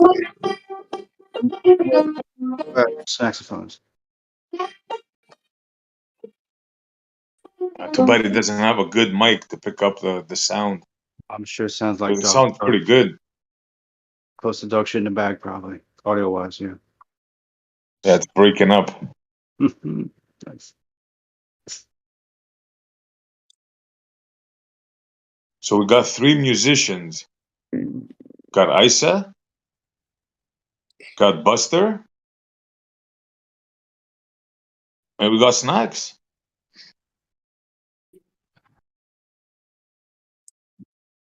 I can lay down some guitar solos too. There you go. There's a 4th. Good Danger Bear. Nice. My son can play drums. That's 5. Got some Partridge Family vibes going on here already. That's great. Glat plays drums too. Glat plays drums. There we go. Whoa, Nice. got a lot of musicians. We'll just switch drummers mid leg of the tour, you know? That makes sense. Just do that. Boom.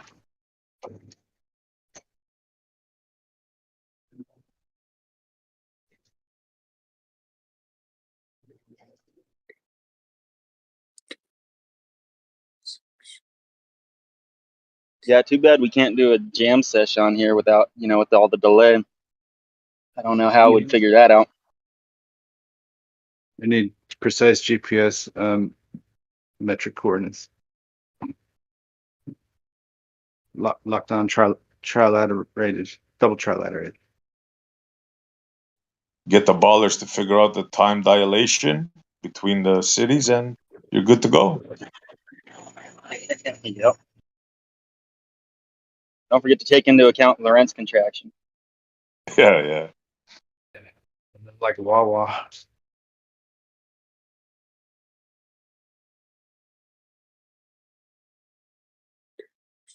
think it's starting to dawn on them how silly their arguments are.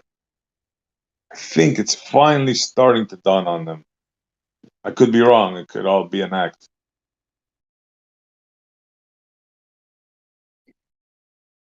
No, I don't think they can comprehend it though, honestly. Yeah. Which is why they keep hiding. Just hiding in the text chat. As usual. Yep.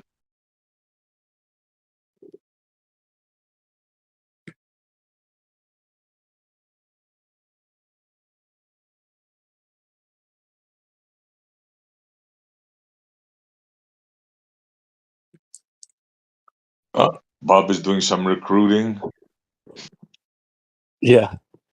Trying to shift everybody to Demon Stride server, which is hilarious. Yeah. Good on him. I wish him luck. Yeah, I mean, just it'll just turn into Gym Panda Part 2. So he's giving you free ride, is he? So I guess you guys are all thrilled that you can play your games. Yeah, I get you, Bob. And then it's like, oh, well, Witset's a mod there too, so it's not an echo chamber. Just because somebody made him a mod. Like, people have made me mods without even asking me on servers. Just because, yeah. Funny.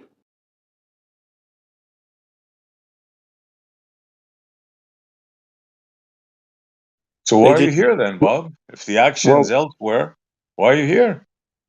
He's here because he's trying to shift everybody over to those servers where Fight the Flat Earth and McToon come in and make a bunch of money when they do streams, which is why I've only interacted with those individuals once each, and I think I had a few drinks before I did it and didn't realize that they were streaming while they were in Discord, and I was, in effect, helping to make them money, so I don't do that anymore.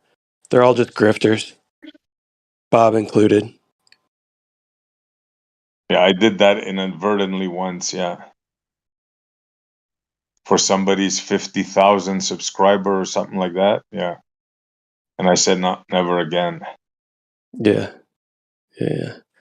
I don't know. The problem is they think it's just becoming an echo chamber and blah blah blah. Because we're just trying to get the vitriolic behavior under control. Which, when that happens, it's just unfortunate that all of that's coming from one side for the most part. So they don't like that. They want to just be able to spew their vitriol. Yeah, they want free reign. Yeah. Yeah.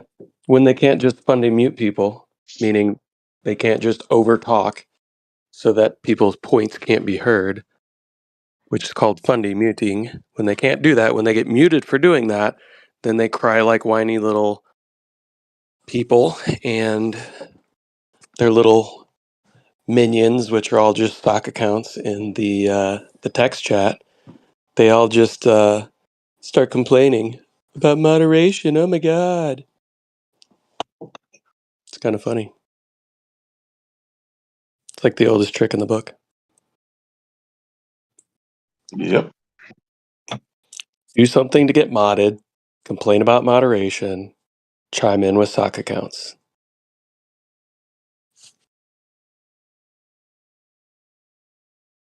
And pretend you're somebody else in the text chat. We know those games, guys. Come on.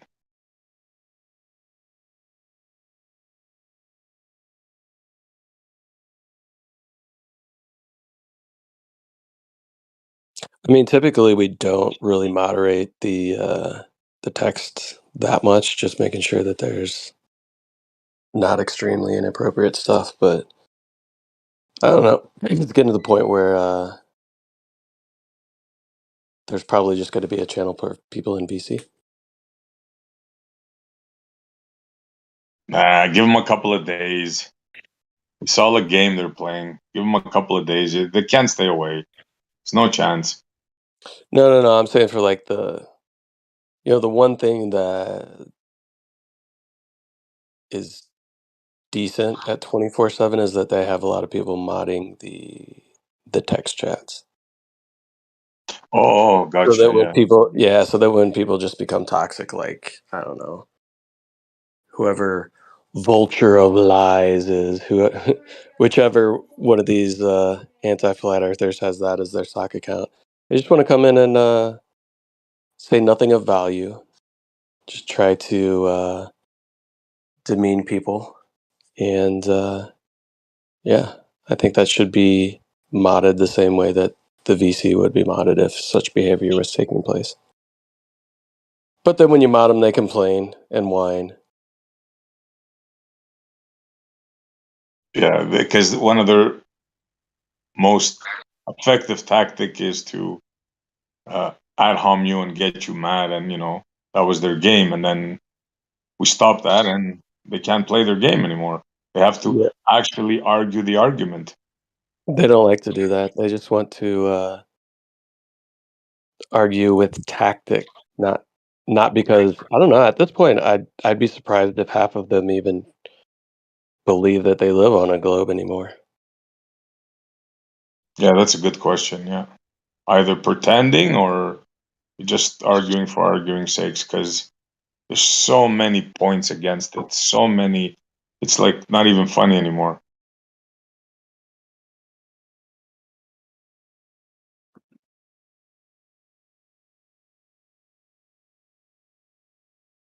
Like, what do they have? The only thing they have left is the sun, and say, look at the sun.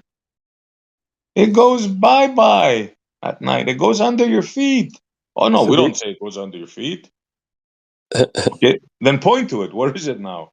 they Point. just can't And they're pointing. comprehend it. Yeah. They actively try to misunderstand or inaccurately understand what we're saying because they know when they acknowledge it, their whole entire ball just deflates. Bro, I've heard claims. I don't know if I've ever seen the picture, but I've heard claims they can point down and get a picture of the sun. Yeah, what is it? Neutrinos or muons? What I think. Oh no, what is it? Neutrinos or muons? I forget right now. Neutrinos. Neutrinos, right? Yeah. Wait, they get a picture of the sun through the air, so it goes through the molten iron core, and they get back a reading of what the sun's radiation is. How's that? Yep. They point to the ground, and the neutrinos pass right through everybody. They say, the story. As a matter of fact, 1 billion of them are passing through you right now, every second. You know that bull. So they're yeah, they're picking up the radiation from the sun, pointing down through the earth, like at the ground.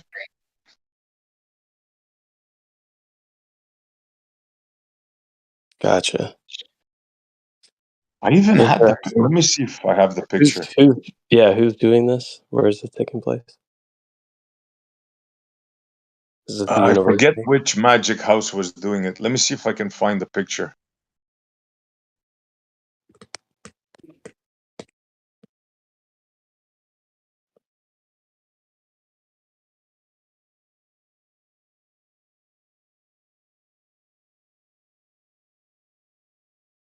Yeah, I'd be interested to see where they're doing that research.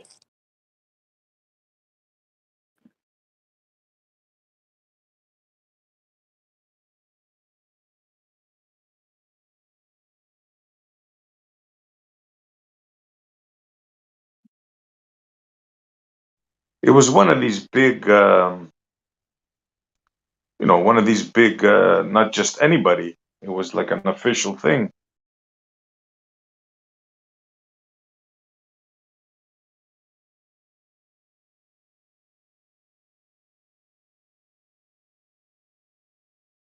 Is this Earth-based research, or is this some sort of like satellite claim? Good question. I don't remember, bro. I'm trying to find it now. And of course, when you try to find something, you can't find it. Yeah, of course. But I know I saved it because I was cracking up.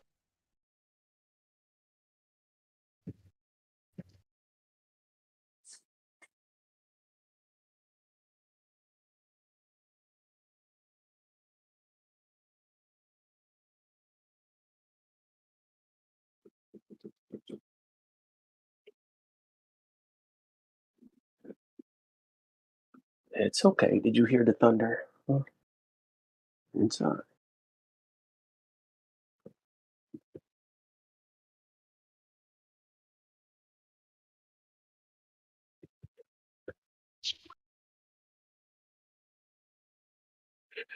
Okay.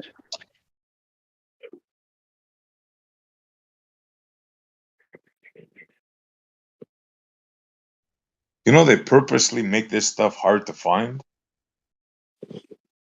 Like I just went through like 2 pages and it's not there.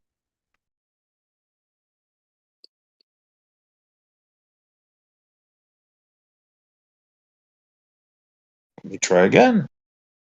What are you looking for? That picture that they took through the earth of the sun.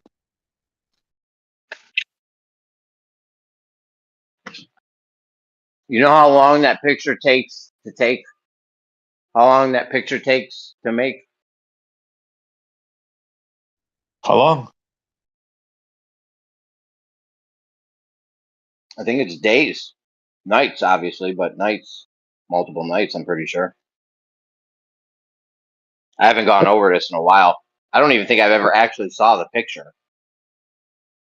Yeah, I did. I'm trying to find it now. Dude, how would they even resolve that? And how could you get a picture if you're having to take some sort of reading over multiple hours? I mean, if the claim is that the sun is somehow on the other side of the earth, right? It would still be moving to be able to gather the data. So if you're gathering data over a 1 hour period, it's moved allegedly 15 degrees. So how are they getting this picture? This doesn't make sense.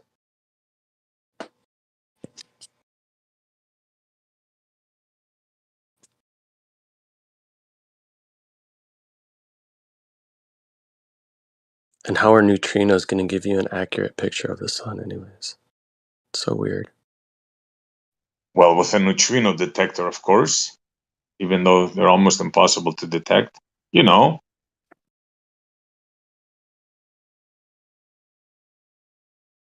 Oh, I found it, ladies and gentlemen. Here we go. Hold on. Aren't the neutrino changes that go on? Aren't those the same things that make the those highly precise weights gravitometers? They're called. They're basically like a Newtonian scale in a vacuum. But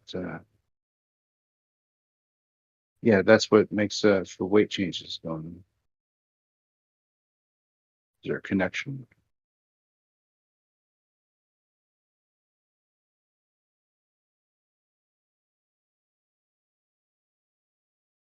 Here you go, ladies and gentlemen. I mean, what are neutrinos? Am I right? Am I right? I think this is the one. Neutrinos are supposed to be particles that pass right through you. Oh, Bob says there's a neutrino detector in Antarctica. Of course there is. Obviously, they probably got one on ISS. I mean, if you ain't got a neutrino detector on ISS, what are you even doing at this point, right? Yeah, like why are you even in the game? Yeah.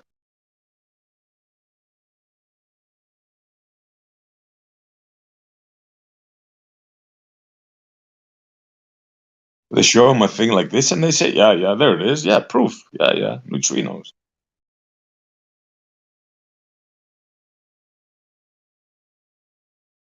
Oh yeah, definitely looks like the sun through the earth based on neutrinos. Yeah. Yep.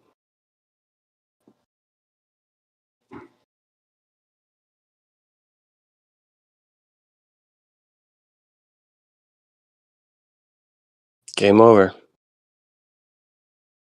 I'm convinced now. Shut it down. Oh,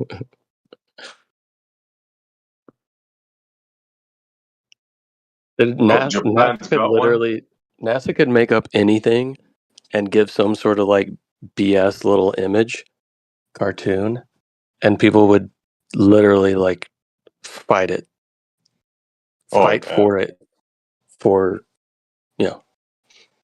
with their life in here. It's kind of funny. 100%. You hear the latest? They doubled the age of the universe and the size. Yeah, that's fine. We'll just make all the other adjustments. It's okay. Yeah.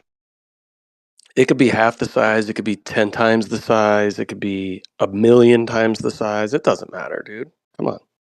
They have the model. The model works.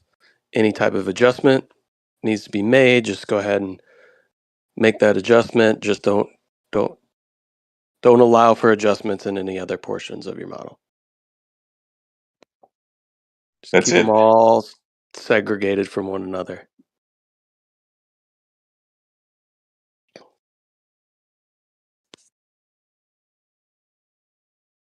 Yeah, this is a doozy. This is going to be a good one. You hear about it, Hey, Jace? look, Jace is here. Hey, Jace, look at the image at right at the hour there. See that? Look at that. Neutrinos from the sun as gathered through the earth. Pretty cool, huh?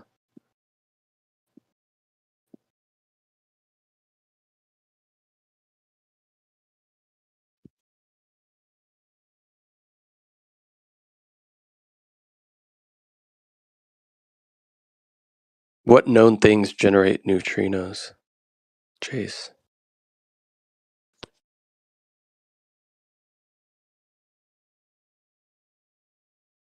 Is the sun the only thing that generates neutrinos? Are neutrinos only present from sun's radiation?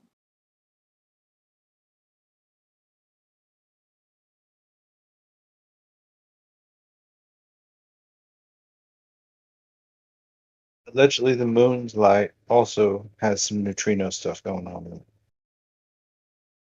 So moonlight has neutrinos too, huh? Is that neutrinos bouncing off of the moon? How do you figure that happens too, right? Like, shouldn't they I go thought they right went through through it? everything. Yeah, right? So, Yeah. so if the moon gives off neutrinos, where are those neutrinos coming from? So Uh-oh. We might have a conundrum here. Neutrinos it's go through everything, but then they bounce off the moon. but then it's sunlight, right? And then something's adjusting the radiation, like the Kelvin index of what that light is. Like it's not in the infrared. Is like there's no infrared or ultraviolet. Well, there might be ultraviolet. I don't know, but maybe through atmospheric diffraction or something. There's some ultraviolet. That besides, it's just like it's not hot. Like the moon never. It's like, oh man, it's a hot moon tonight, right? Like, oh yeah, she's full moon, it's sweltering out there. Get your moon umbrella out. But the neutrinos are bouncing out, but not the infrared. So something is both absorbing and reflecting with this magical moon. I mean, I think it's awesome. They got some shit that'll go through my body, through the wall of the house, all that, the whole earth, but they have something that catches it. That's what's up. Yeah, man. Technology. It just detects it as it passes through. But apparently the moon bounces off the moon, according to Snacks. So, yeah, according to the text chat today, get ready, boys. We're going to be taking selfies on the moon in no time. Word in the text. Word on the street. And just in case you were wondering, there's an anti-neutrino. And how do you know? Well, let's say you were to build a 27-mile long tube and smash two clocks together. I'm sure you can figure out what's inside, right? Yeah. Have a look at what they convince themselves is a neutrino. And an anti-neutrino, keep that in mind. Not just a neutrino, an anti-neutrino. So it's a swiggle, a line, a swiggle. And they're gonna say, "Well, you're crazy for questioning that. What do you mean that swiggle isn't a neutrino? You don't understand physics. You don't understand forces. You don't understand." Yeah. Mm-hmm.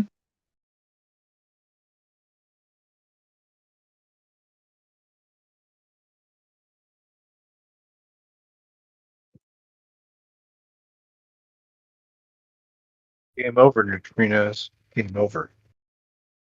Or are they something? Yeah, it's like too funny. It's almost like a movie, like the Twilight Zone, an episode. This is what it's becoming, like a Twilight Zone episode.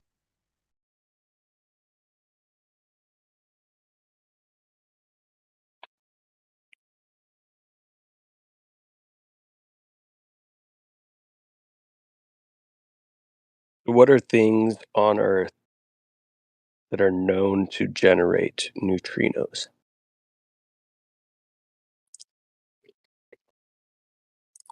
Um, like I said, you can build a big tunnel and smash particles together. It's like certain radioactive isotopes, like he's gonna say like some numbers and some things. It's probably radioactive, like right? So it's the only place we've detected these radioactive isotopes is when we point these detectors down towards the ground. And then we claim that it's the sun. Is that what's going on? So What's up with that? the water tanks. Well, yeah, he's got it. Well, I have a better idea. Let's find an old tunnel, a mine tunnel, Yeah. or dig deep, deep underground, and let's build this huge thing and fill it with detectors. Like, if you see it, bro, you're gonna blow your mind. You're gonna say, "Oh my God!" Like, how many millions did they spend on this monstrosity? Like, Yeah. But like, I've seen probably like 8 articles in the last like 2 weeks about muon GPS and neutrino based stuff like that. Neutrino-based GPS? I thought maybe I'm wrong. It's not neutrinos. Maybe it was muons. Fudge. I like, yeah. I mean, is it possible that that's what they've been kind of measuring the entire time? And then pinning it on satellite technology.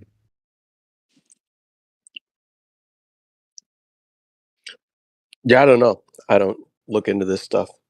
Jace does, but he just wants to hang out in text chat.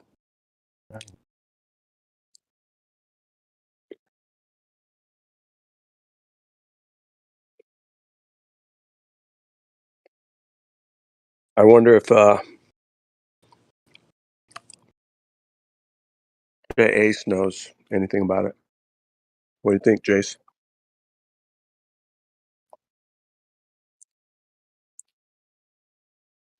Dogs on poker chips right now, probably.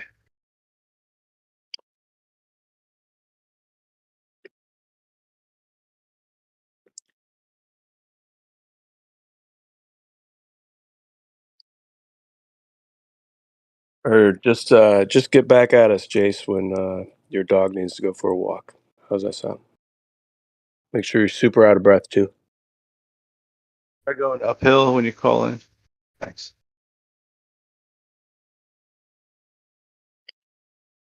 here, I just posted a picture of what they built to detect the undetectable. Wonder how much money they scammed off of them. Could it be like LIGO? Billions? I don't know how much this monstrosity costs. How much money does it cost per year just to keep like shoring up relativistic stuff there? Like, yep, okay, we got the new seal of approval on relativity. So according to Jace, this is comedy hour, huh, bud? Because the lab below you does neutrino stuff. Pretty specific there. So would you agree or disagree that we could get an image of the sun through the Earth solely based on detecting neutrinos? We'd be able to point a neutrino detector through the Earth and detect the sun through the Earth using just a neutrino detector. Is that what happens? You're never going to get anything useful. Jace just is like a gatekeeper. He never really reveals anything interesting that you can't look into a textbook. He just reifies like everything he's told. I never heard him say anything like from his own thoughts and how to, I've never seen him actually like link anything either. True. So he's not going to respond. So he just wants to call it comedy hour. There's the claim on the table that allegedly somebody. Yeah, you're obviously listening, dude. You can open your mic if you want.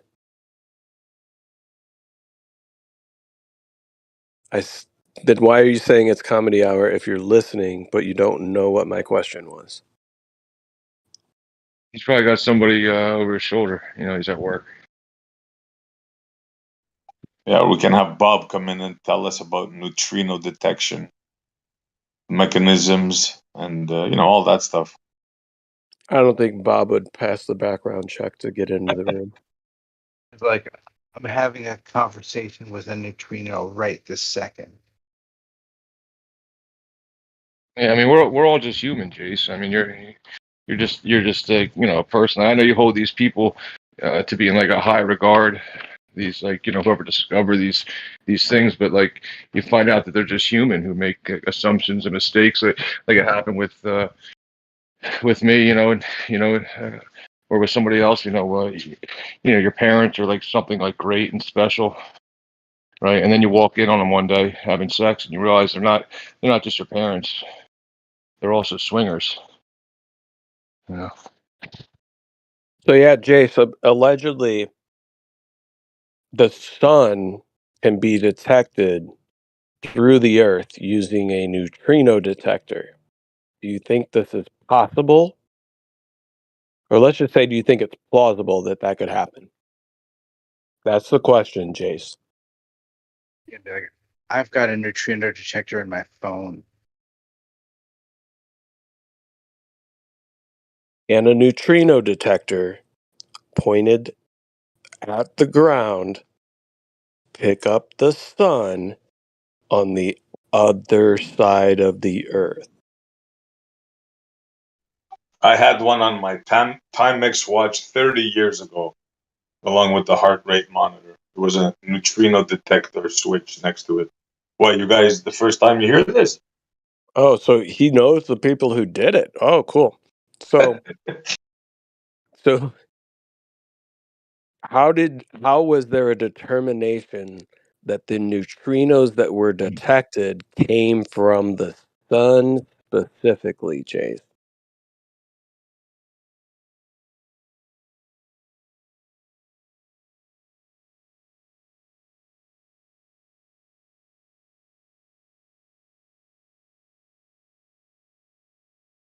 Some of them are on the floor below me. I think you think everybody's below you, Chase. Just like those James Webb telescope boys. Did you finally get to ask them what we were talking about?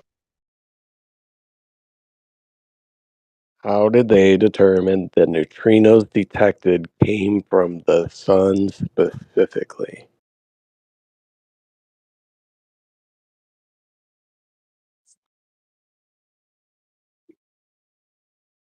Yeah, if we can only They seem interact to weekly, know. how do we know that it's in the sun? Yeah, and Jay seems to know a lot of these scientists personally that we talk about.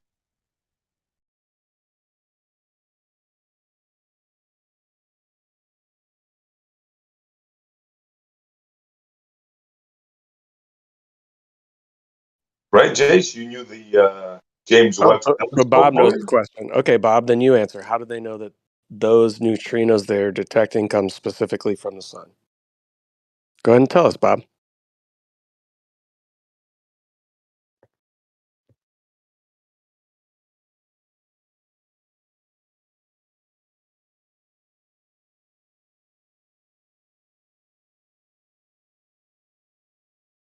What's That the picture.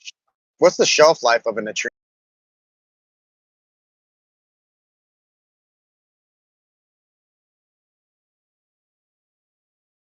I remember I made a comment not long ago saying that everything in the universe is magnetoreactive, and Jace tried to say except for neutrinos. So I'm just wondering, like, how long do these things stick around for us to isolate them and test upon them in order to substantiate that claim? It's gonna be like they hang around reasonably long, something like negative 10 to the 24th nanoseconds. Right. Less than 10 and a half minutes. And what do they transpire into? So if a neutrino lasts less than 10 and a half minutes, how fast can a neutrino travel? Have we determined that? Wow. Yeah, that And the doesn't add up, magic does it? answer? Speed of light. Well, it would have to be Ooh, faster. It would have to be. Well, no, nothing actually, it can would go have to be. nothing can go faster than the speed of light, right? Isn't that their limit? Otherwise relativity falls apart? Yeah, I Well, didn't say if it's something, faster. yeah, I think the story is the speed of light. Well, and then I don't know if you heard me after that, SE, but I said it would either have to be faster or slower.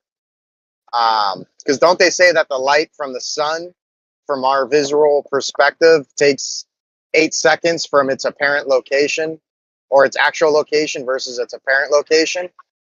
So that would mean that it's traveling faster than the speed of light. I think it's Which 8 minutes, but yeah. Oh, actually, yeah. I was thinking seconds. My bad. Yeah, there's so many stories that you get mixed up. I could be mixed up in this. I think it's 8 minutes though. Yeah. Yeah, it takes 490 seconds for light from the sun to reach the Earth. Neutrinos stick around for 887 seconds.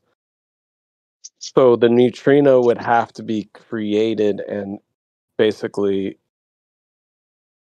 travel directly towards the Earth. It couldn't have much of a lag time. They have an answer for that, if I remember correctly, the fantasy. Sure they do. Yeah, I forget what it's called. There's a certain particle associated with that before it enters our atmosphere versus after, or something rather. You probably know better the than I do. fantasy story is it's created in the atmos. I think it's prior to, and then or something like that. It's like, yeah, something along those lines. How do they see that? So they can see the neutrinos on the outside of the sun, or in the sun? Isn't the neutrino supposed to be coming from? I mean, it's a 450,000 mile radius of the sun, and they're able to spot a neutrino from the center traveling up to the edge of the sun, and then you can see the whole thing. How fast does that happen? Are they able to watch that happen from the center of the sun to the edge of the sun? It's pretty fast. It seems like it's faster than the speed of light. It's gotta be. I think the edge of the sun is they call that the corona, but I don't know if we're allowed to use that term. Oh, watch it. No, that's how people know that I'm like a denier, because I still call it corona. Like, oh, you fucking right wing scumbag. That's not what it's called anymore. That's not PC. Yeah, we're talking about the sun now, so yeah. This is a portion of the sun.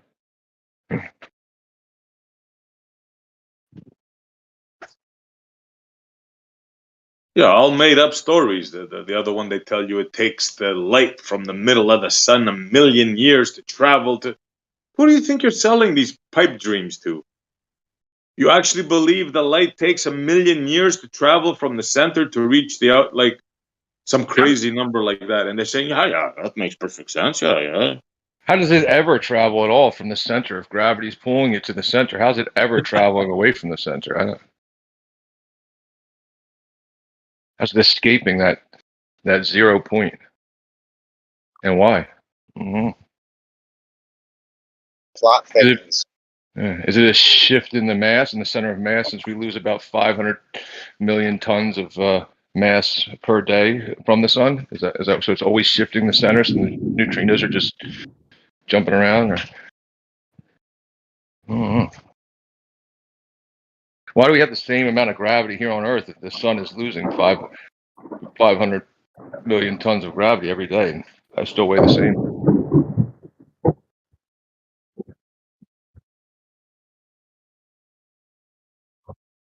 I gotta ask a neutrino, and neutrino would know.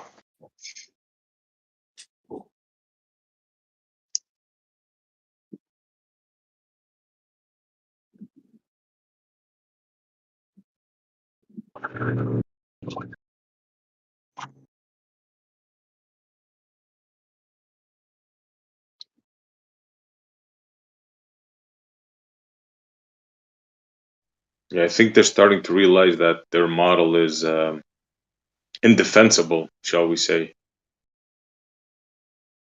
Indefensible or unfalsifiable, untestable? All that.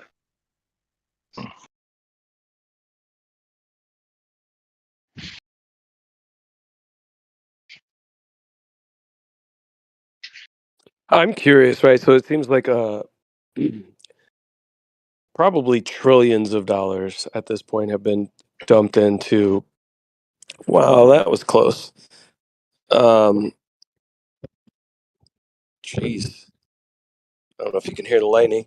Um, Trillions of dollars probably have been dumped into some of these sciences where they're trying to see, observe, and test things about the universe.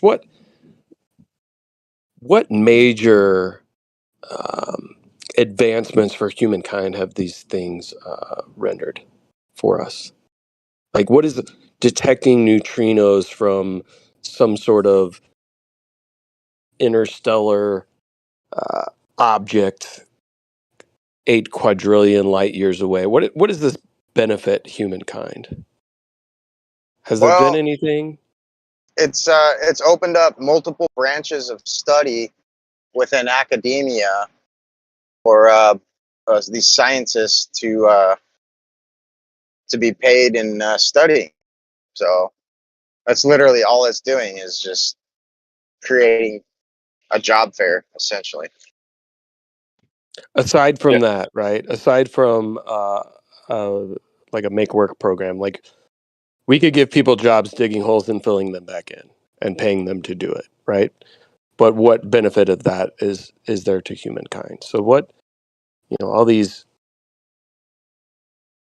obviously Well, it's expensive endeavors, what have we gained from it other than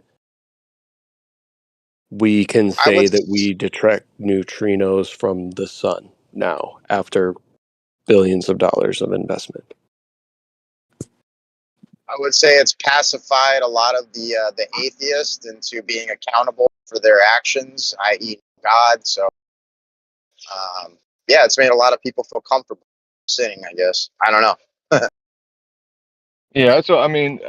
I would just weigh in and say that that's really not. You don't know what Like, let's go on an adventure. Oh, what purpose is it going to serve? Let's go to Antarctica. Oh, what purpose? We don't know until you do it. So I mean, to say what good has it done, you just got to do it and see what subjectively you think is good from it. Yeah. But yeah, but mostly what you can show is job creation. Yeah, I mean, big time. Universities are opening up. Entire entire, I don't know, groups are donating millions of dollars to the research, to the funding, then you get, then a high school gets gives away, you know, a college grant if you specialize in it. It's a whole big job creation, which is, you could say, good. Yeah.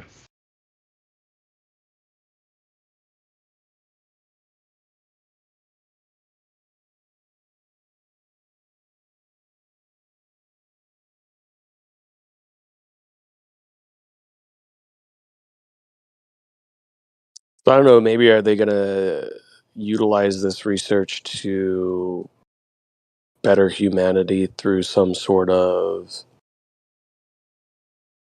engineering that might come about through detecting neutrinos and the different frequencies or flavors, whatever you want to call them, of the various neutrinos? You gotta ask Jace. He's too Not busy really. laughing. He's just laughing. He can't figure it out. He's laughing too hard. But yeah, I mean, I don't know what they say, that it can only be detected through what the weak force, right? So that's like, I mean, whatever it is, if it is something, then if it's something that you're able to detect and manipulate, then yeah, you can learn more about actual forces. But to believe that you're picking up on them 90+ million miles away is ridiculous. But if there's something that are here or local, right, that you're able to manipulate, like a force, and apply one thing to it, have a reaction, then yeah, that could be beneficial. But under the guise that it's something millions of miles away, hundreds of millions of miles away, that we'll never be able to use, does make it useless. But if you can get past that, then it could be useful. Yeah.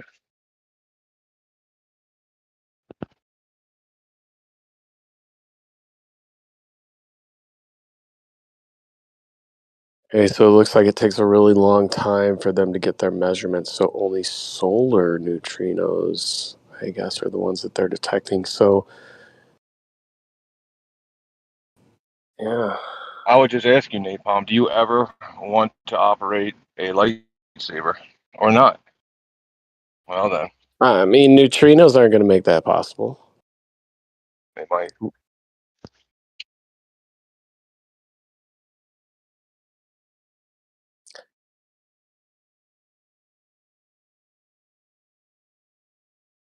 But I mean, it comes from the same lore that these people hold on to that think that there's all these places that can be visited throughout the galaxy, right? Because Star Wars told me so. Can't wait to go to Tatooine. Or did that get blown up? And you know, that's the real shame of it. Like that's the really sad part is that they think that we're taking away the option to meet these other like species of alien.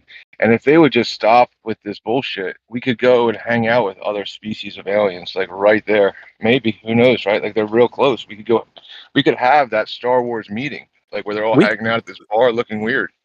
we can't even go hang out on the moon. They did that in '69. The average person can't go there now. What the hell are they doing?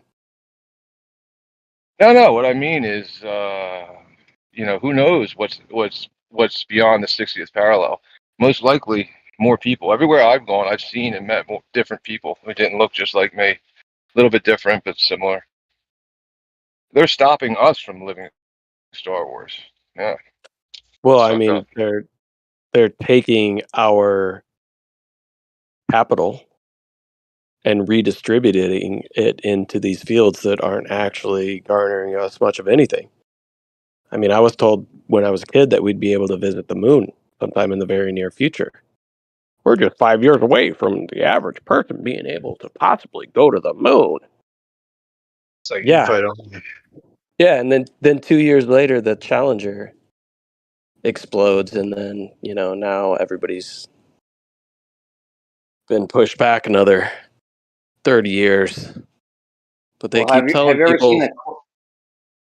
Go ahead. My bad. Have you ever seen real quick? I only got a second. Have you ever seen a clip when it's a congressman or something is questioning the head of NASA? I think his name was Bolden at the time, and he's asking him where's next, and they like started arguing about like what next meant and shit. It was hilarious. Oh, yeah. That it's a congressman or a senator from Florida. And he's like, "Where are we going next?" Mars. So we're not going to the moon. Why aren't we going to the moon? Well, the moon is on the agenda. So where are we going next? Like he couldn't even say it. Just kept going back and forth.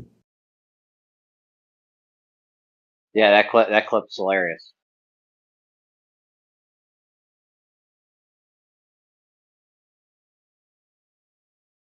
Oh, Bob, you gonna put some money on that?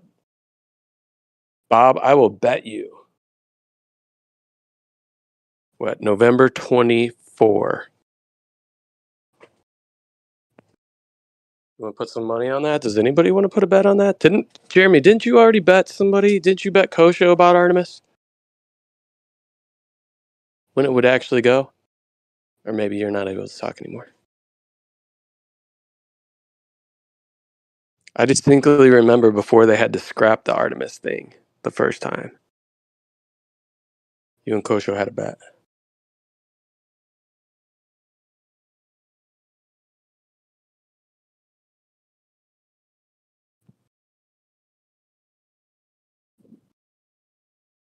I mean, I hope they figure out how to properly shield people from the radiation, from the Van Allen radiation belts before we get people up there to the moon. Hopefully they can figure that one out. Seems to be their biggest problem.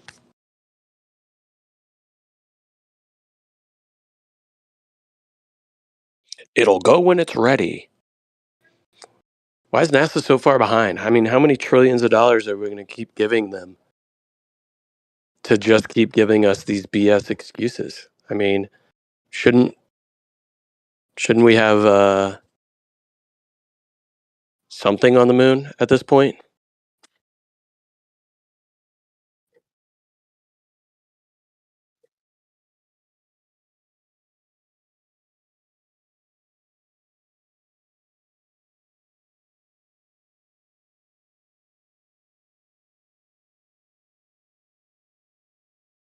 I mean, kicking the can down the road constantly. We went from basically almost zero space travel to 10 years later putting people on the moon. Less than a decade.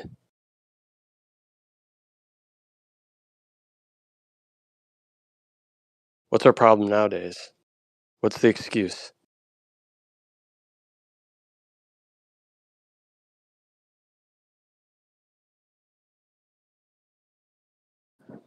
I guess it doesn't matter what the excuse is. As long as they have one, people will still like cheer them on, actively support them getting money to continue to kick the can down the road every 5 years, every 10 years, deadline after deadline never being met. Nothing on the horizon of any significance for mankind. And what's the next trip going to do? What are they going to do? Go up to the moon once?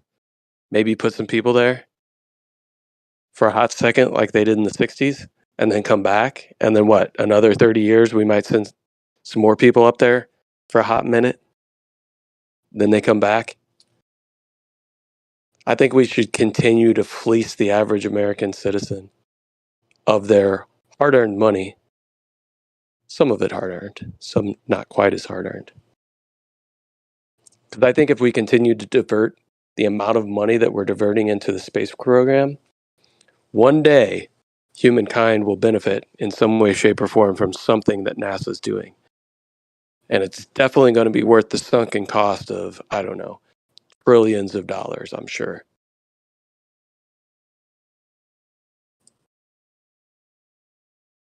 I'm sure whatever they do is going to help feed starving children in Africa as well. All across the world.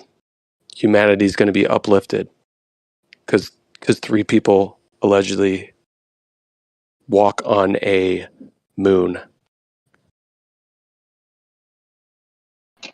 No, the best they can give us is Velcro. I don't even think that came out of NASA, to be honest with you. I think it was invented prior to that. Oh, I totally agree with you.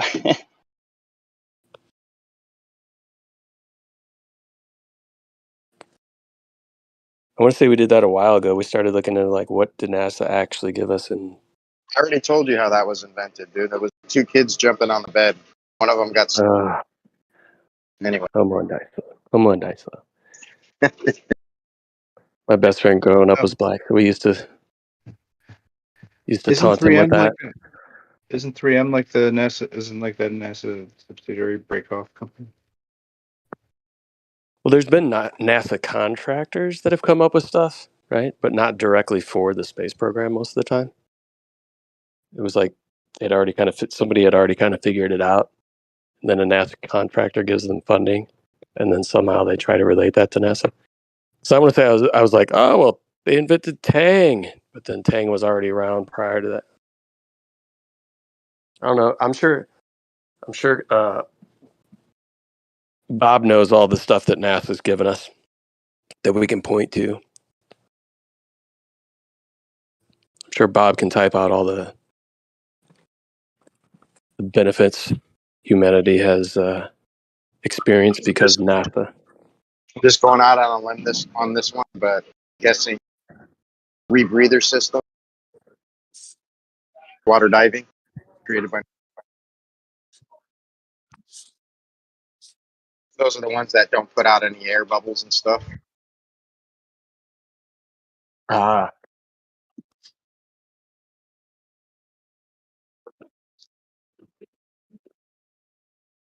gotcha. That makes sense.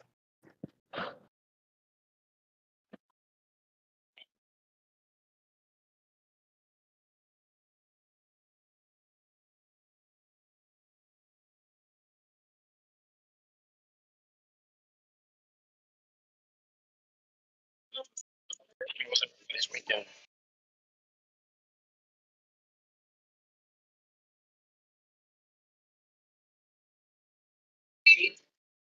Well, that's good. No news is good news.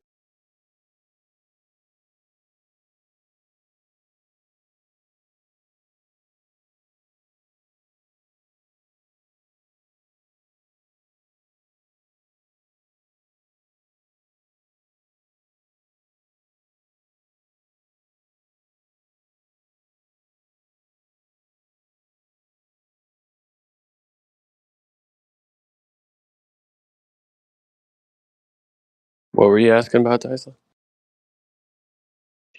I was just saying, how was everyone? How was your weekend? Oh, yeah. Good. Fantastic. Fantastic. Always goes too quick, huh? Always does, man. Yeah, no. Played a couple hockey games. Other than that, it was, yeah. A little bit of work around the house, a couple of hockey games. That's pretty much it.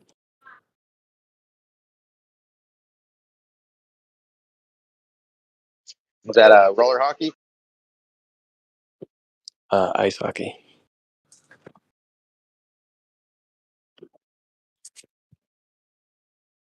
Oh, nice. Yeah, I'm not gay, so ice hockey.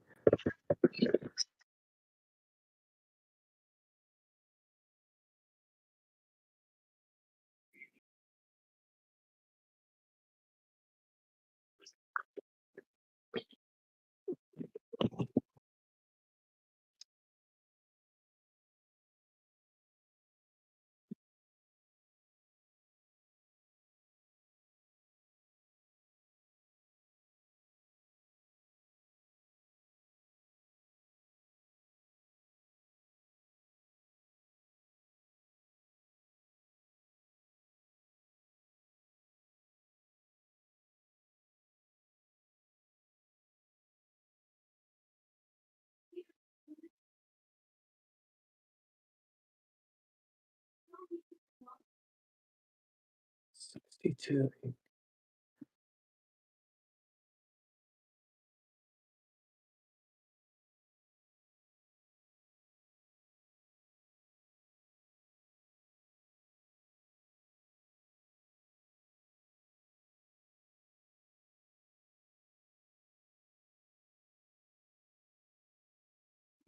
Anybody giving us what NASA has provided us?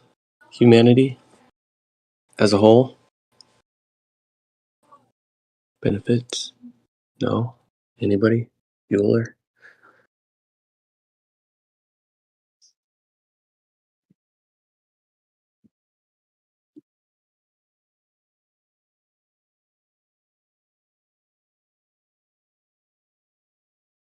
All they really give us is mythology, you know? Yeah, I agree. Yeah.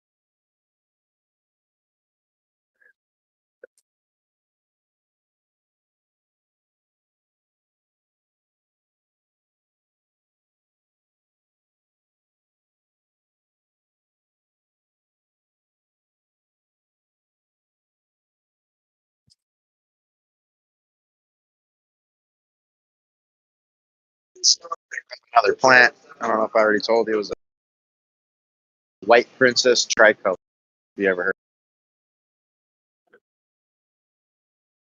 Tricolor? What type of plant? Philodendron, white princess tricolor. Oh, philodendron, huh? My Swiss cheese is going like crazy, bro. I picked up another Delicioso for like, I don't know, it was like $5 or something like that. When are you gonna step it up and get the variegated? Man, I'm gonna test out how well my Monsteros do outside before I start buying $100 fucking plants. Monsteras do pretty good outside. I got mine outside, like the high desert, essentially. As long as it's not in direct sunlight, thank you. It'll do really good. I don't suggest putting the barricaded one outside though, because like you said, they're too expensive. Mess up. Which high desert are you in, Daiso? Well, technically I'm in, but I didn't hear you. Cut out. Yeah, Ventura County. Oh, okay, right on. Yeah, I'm in the Great Basin, so I know the high desert's like. Yeah, it can be hot. Yeah, it was 105 this weekend. Yeah, we were at 100 where I live, and then 30 to 40 minutes away, 70.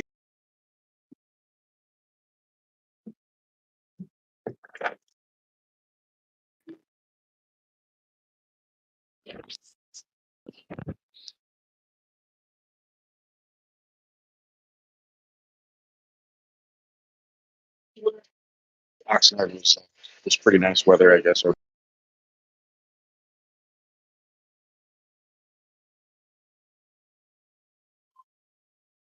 But yeah, look into the Monstera Albo, the Thai constellation. It's essentially the same thing as your Deliciosa. It's a sport version, I guess. Okay, we'll do. What's it called again? You can type in Monstera. It's just it's the same thing as what you got, but it's white variegated. And then there's the Monstera Thai constellation. So basically, they're all the same genetics, whatever. They just have different color schemes. Like some will be yellow, like a lighter green. I guess they yellow. They've got all. They get more expensive, but definitely worth it.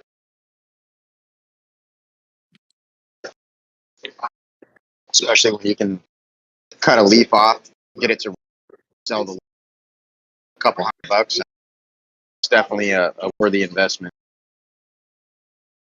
Yeah, because you can propagate and fill them. Is that what you're saying? Yeah, you can easily propagate them, and then they have like a high demand. So I usually don't might take. sell. I trade is what I do. I always trade for Yeah, plants. yeah, you can do that. That's what I'm trying to do. I'm trying to that red moon. I'm trying to get it growing out so I can trade for a caramel marble. That's the one that me and my wife really.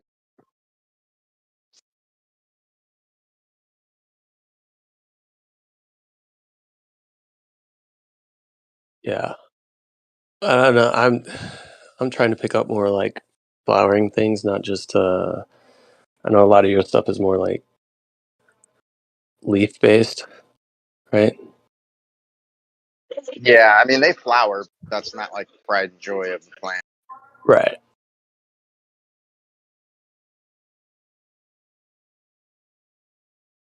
Yeah, most of my plant money goes towards orchids and then like tropical ornamentals that I can have in full or full to part sun, because that's kind of my setup, my scenario.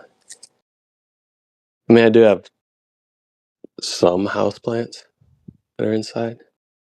Like I have peace lilies and fiddly figs and monsteras and Put your monstera at the base of the palm tree, and yeah, that thing will climb the palm tree, dude, and fully mature. You'll have like 2 foot freaking 2 foot size leaf shit. Pretty awesome. Yeah, so I'm wanting to try and take. So I had a cutting that somebody gave me um, a while ago, and he gave me a cutting with like one leaf, and it's continued to grow, but like the air roots are like fucking like 12 feet long on this thing now. I've had it high up on a shelf outside, and I'm contemplating moving that one because I have like no investment in it, right? It was just given to me. Contemplating moving that one out towards like underneath my magnolia tree. So I have a magnolia tree that's right next to a white bird of paradise, so it gets good shade. So I'm gonna see if maybe I can train it up the magnolia tree. Oh yeah, they'll climb up anything, man.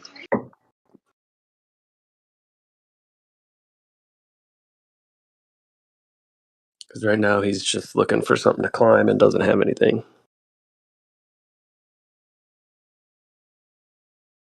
But I've been training this Swiss cheese one upwards. One of my wife's coworkers has Swiss cheese, and she's just like letting it grow down. And I showed her mine. She was like, "Oh, you're training it up." And I was like, "Well, the other monsteras I think I'd do that with, so I figured I'd do that with this one." And it's loving it, Yeah, bro. yeah, they like to grow up vertically. Here, I'll drop a picture. It's when I got it, it had maybe 4 leaves on it. And this is it now. It just keeps growing upwards. I just stuck a like a stake I use for some orchids in there, and just tied one of the stems to it, and it just keeps going right up it.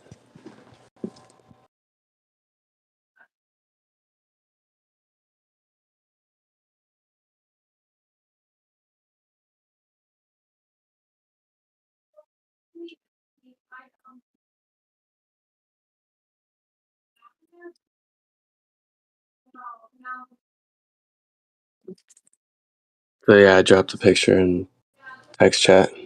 So people Yeah, are I'll take probably a look right now. I was just looking at a picture to post myself. I was on my way to a. Oh yeah, that's a Monstera Ansonii. What you yeah. got there? Swiss cheese, right? Isn't that the one they call Swiss cheese? Mm, I think it's the. You could be right. Could be right. I don't know if I it always is. thought it was. I always thought it was this one. So if you look at this pine tree, I passed by this guy's house growing up this thing like several feet. Kind of got to zoom in a bit, but yeah, Oh dude, yeah. it was like growing up 15 feet up this tree. Yeah, you see that a lot down here. Actually, I know a couple spots where they've got, I think they're variegated monsteras growing up trees. Or something very similar to it. I'm gonna have to just start stopping by houses and knocking on doors and be like, "Hey, can I get a cutting?" If you find anything variegated, yeah, ask for a cutting. Well, excuse me, about plants. He had all these blades, and I told him that I collect variegated.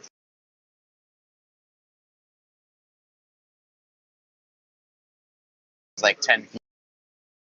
You're cutting out. They're up.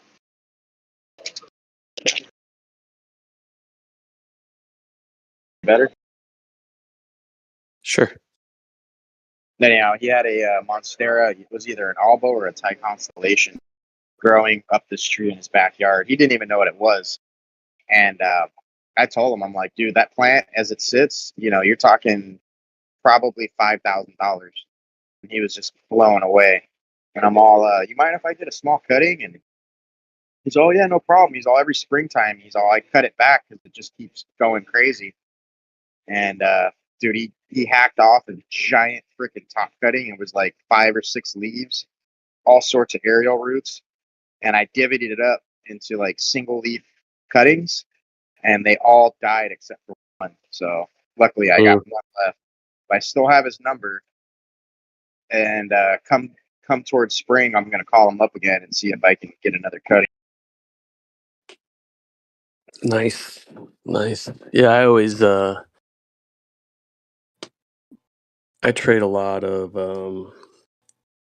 I have these huge bromeliads that, like, if you wanted to buy one of these just as a single bromeliad, they're like $50 to $60 a piece, and they just keep like replicating like crazy. And I just keep every time I go to thin them out, I just stick some of them into pots or whatever. And then when anybody's like, "You have anything to trade?" I'm like, "Yeah, you want a big bromeliad? These things run about $50." I'm like, "Oh yeah, I'll take one of those."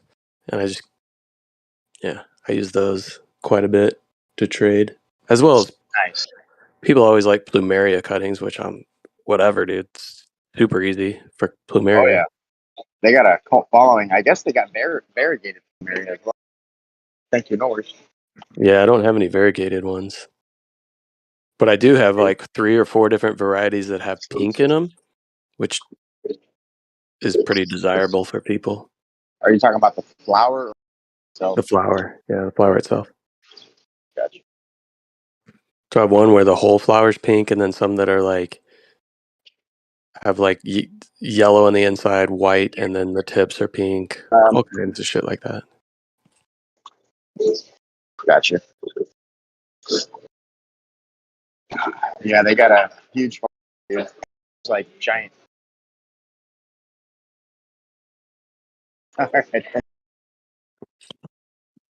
And they're the easiest thing, especially down here. It's so easy to grow them. It's literally like you just stick them in the ground and they'll start to grow another tree. You just cut a piece off, stick it in the ground, new tree. Yeah, I went to a customer's house and we were talking plants, and he had a bunch of plumeriums that he's been propagating himself, and he ended up giving me one. It's had it in my front yard and it was getting cooked to shit, so I moved it to the backyard and it's been doing much better. But I'm not a huge fan of them, honestly. It's not really my cup of tea, but I still find beauty. They're easy to stick into my landscaping, and during the summertime when they have leaves on them, it's great. It's great green fill that has, the flowers that come with that as well in the spring, summer, and fall. But in the wintertime when they lose their leaves, it just looks like you've got a bunch of sticks. Yeah, I know exactly what you're talking about.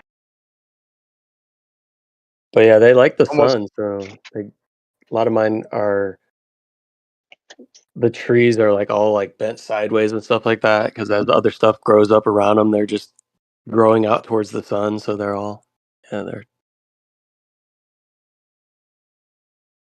interesting. That's what they make leis out of in Hawaii is the plumeria flowers. Oh, really? Yeah. Okay, I didn't know that. Also known as a frangipani. I think that might be the actual name instead of plumeria. I found out there's this Mexican drink you can find at like 90% of Mexican restaurants called Hermica, and that's made out of the hibiscus flower.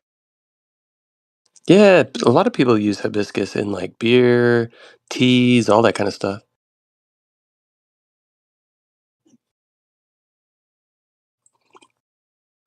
I've had hibiscus in the past. I've had like some really cool hibiscus, but I find that at least in my zone where I'm at, my area, hibiscus, it just gets super leggy, like woody and stuff like that. Like I don't do well with keeping it in like a bush. Seems to get real leggy, drops a lot of leaves. Plus it attracts a lot of fucking bugs and shit to it. For sure. At least in my area. Yeah. And not like I don't mind bees and shit like that. Like I have crepe myrtles that attract a bunch of bees, and I have when my queen palms go to seed, like that attracts a bunch of bees. I don't mind the bee. Bees are awesome, dude. Bees, all kind of Can you hear fungus me? and There you go. yeah, you're kind of cutting out. I just hate when you have like hibiscus will attract a bunch of like aphids and stuff like that. That once you get those around, like they start getting on other shit. Oh yeah. We plant sunflowers every summer, and every summer, like you said, a ton of aphids are just naturally attracted to these things.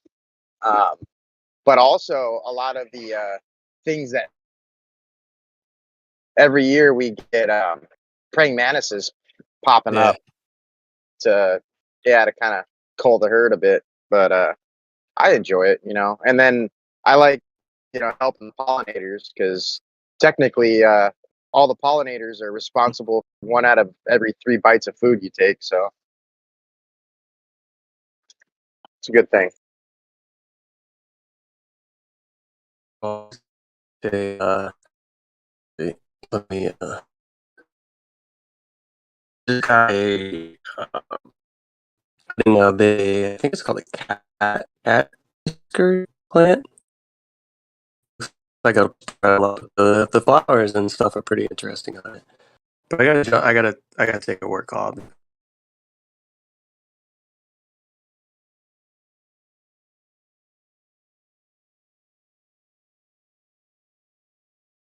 Yeah, you better run away.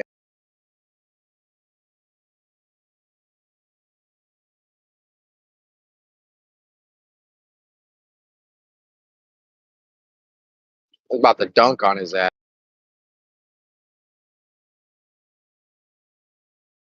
Yeah, he was scared. He was scared. Yeah. Who wants to smoke, bro? Who wants to smoke?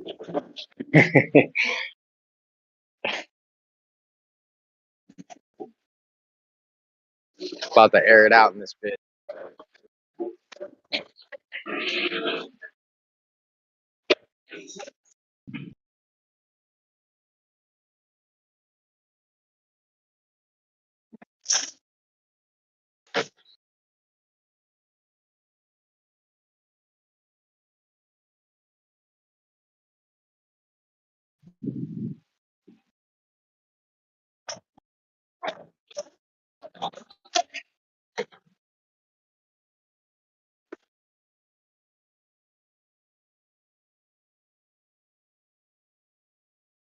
Fucking 2 jobs left. Been a fucking breeze of a day. Want to jinx myself, but I think I'll be home at a decent hour today.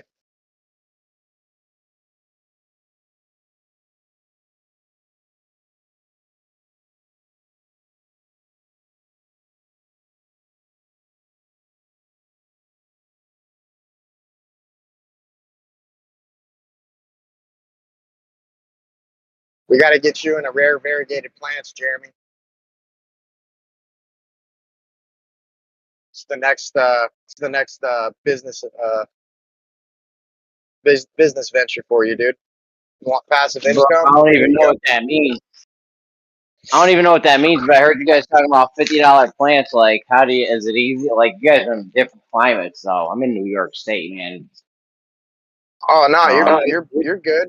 You're good where you are, bro. You can do it. $50 ain't shit, bro. Some of these plants, like the one I was talking about, one leaf goes for anywhere between $500 to $5,000 for a single leaf. So yeah, bro, you need to get on this. You want to make that money. I mean, that sounds awesome. How is a leaf worth that much? That's crazy. Well, they're rare. You've got 1 out of 100,000 chances for a plant to go variegated in nature, which is a mutation, and they're highly sought after. So you've got a lot of people that have got a lot of money. They want unique decorative live decoration for their house, and then you got plant enthusiasts that are way into these things too. But yeah, dude, they've got a high demand, bro. Like, and then you could just undercut the market, bro. So like, if everyone's selling them at 500, dude, you could come in for fucking 400, bro, and just undercut the market. So Yeah, people go crazy over that, man. It's like Pokemon cards, man. People just love that stuff.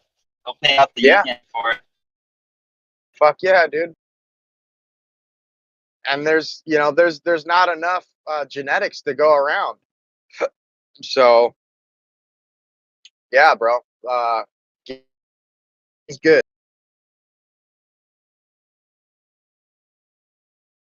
It's not financial advice, but just saying.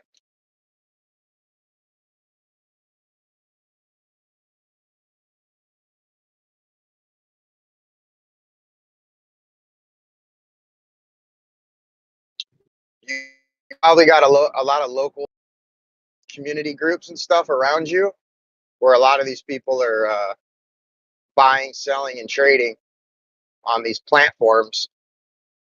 So I don't know if you got like Instagram or Facebook or any of that stuff, but you can find people around you that got stuff and then start working with that and then move up the ladder to the more expensive shit.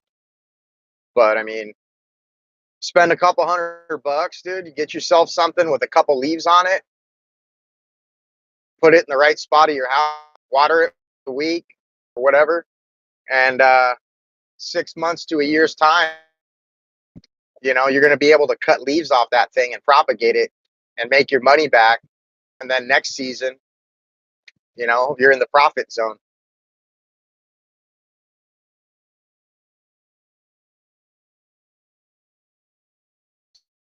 It's pretty good investment when you think about it. Yeah. You know, money does grow on trees. You just got to know where to look.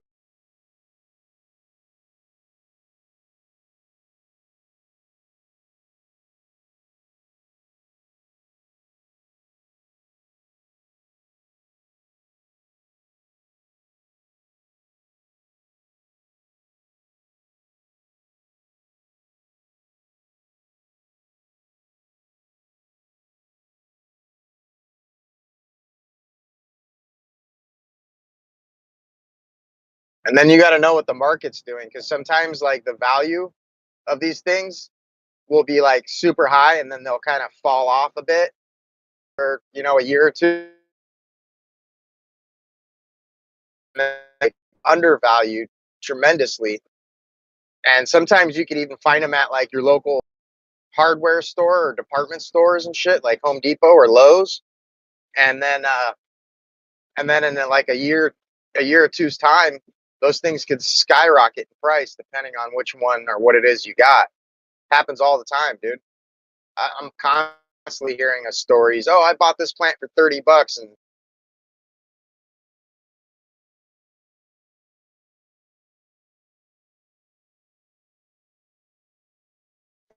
a little bit of knowledge.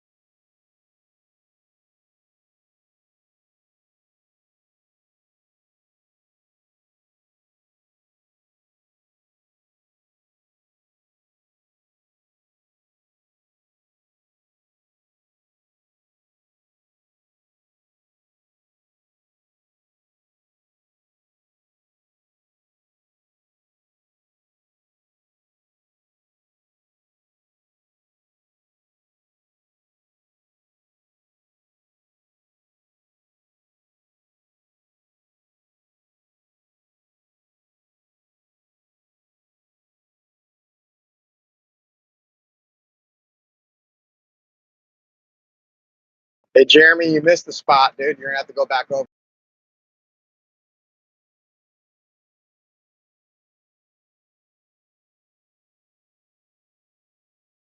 Bro, we don't miss no spots. I think I saw a couple boogers stuck to that one desk over there. I'm not even on desks.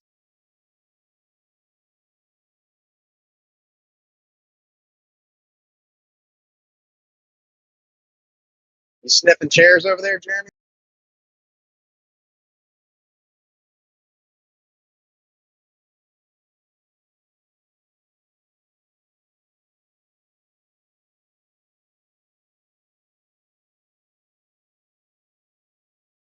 I heard you got busted for writing flat Earth in the bathroom stall.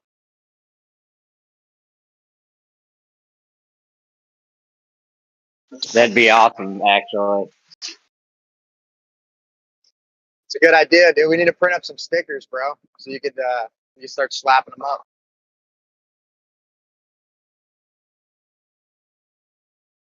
Just put it right in the Earth Science room on a globe.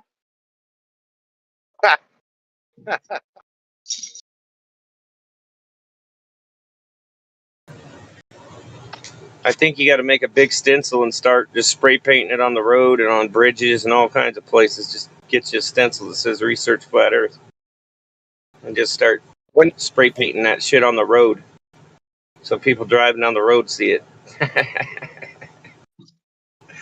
Put it on major highways. Just go there in the middle of the night, just walk out there and spray paint that shit on the road. On like Just those wait till they do wait till they have their little science fair solar system day and they make their little mock-up models for the solar system and just go replace the Earth and the Moon, dude, off their little diagram they got. I think I'm gonna make one that says NASA or Flat Earthers.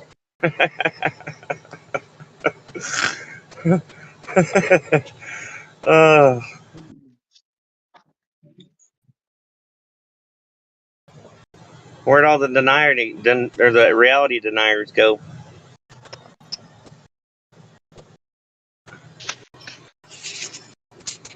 Nobody wants Probably to new argue about. Go ahead. probably new Star Wars movie preview or something at the theaters. I don't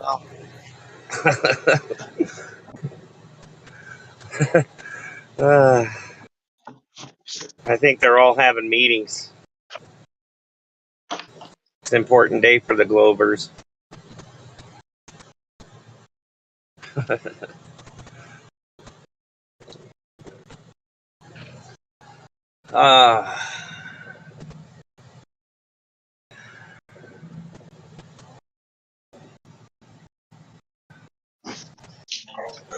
It's hot in the They're desert, boy. probably in a meeting right now. I think they're having some difficulties trying to figure out how to fit the square peg through the round hole still. Yeah.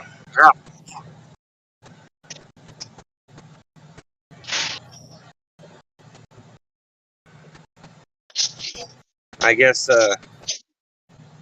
Globe Flat, whatever his name is. I think he started a new channel or something. Jesse was trying to coax everybody into going over there in the chat. trying to coax flat earthers over there. Must be a globe channel. They're over there getting tough on the handicap individuals. Yeah, circle jerking. Now, yeah, they just can't compete in these servers anymore. They're just pathetic.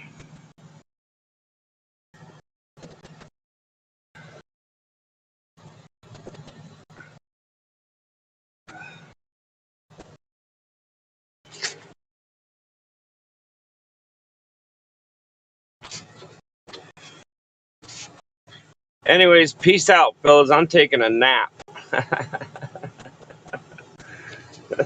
All right, bro.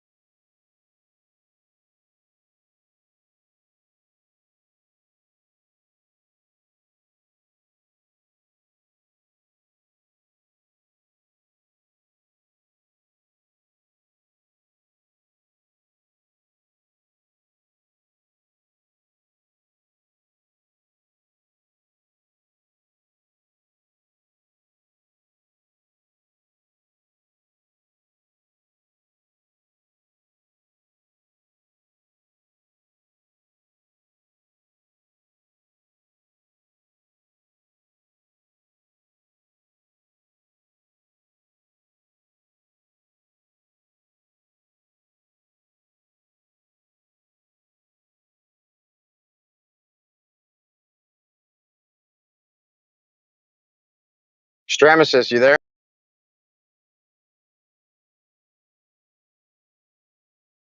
Kind of. Has anyone ever told you you remind them of E from Something About Mary? Nobody has ever told me that. No. Oh, okay. You ever look into that tennis racket theorem yet? I don't know what that is. It's also known as the Zhibinikov effect. Okay. And Should look into it, dude. Might answer some questions for you.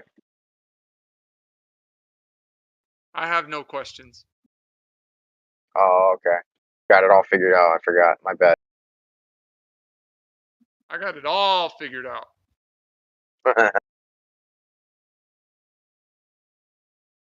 I'm way ahead of the curve.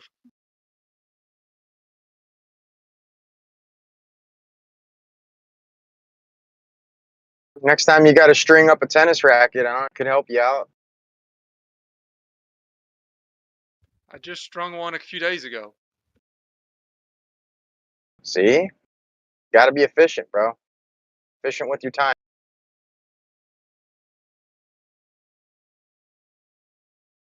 Whenever I'm stringing a tennis racket, I usually put a YouTube video on. Okay. Well, it Usually doesn't something, sound like you're in the bathroom, so that's good. but it's usually something from the Science Foundation or, Michio Kaku or one of those guys. I got a good channel recommendation for you. It's called Theoria Apophasis. Is that how you say that? I've always wondered. I think so.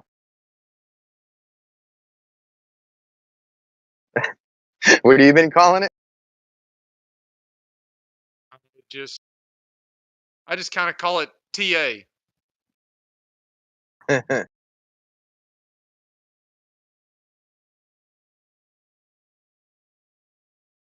Your pronunciation is as good as any. Yeah. Just call it the fat tattooed bald monk. Or, as Xanax says, Uncle Fester. Yeah, that's another good one. Although I haven't seen him light a light bulb up yet. That would be pretty good. Maybe I should mention that to him. That is a good idea.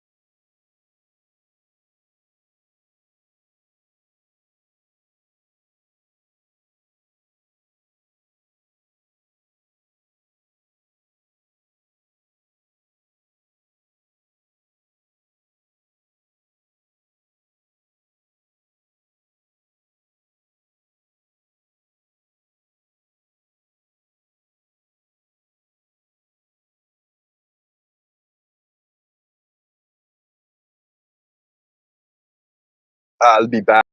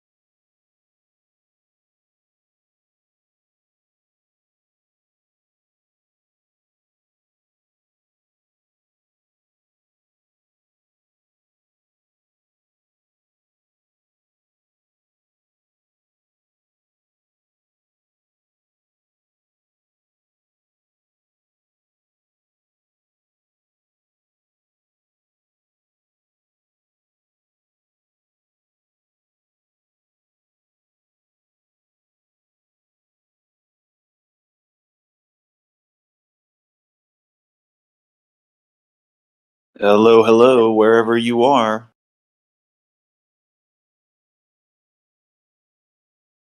What's up? What's up? I just woke up. Papa slept How we in. doing, guys? I'm sprightly. I'm really good today. I'm not gonna. Well, hopefully, I won't be here too long. I got a call I'm waiting on for business, but just thought I'd pop in and say what's up.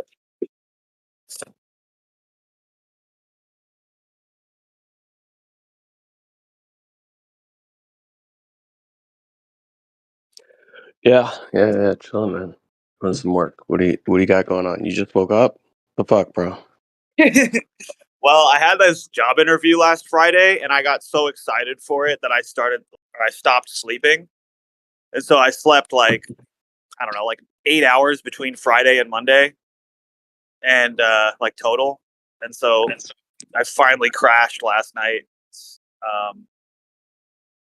and got some decent sleep. Let myself sleep in a little bit because I got another interview on Wednesday, and I'm already like tripping out about it.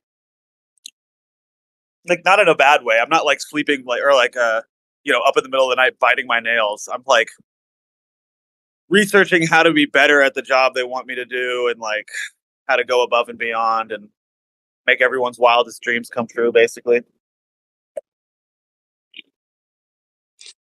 Yeah, sometimes that just brings you more work. And then when you don't do that, they think you're the best thing ever. Yeah. That's true. That seems to happen to me, where it's like, man, my productivity really sucked this year. I didn't put forth the effort. I've been so unmotivated. And they're like, you're a top performer. And then the years where I'm like busting my ass, getting so much shit done, they're like, yeah, you could do a little bit better. Like, what the fuck? Yeah, I've definitely experienced that. Fortunately, this isn't the kind of job where they're going to be like saying anything like that. I'm coming in to do something that they don't know how to do, and they're just there to have the money to like make me do it. Not like to pay me to do it, but to like fund the things that we're doing. Nice. Yeah. You fixing somebody's farm for them? Yeah, dude. Somebody got 65 acres and it burned down 5 years ago in one of the California fires. And 3 years ago, they started it up again. And they've had people living on it, getting paid to live there for 3 years. And they haven't brought a single fruit or veggie to market. So they're just like bleeding money, letting hippies live there and paying them to live there. And so I'm going to go there and suggest that we do things differently, I guess. I don't know. They're looking for somebody who can manage, work, and consult, kind of a package deal. The beauty of it is we live in a world that's so fucked up. They've done so much damage to the earth and damage to people's minds that I can't do much worse. Like, I really cannot do worse than what's already happening. Do you find that the hippies might have the right philosophy but lack the motivation to make anything come to fruition? When you say the hippies, I'm going to say no right off the bat just because I don't want to group them all into one category. There's some hippies that'll bust my ass and be way harder workers than I am and have all this amazing insight. But then they'll say something very hippie-ish, which brings them back to like being. I don't even like the word hippie because it's not necessarily. I don't want to use it in a bad word, but there are a lot of types of people these days who have really great ideas and they've seen all the movies and the documentaries. They might even have a degree in it. But there's something that happens to people who are trying to live 1 foot in the farm life and 1 foot in the city life. And it's like, it's burnout. like if you're not, you burn out when you stretch yourself too thin, and I think that's what a lot of people these days are doing. They like the glamour of like, or they think it's very glamorous to be like out in the fields, like one with nature, but you do it, 7 days a week for a couple years, and you don't have the right help, and you're not making the right, leaps forward. You're just spinning your wheels, So Yeah. Makes sense. yeah, in the first interview, they were like, the interviewer was like asking me like, have you ever gotten burned out? Like, we have a lot of people up here that, we don't want to isolate people from the society. And I'm like, me, isolate me, like, because I know what it takes. Yeah, there's a certain bit of isolation, but if you're building community and you've already got connections in the area to keep your social bar high, you know what I mean? Like you're filling up your social tank. Yeah, it's good. It's kind of a dream job in the fact that the property that I would be managing is directly next door to my best friend's property that he just bought like 3 months ago. This is totally synchronistic. We did not plan this at all. He bought this property 6 months ago, and now I'm going to manage the property that butts up against his. So he's going to have no issues with the neighbors. We're both on the same page as far as how we want to like manage land. It's just going to be like, yeah, my best friend will become my neighbor if I get this job. That's what I'm way more stoked about that than anything else, really. Nice. Yeah. That's cool. Yeah, I need to figure out a way to get my my hands more in the dirt and actually making some fucking money doing it. Yeah. Would be nice. Would be nice. Have you thought about No. maybe some no. Well, you're outside a lot, right? I know you've been doing like you do a lot of outdoor work. Yeah. Do you know people that have like maybe a half acre that they're not using or quarter acre that they're not using? Half acre, quarter acre. Not really. Not that I can think of off the top of my head. No. Not in Because the there's a lot area, of at least. like passive things that you could do agriculturally to gain income. One of the things I've been looking at is mushroom logs. They're super easy to do. You get a fucking drill and a certain drill bit. You just drill a bunch of holes in the right logs, and then you inoculate them with mushroom spores. You can buy.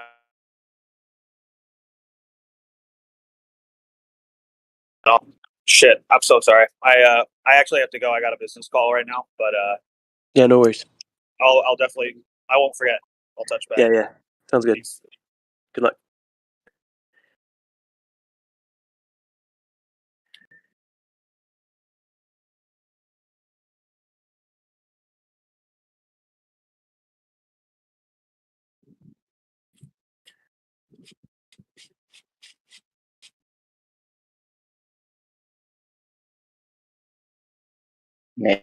I like where I like where your head's at with that. Show me the measurement of this is how we see. Like they don't have it.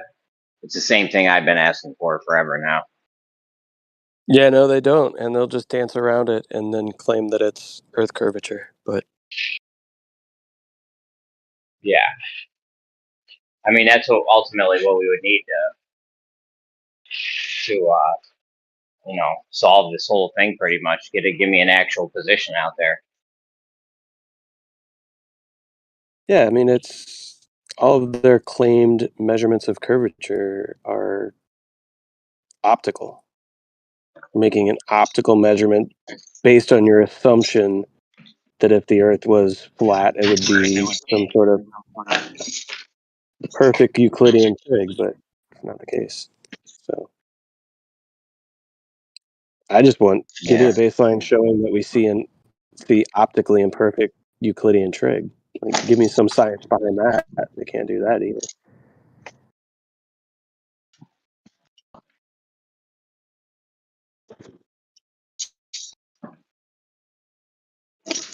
No, I went through it with B-ball earlier today. I mean, all they'll come up with something. They want to say, "Oh, we're seeing in straight lines," and then literally 2 seconds later, when I say, "Oh, okay, we're seeing in straight lines," I have observations then, and then it's like, "Well, did you account for refraction?" It's like, "Why? You just told me we're seeing in straight lines." Right. Yeah. If we lived on a flat Earth, we would only see in straight lines and perfect trig. But then when we make observations that don't match that, right? We say that the reason is because the Earth is curving below our feet. But then when we make observations that don't match the curvature they want, then they say it's refraction. It's just a game. Yeah.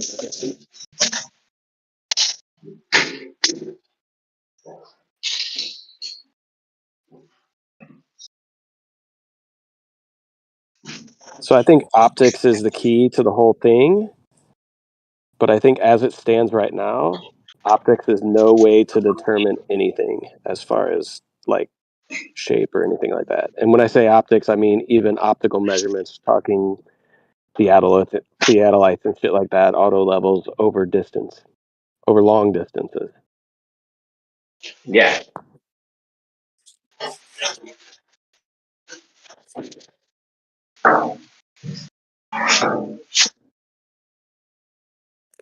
Because you even did that with Jesse the one time where you're like, all right, so we'll just use your measurements. Okay, I'm going to use your measurements where you measured a concave Earth, because the Earth is concave. Yeah, I did it with b-ball this morning. Literally, like 2 seconds, it switches from what we're seeing in straight lines to you need to account for refraction in like seconds. Yeah. So that's the kind of thing we're dealing with. Game. That's all it is.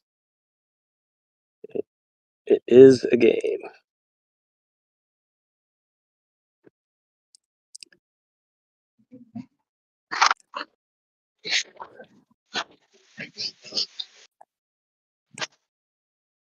I don't know. I feel like they're losing the game, so they're trying to revert it back into something other than the arguments. Now they're going to try to play a game where it's like, oh, nobody comes to the server anymore. It's like, okay, yeah. Remember what happened with Tartaria? Gee, yeah. How long did that last? Yeah, I'm not worried.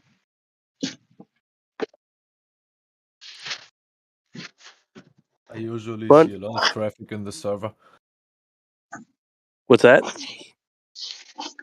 Usually, I see a lot of traffic here in the server. I don't know why in the last 2 or 3 days it seemed that it was not so busy, but usually plenty of people are here. When I visit, it's like 20 plus people usually. Yeah, it's just been a slow couple of days. It happens.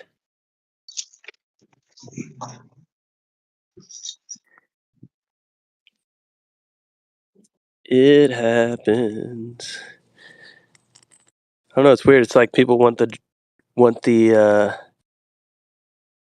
drama more than anything, right? And it's like there's a new server for FTFE and McToon to make money off of. So people try to get people to flock there so that they can make their money, get their tithe from their congregation.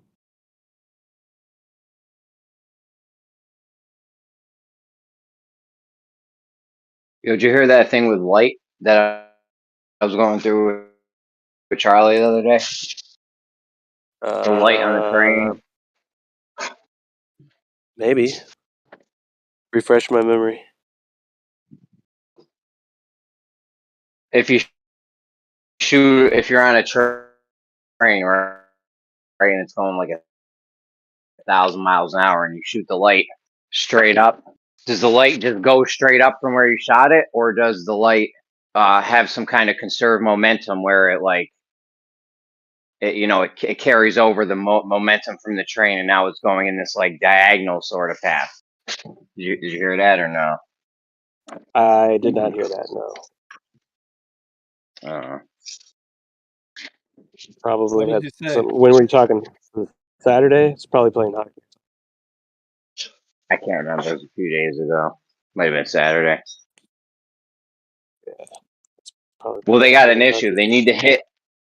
They need to be able to hit the moon with a laser beam. So if the beam doesn't have any conserved momentum, then and it just goes straight from where we shoot it, by the time it gets from us to the moon has been displaced at the rate of 1.5 million miles an hour. That's what they say. Earth's going with it. So either the laser beam conserves the motion, the momentum, or whatever it's called, and the motion's carried over to the laser beam from our movement, and that way it can hit the moon, or it doesn't hit the moon. If it doesn't, but if it does carry the momentum over, they got another issue though, because if it carries the momentum over, then you've got a problem with C on a train. If you shoot the laser beam straight on the train instead of straight up, you shoot it. You're at the back of the train. You shoot it towards the front of the train. If that motion gets carried over, it's going to break C. You're going to have C plus whatever the momentum of the train was. So Charlie was trying to tell me, oh no, it gets carried over into energy when you shoot it forward, but it's the motion when you shoot it. I'm like, bro, that doesn't matter which way you shoot the light. If it's carrying over motion, it's carrying over motion. Why would a direction of the light matter? Well, if that's the case, then They got they'd to have preserve some C though. problems with they'd have problems with relativity too. If that's the case, right? Yeah, they have to preserve C. That's Yeah. the dilemma they're in here. They need to either hit the moon with a laser beam or they need to preserve C. They can't do both though. I mean, I guess they could claim that they lead the target when trying to shoot the moon. They could claim that. They could claim that. That would vary on which way which position the moon is in and which direction we're heading through the main speed of the galaxy. Yeah, and then Or where are through you this going to receive that? universe.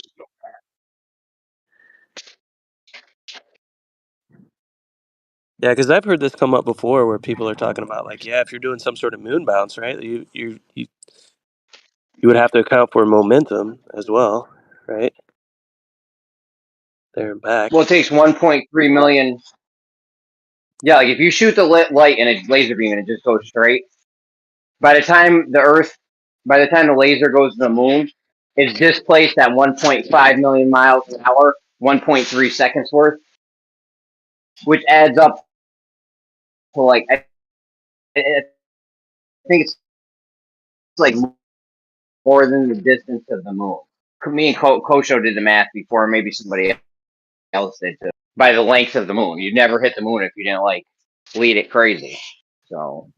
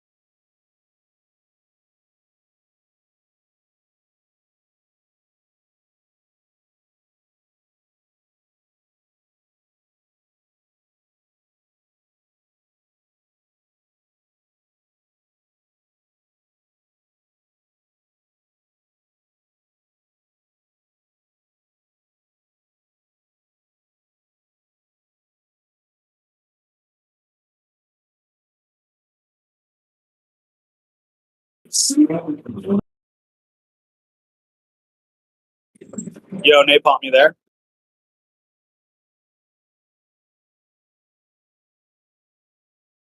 Yeah, what's up? Yo, what's up? Sorry about that. That phone call literally just ended. But I know exactly what we were talking about. Yeah, shrooms in wood. Yeah, dude. One little tip or trick that I learned was if you know people who are interested in doing mushroom logs, you could do a workshop and teach it yourself if you wanted to. Or if you know somebody that knows more about mushrooms than you do, have them come and teach it. Work something out with them. But you can basically get, by doing the workshop and having everybody that shows up pay like $20 or something, you can pay for all the mushroom logs yourself and pay for a lot of the work that needs to be done to have them inoculated. And so everybody does like 5 logs. Everybody gets to take home 1 log, right? And then you keep all the rest. They got to participate in this cool workshop, and now you've got all these inoculated logs, and you just got to set the sprinkler on a timer and like put a tarp over it or something. Just make the right climate, and let them be. Come back later, harvest and sell. Nice. So this is this a fairly simple process? Does the wood have to be, cut down for a certain amount of time so that it's seasoned? All that neat jazz. Specific Well, wood. it is specific. It is wood specific, and that'll also depend on the mushroom type that you're using. And it's generally that they should be like kind of fresh. But a cool way that you could get them for free is if you're already doing like landscaping and stuff, and you see somebody's tree that might need to be trimmed a little bit, you can just say, "Hey, I'll hit this tree for you, and I'll even take the logs away." You know what I mean? Yeah, I mean, I'm sitting on a decent amount of logs that were cut this year. They should be fine. We used logs that we had cut down like in the months prior to the workshop, as well as some logs that had just been sitting around. We even had some people bring their own logs, if they had them. It was kind of like, of course, an agricultural community. But yeah, that being said, it's like, I'm pretty sure they made money off the workshop and got all the logs paid for and done. Like, how much is it really to like inoculate them? What is the cost of the spores? I can look it Is up for you right now. Is it even that expensive? I'm trying to think of the. Okay, here we bought. I think each bag was probably $60, and we inoculated like over 150 logs. Oh, for $60? We had like 3 bags, so I think it was closer to 180. But we also got paid for the workshop. I think we knew somebody from the local community college who was a mycelium like expert, and he volunteered to come and give the workshop. It was only 1 day, and then we like made bread, I think, in the bread oven, and like had some butter from the farm, which we produced that, so that didn't really cost anything, and that was like we had coffee there too. And then we cut all the logs down ourselves because they had 100 acres of like pretty wooded, not too much pasture. So yeah, that was free as well. But like each log, gosh, how many holes do we put in each log? A lot of holes in each log. Mushrooms came out of each hole. You know what I'm saying? Interesting. So what type of mushrooms were you growing? We were growing Jupiter shiitake, regular shiitake, lion's mane. We were growing what is that? Chicken of the forest. There's another one whose name is escaping me right now. We also planted some into mulch. Like there's types of mushrooms that you can actually just throw into a mulch pile, and they'll grow out of that as well. I have so many mushrooms growing out of my mulch. My mulch has so much like mycelium growth going through it. It's ridiculous. Oh, dude, that's so tight. I love healthy soil. I love microbiology, dude. That stuff is so interesting. The only problem is it attracts a lot of weeds. Well, the weeds are just the first step in the ecological succession of creating abundance. It's the soil saying, okay, well, we need you guys to pop up right now, send down your tap roots, and bring all these nutrients up so the mycelium can, grow and whatnot. Because my understanding is it's the mycelium in the ground that's telling the plants and the trees what to do. Like that's the brain of the plants and trees. You don't have plants and trees if you don't have mycelium. Never. The desert has no mycelium. Saying. Yeah, seems to be the communication pathways, right? Yes, exactly. And so, like, finding a way to amend your soil and revitalize that communication pathway by stimulating mycelial growth is key to any kind of success. Dude, I get a ton of mushroom growth in my backyard in the mulch areas. I have a bunch of different plants in there, so I'm sure that helps. But yeah, it retains a ton of moisture, and I get all kinds of mushroom growth. Should probably take a picture of some of the weird stuff that's coming up right now. Yeah, identifying it would be cool because they're also giving us little red flags and signals as to what's going on under the soil. And of course, with a diversity of plant life, what that's doing is different plants are bringing different nutrients up. And depending on how often they drop their leaves, they're cycling those nutrients back to the topsoil.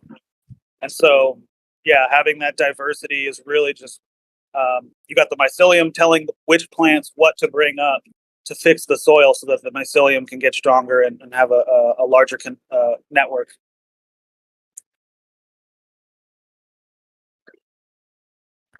Nice. Yeah, I try to reduce a lot of the shed. I don't have a lot of plants that drop a lot. The only plants I have that really like drop into the mulch their own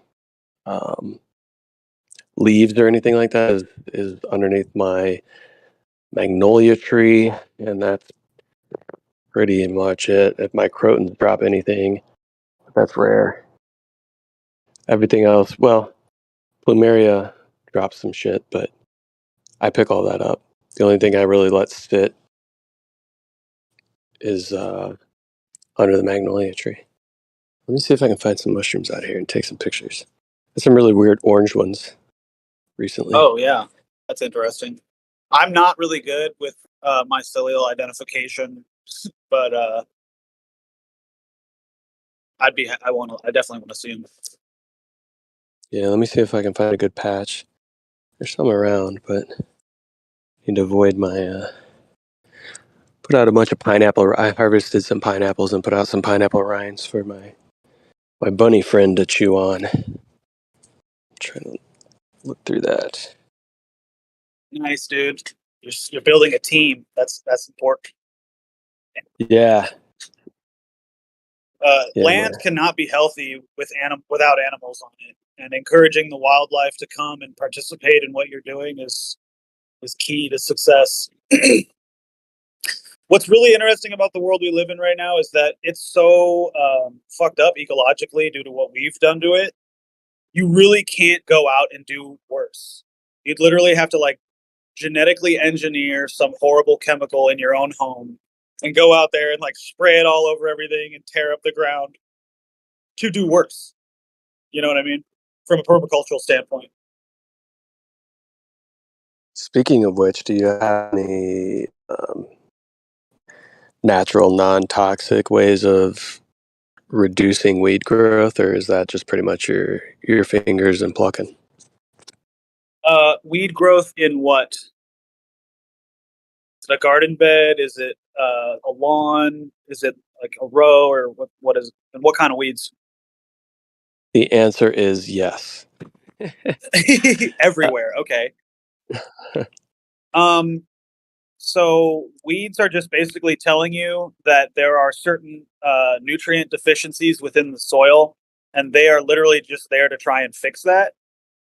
If they are ugly, what you do is just top them. You know, I would leave them alive if you really don't want them there. Rip them out, but then just leave them on the ground to decompose. Let those nutrients that are in the plant return to the soil right there. and that would be like the quickest fix, and just keep doing that with them. Because if you see weeds in your garden, they're pulling up the mineral and storing it within itself that the soil needs, and the soil's going to get it when that plant either dies naturally or lets its leaves loose. And when you pick those weeds and then you take them off your property, you're taking away the very nutrient that the soil needs. And that plant had to go, deep below the topsoil in order to get that. Gotcha. So what you could do is identify the weeds, figure out what kind of fixer it is. Chances are it's probably a nitrogen fixer. Probably. And so what you do is you amend your soil, rip out all those weeds, and then plant nitrogen fixers that you're okay with looking at. I have so many. We're contemplating in the backyard resodding this year. So I think I'm just going to have to come through and basically get rid of everything that's back here. I think once I do that, it'll help reduce the amount that's coming up in the beds, because like 90% of my yard is weeds to begin with. So they just keep going all over into the beds. Like, it's not helping that they're in the lawn themselves. So they're just transferring into the beds quite easily. But yeah. You could also try introducing a bunch of different species, like of cover crop, to just fight the weeds. Yeah, in the beds in the back, it's an ongoing battle. But I think that's mainly because most of these things are popping up because there's so many other weeds around, right? So if I don't have the ability to cut the grass in time, they kind of go to seed quickly, and that spreads into the bed. So I think if I can eliminate it out of the turf, it's going to be a much easier process in eliminating them out of the beds. What kind of grass you got? I have a mixture of Bahia and zoysia, and the rest is weeds. I'm trying to get all zoysia and just resod with zoysia.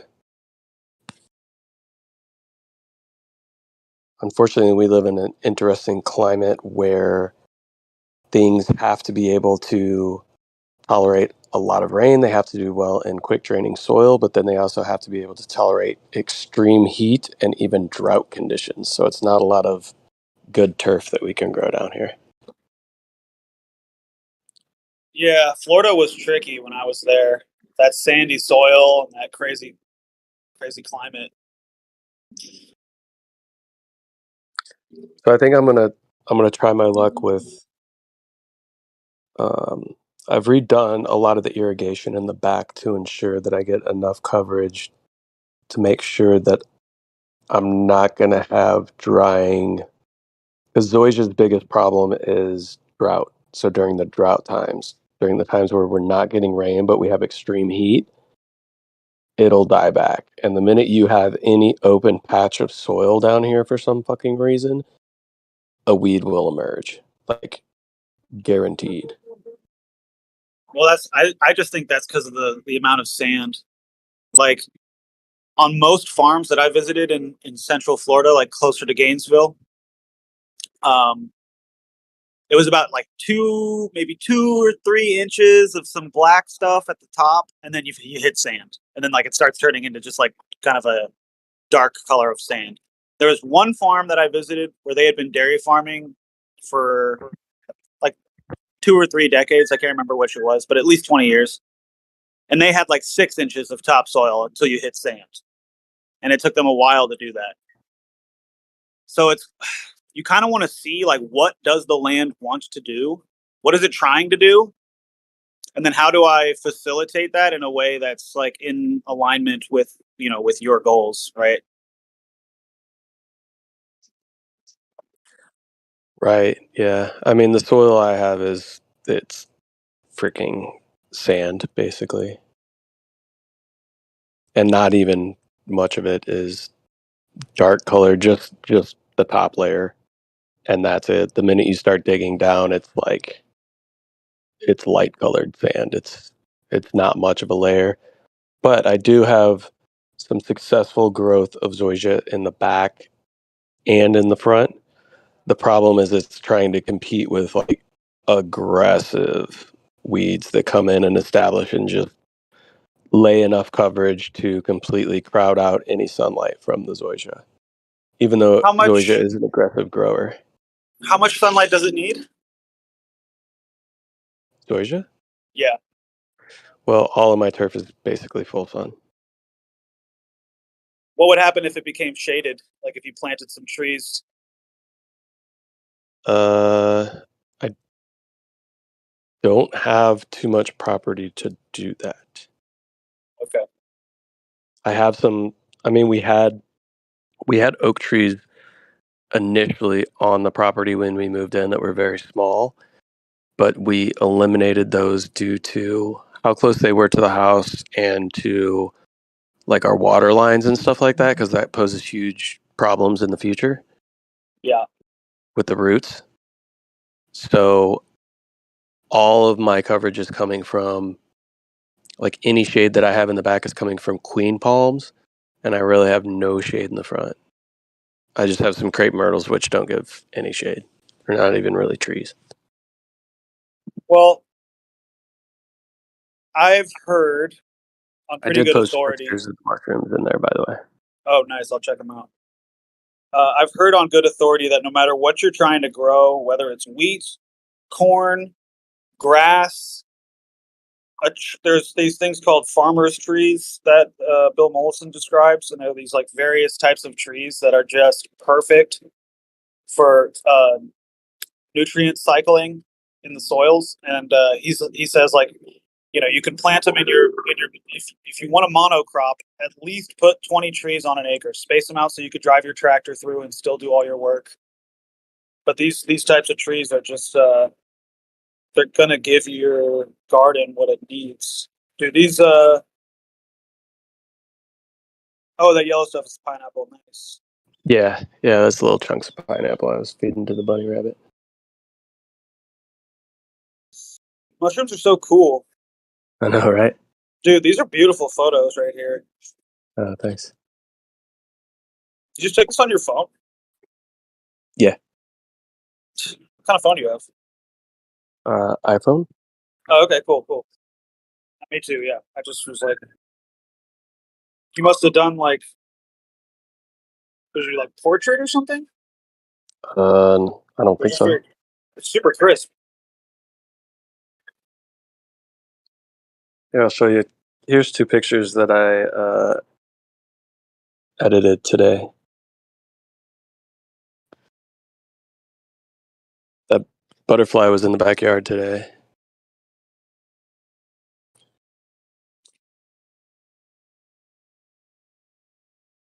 I like the frog photo. Frogs are cool. Oh, yeah. So those are Cuban frogs, which are actually invasive. They eat a lot of our native green frogs, but they're so cool to photograph. I have so many great photographs of those.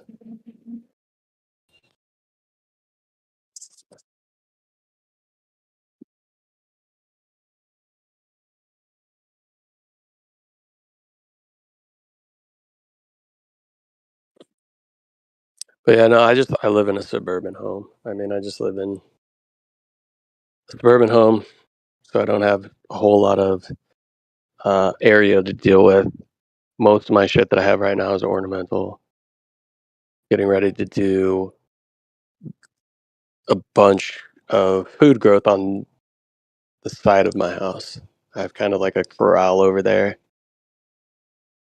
I'm getting ready to construct a bunch of raised garden beds. That's really why I have the logs, because I'm gonna do my base layer within the raised beds with the logs. I've heard that's decent. Yeah. Another tip or trick is you can go to a local like fish market and get all their heads and all their guts put it in a big barrel, and bring it to your property, and then dump that underneath the logs. Like dig a little shallow grave, dump all those fish guts in there and all those fish heads, put the logs over it, and then build your garden on top of that. So Yeah. fish guts are good. Okay. Chicken guts, whatever, just guts, just dead stuff. You know, if you find some roadkill, throw the roadkill at the bottom of the pit, whatever. Yeah. Yeah, it's just Well, nutrients. I have my old bunny friend is not far from where those mushrooms are. Actually, you might see the white bunny thing that my wife put where we buried it in the background of one of the pictures. Dude, I see that. We unfortunately lost a shepherding dog while we were on the farm, and he was pretty young. His name was Peter. He was a good boy. This mean cow kicked him right in the head, but that's another story.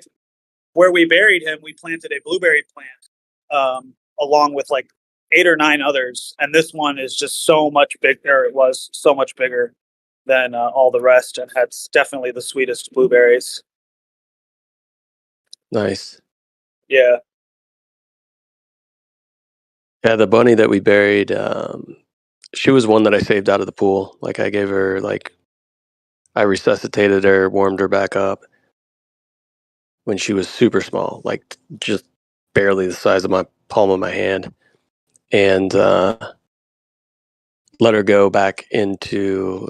She had like a hiding place underneath some white bird of paradise in my backyard, and then a couple weeks to a month after I had saved her, one of our dogs that was very like prey driven, who used to just eat all the bunnies in our backyard, she wound up passing away. So then this bunny started coming out because she knew that dog was no longer around, and she'd come up super close, dude. She'd eat out of my hand.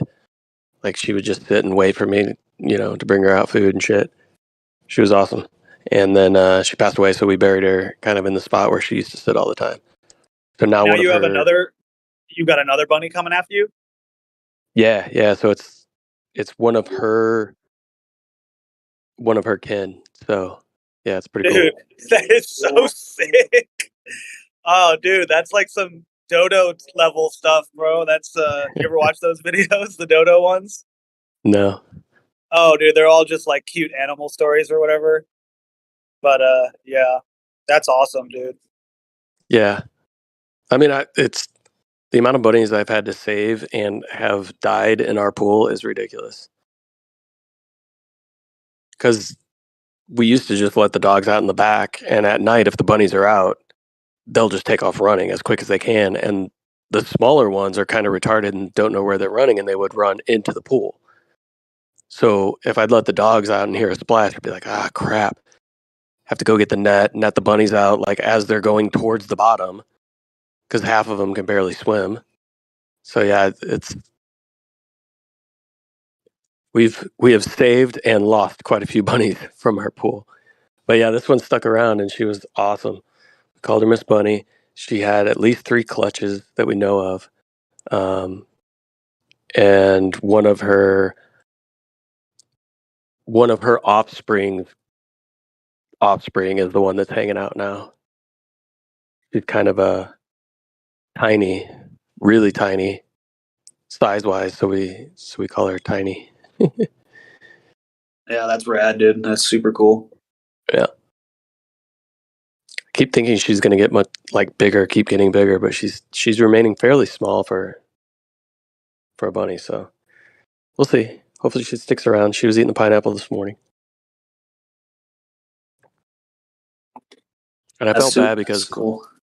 Because like Miss Bunny, we know she had a wound like on her leg, and I was going to try to trap her and bring her in and get her into a vet to see if we could get her looked at or taken care of, because she started like that leg started to atrophy, and like she couldn't really like use that back leg anymore. She was basically dragging it. So I was going to try to catch her, got some traps to try to catch her, and then like noticed a day later that she had passed away, probably from the injury. But we had her for a good solid 1.5 years, so that was cool. Yeah. 2 years. maybe. Yeah. And that's good that you're still like feeding bunnies and stuff, because sometimes something sad like that will happen and people just will be like, yeah, I don't really want to do that again. It's too sad when they pass. Yeah, it was horrible. Like literally, she died probably the day before my birthday, but we found her on my birthday. So literally, like right before having to go out to dinner and with like my parents and some other people, I had to bury my bunny friend in the backyard. Like we were walking the dog before we were getting ready to go eat. We're like saw it on the other side of our fence, and we're like, ah, crap. So I had to go grab her and bury her literally right before we were getting ready to go out for my birthday. So it sucked. Took me a while to get over that one, but she had one of her offspring that was hanging around, and then one of their offspring that stuck around. Been trying to coax some of them, but a lot of them are super skittish. But this one that's around now is definitely warming up to me, and she's pretty cool. She has like squinty eyes too. It's kind of funny. That is funny.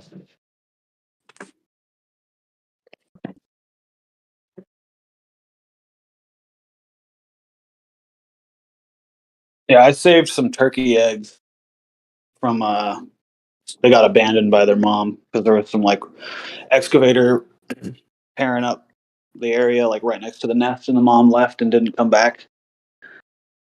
Because I was like watching the nest, and I was like, dang, it's gonna get like down to 50 degrees tonight. If she's not back by sundown, I'm gonna go grab those eggs. And sure enough, she didn't come back. So I incubated 10 turkey eggs.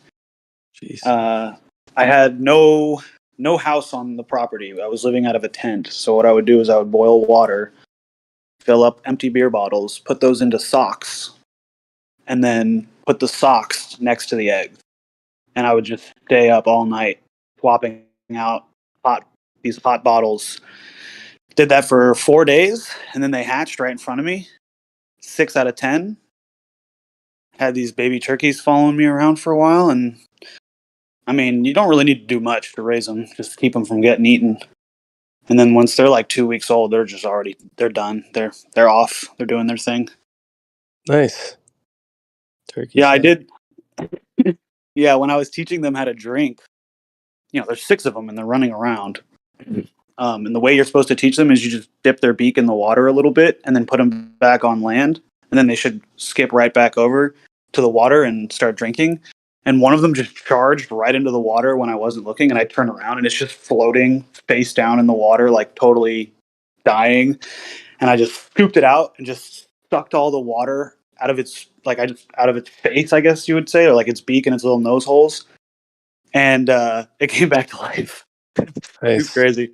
Yeah, it was crazy. Yeah, I know Happy it sounds endings to weird, them. but I've given quite a few bunnies, like Eastern cotton, whatever they are, cottontails, mouth to mouth, like basically over their snout, their whole entire snout, and brought quite a few back to life that way. It's crazy. It worked. No, it definitely works, dude. Yeah, I dropped 2 pictures of Miss Bunny. She started getting pretty red as the months went on. Aww. Yeah. She's sweet.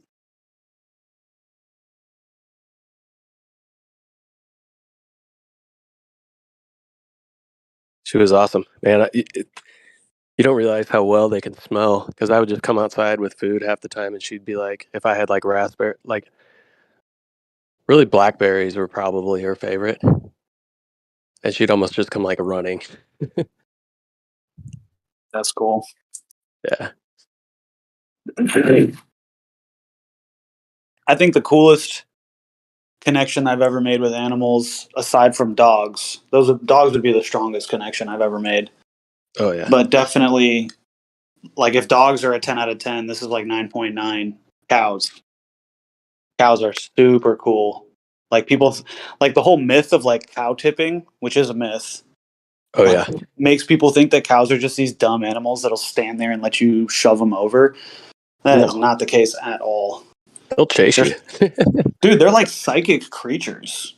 They'll They're tell awesome. you things. They'll know how you're feeling. They'll like, especially if you're like, hey, Miss Cow, I know you weigh like 1,400 pounds, but I need to like touch your teeth right now. I'm going to get some milk from you. And cows are not just going to let that happen. Like, something needs to happen between you and this massive animal that allows that connection to be made. And I can't really describe how it is done. There's a lot of obvious like training of the animal, which I've done. I've milked cows that have never been milked before. But yeah, it's definitely like a very crazy connection you got to make with the animal. Well, I think that happened with the bunny, Miss Bunny, because she was very, very, very small when I had to save her from the pool. And I think that kind of like imprinted on her, because not only did I have to resuscitate her, it was kind of chilly out. So I had to hold her in a towel and get her dried off and like warm her up and blow breath into the towel to raise her temperature so she stopped like shaking uncontrollably. So I think somewhere within that hour-long process that I had to do to bring her back to life, I probably had some sort of imprint or whatever onto her because she was super young. Yeah, definitely. Because she was immediate. Like once our dog had passed, she was like, "All right, it's safe. I'm going to come out and talk to you." It was pretty cool.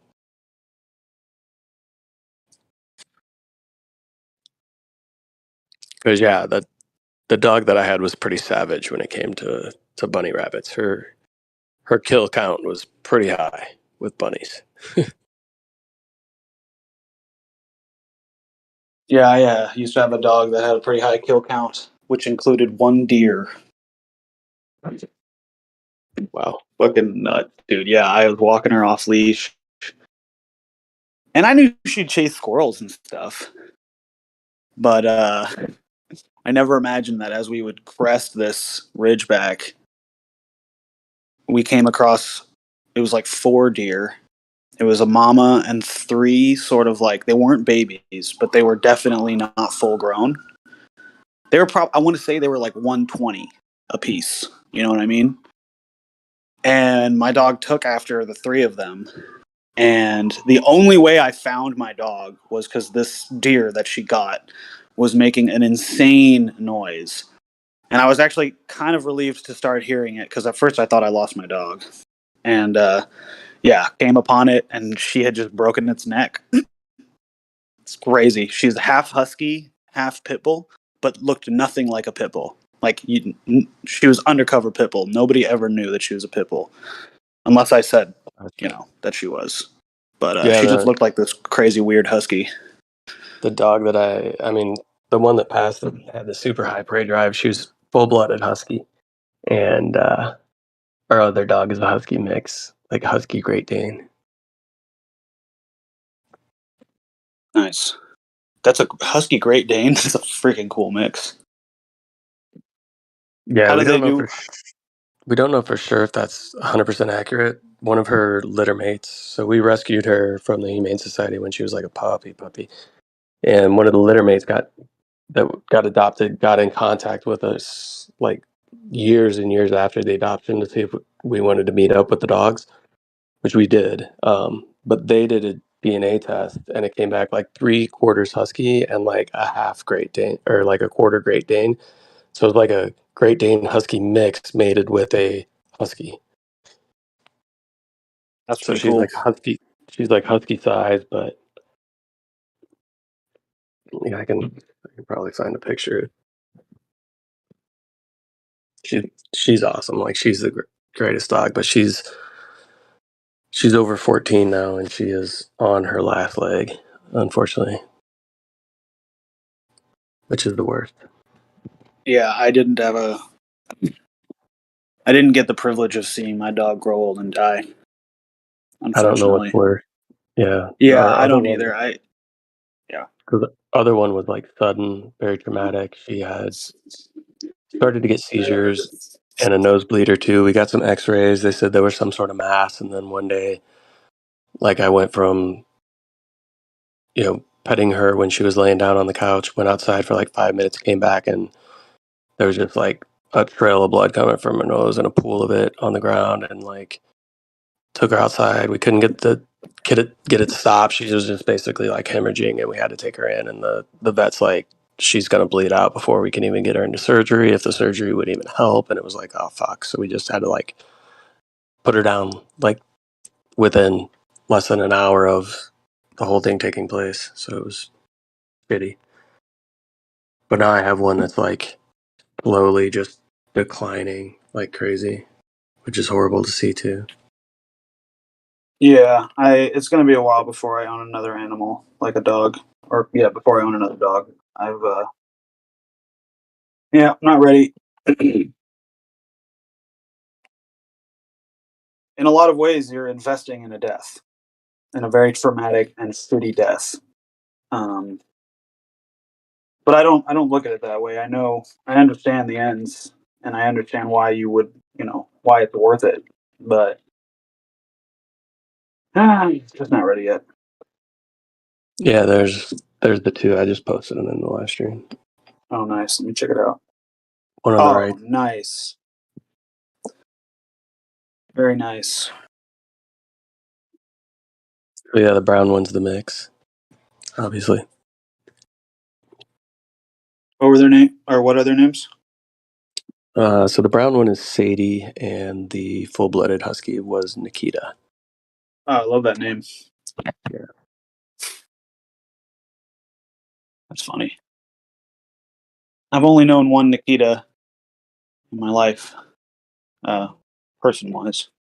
Never met anybody else with that name. Yeah, I know she's a female, but I know it is sometimes like a male name, like Russian. Mm-hmm.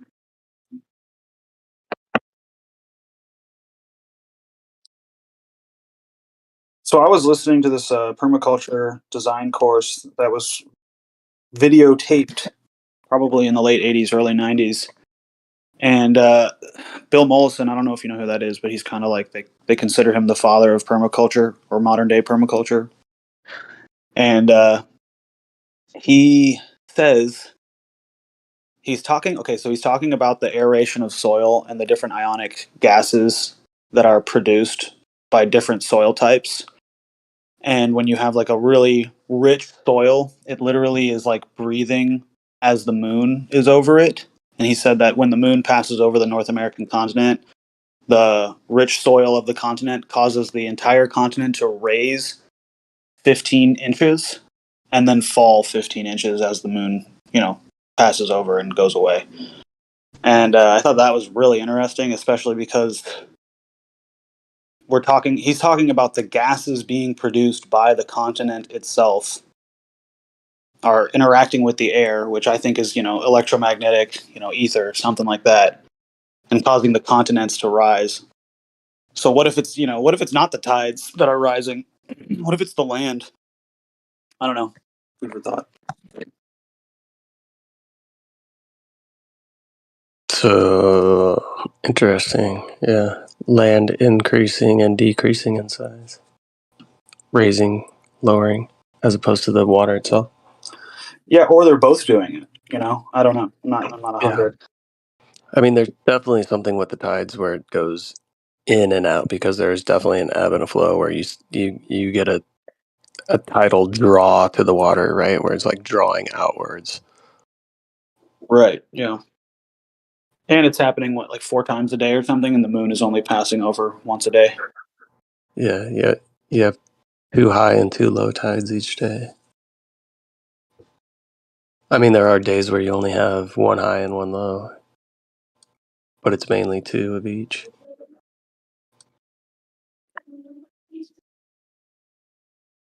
Another thing that completely goes against what we've been told as far as the model, right?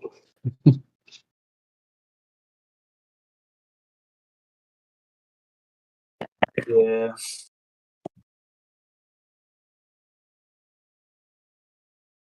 I want to learn more about these gases that the soil produces and how that's interacting with the atmosphere, and how that could affect like the electromagnetic field of the Earth.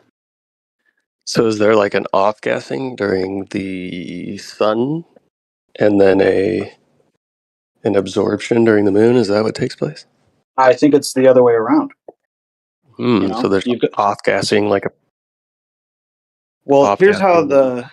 the gases that are being created in the soil are being created over time as various plants drop their roots down and pull various nutrients up and then drop them back onto the topsoil. And those plants get their energy from the sun, right? And then when the moon comes out, I would imagine that this is when, you know, the ground is now being pounded by heat. There's a temperature change. There's an off-gassing during the nighttime. I don't know. I'm not really sure how it works. That's why I want to like research it more because it definitely pertains to like, you know, where my career choice and of course, you know, the nature of our reality and it being, you know, stationary, motionless plane.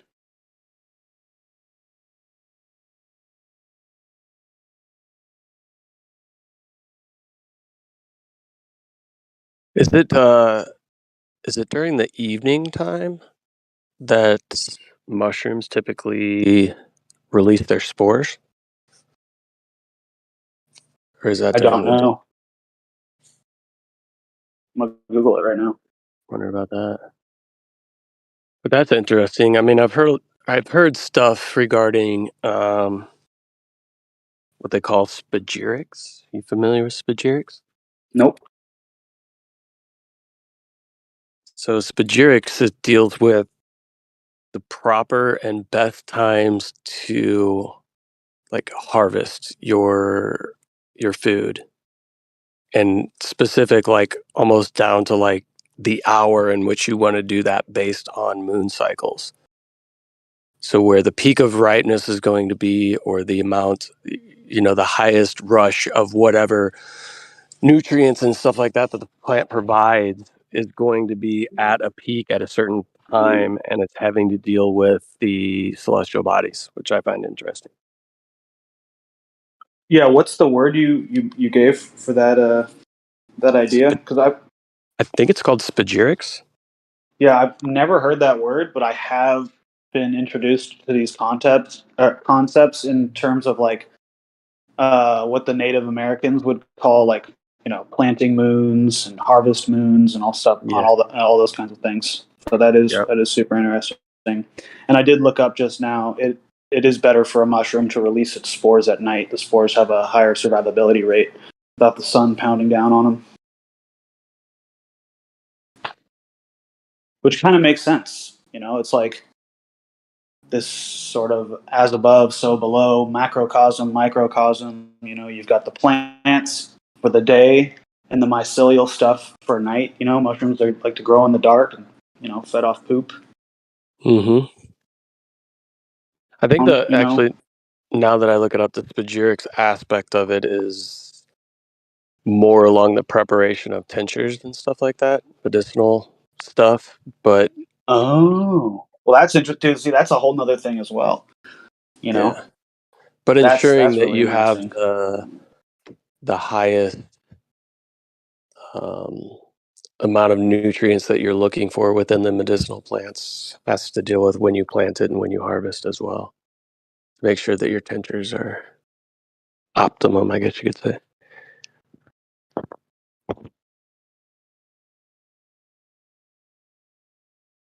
Yeah, we would do these like full moon parties, like full moon planting parties, where we would inoculate the garden beds and plants during the full moon.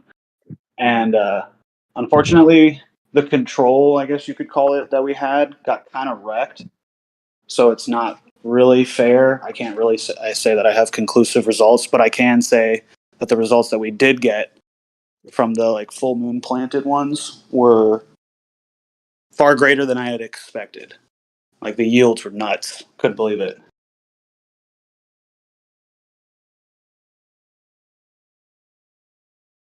And it was a variety of things too.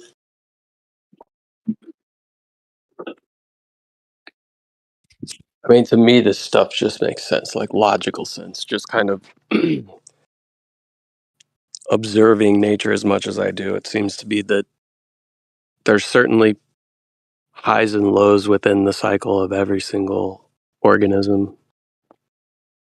And it seems to have some relation to the celestial bodies. Obviously, we have the seasons based on that. So it stands to reason that there's more aspects to plant life that deal with that than we are probably in tune with. I would say we're increasingly becoming further removed from that as the years go on, the more that we just continue to have the average person disassociate where their food comes from and all that kind of shit. So I'm sure there's a lot of people that were way more in tune with that than we are just by studying nature strictly through observation, Native Americans, things like that. Right. Well, one thing that I don't think a lot of people realize is that the key element to any eugenics program is the diet of the specimens. And the type of eugenics program that we entered into with the onset of industrialized farming has been well documented, like all the negative effects have been well documented. And to detach from this food system and to get on good, clean food, I keep saying feud. It's really weird. It's key to removing yourself from this beast system, from getting out of this eugenics program, is getting off their food. You gotta break from the program, and that's a huge part of it, in my opinion.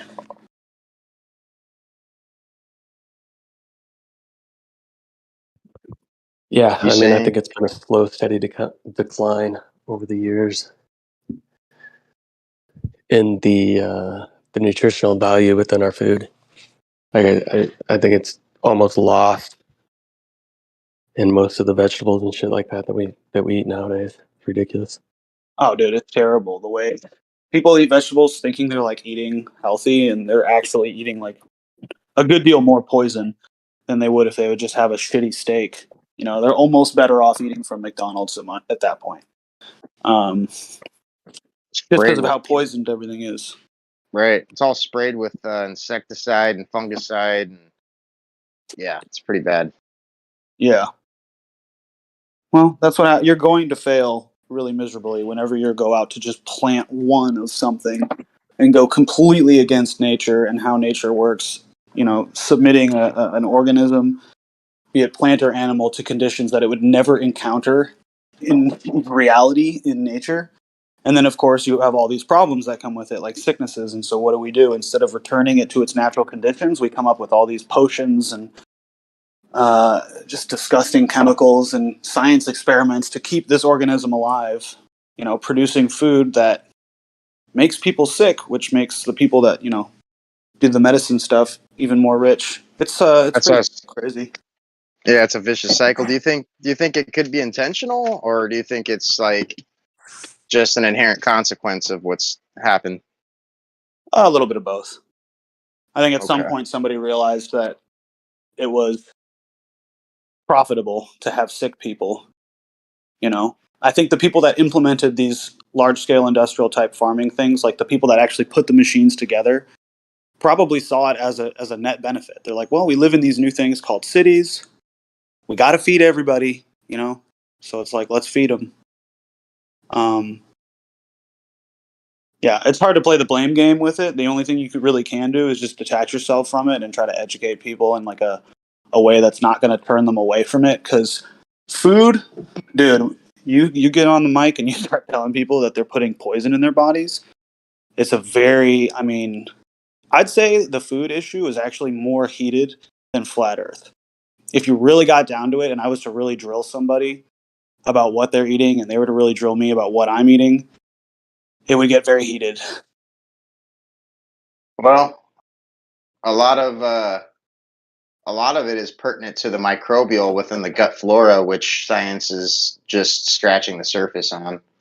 So I think we've kind of had a small conversation about this in the past, as far as fermented foods go and the benefit of that, and how Western culture doesn't really implement a great deal of that into our diet. and we suffer from a lot of unknown and intestinal or gut diseases, if you will, that are undiagnosable. But it all plays a part. Yeah, I mean, eating things that are dead is a way of life. But if the animal was sick before it died, chances are you don't want to eat it. And if it wasn't just sick but never healthy in the first place, well, you definitely don't want to eat it. You know, it's like, congratulations, science! You found a way to make a cow that produces 15 gallons of milk a day that never sees the light of day because of all the parasites and the bullshit that the cow has. The milk has to be pasteurized multiple times. It's got to be homogenized because of all the dead stuff that pasteurization process creates. And so, you know, you've got this thick layer of scum at the bottom, and they need to whip that up so you get that kind of creamy texture. Oh, and then you got to realize that all these cows, because they've never seen the light of day, their milk has no vitamin D in it.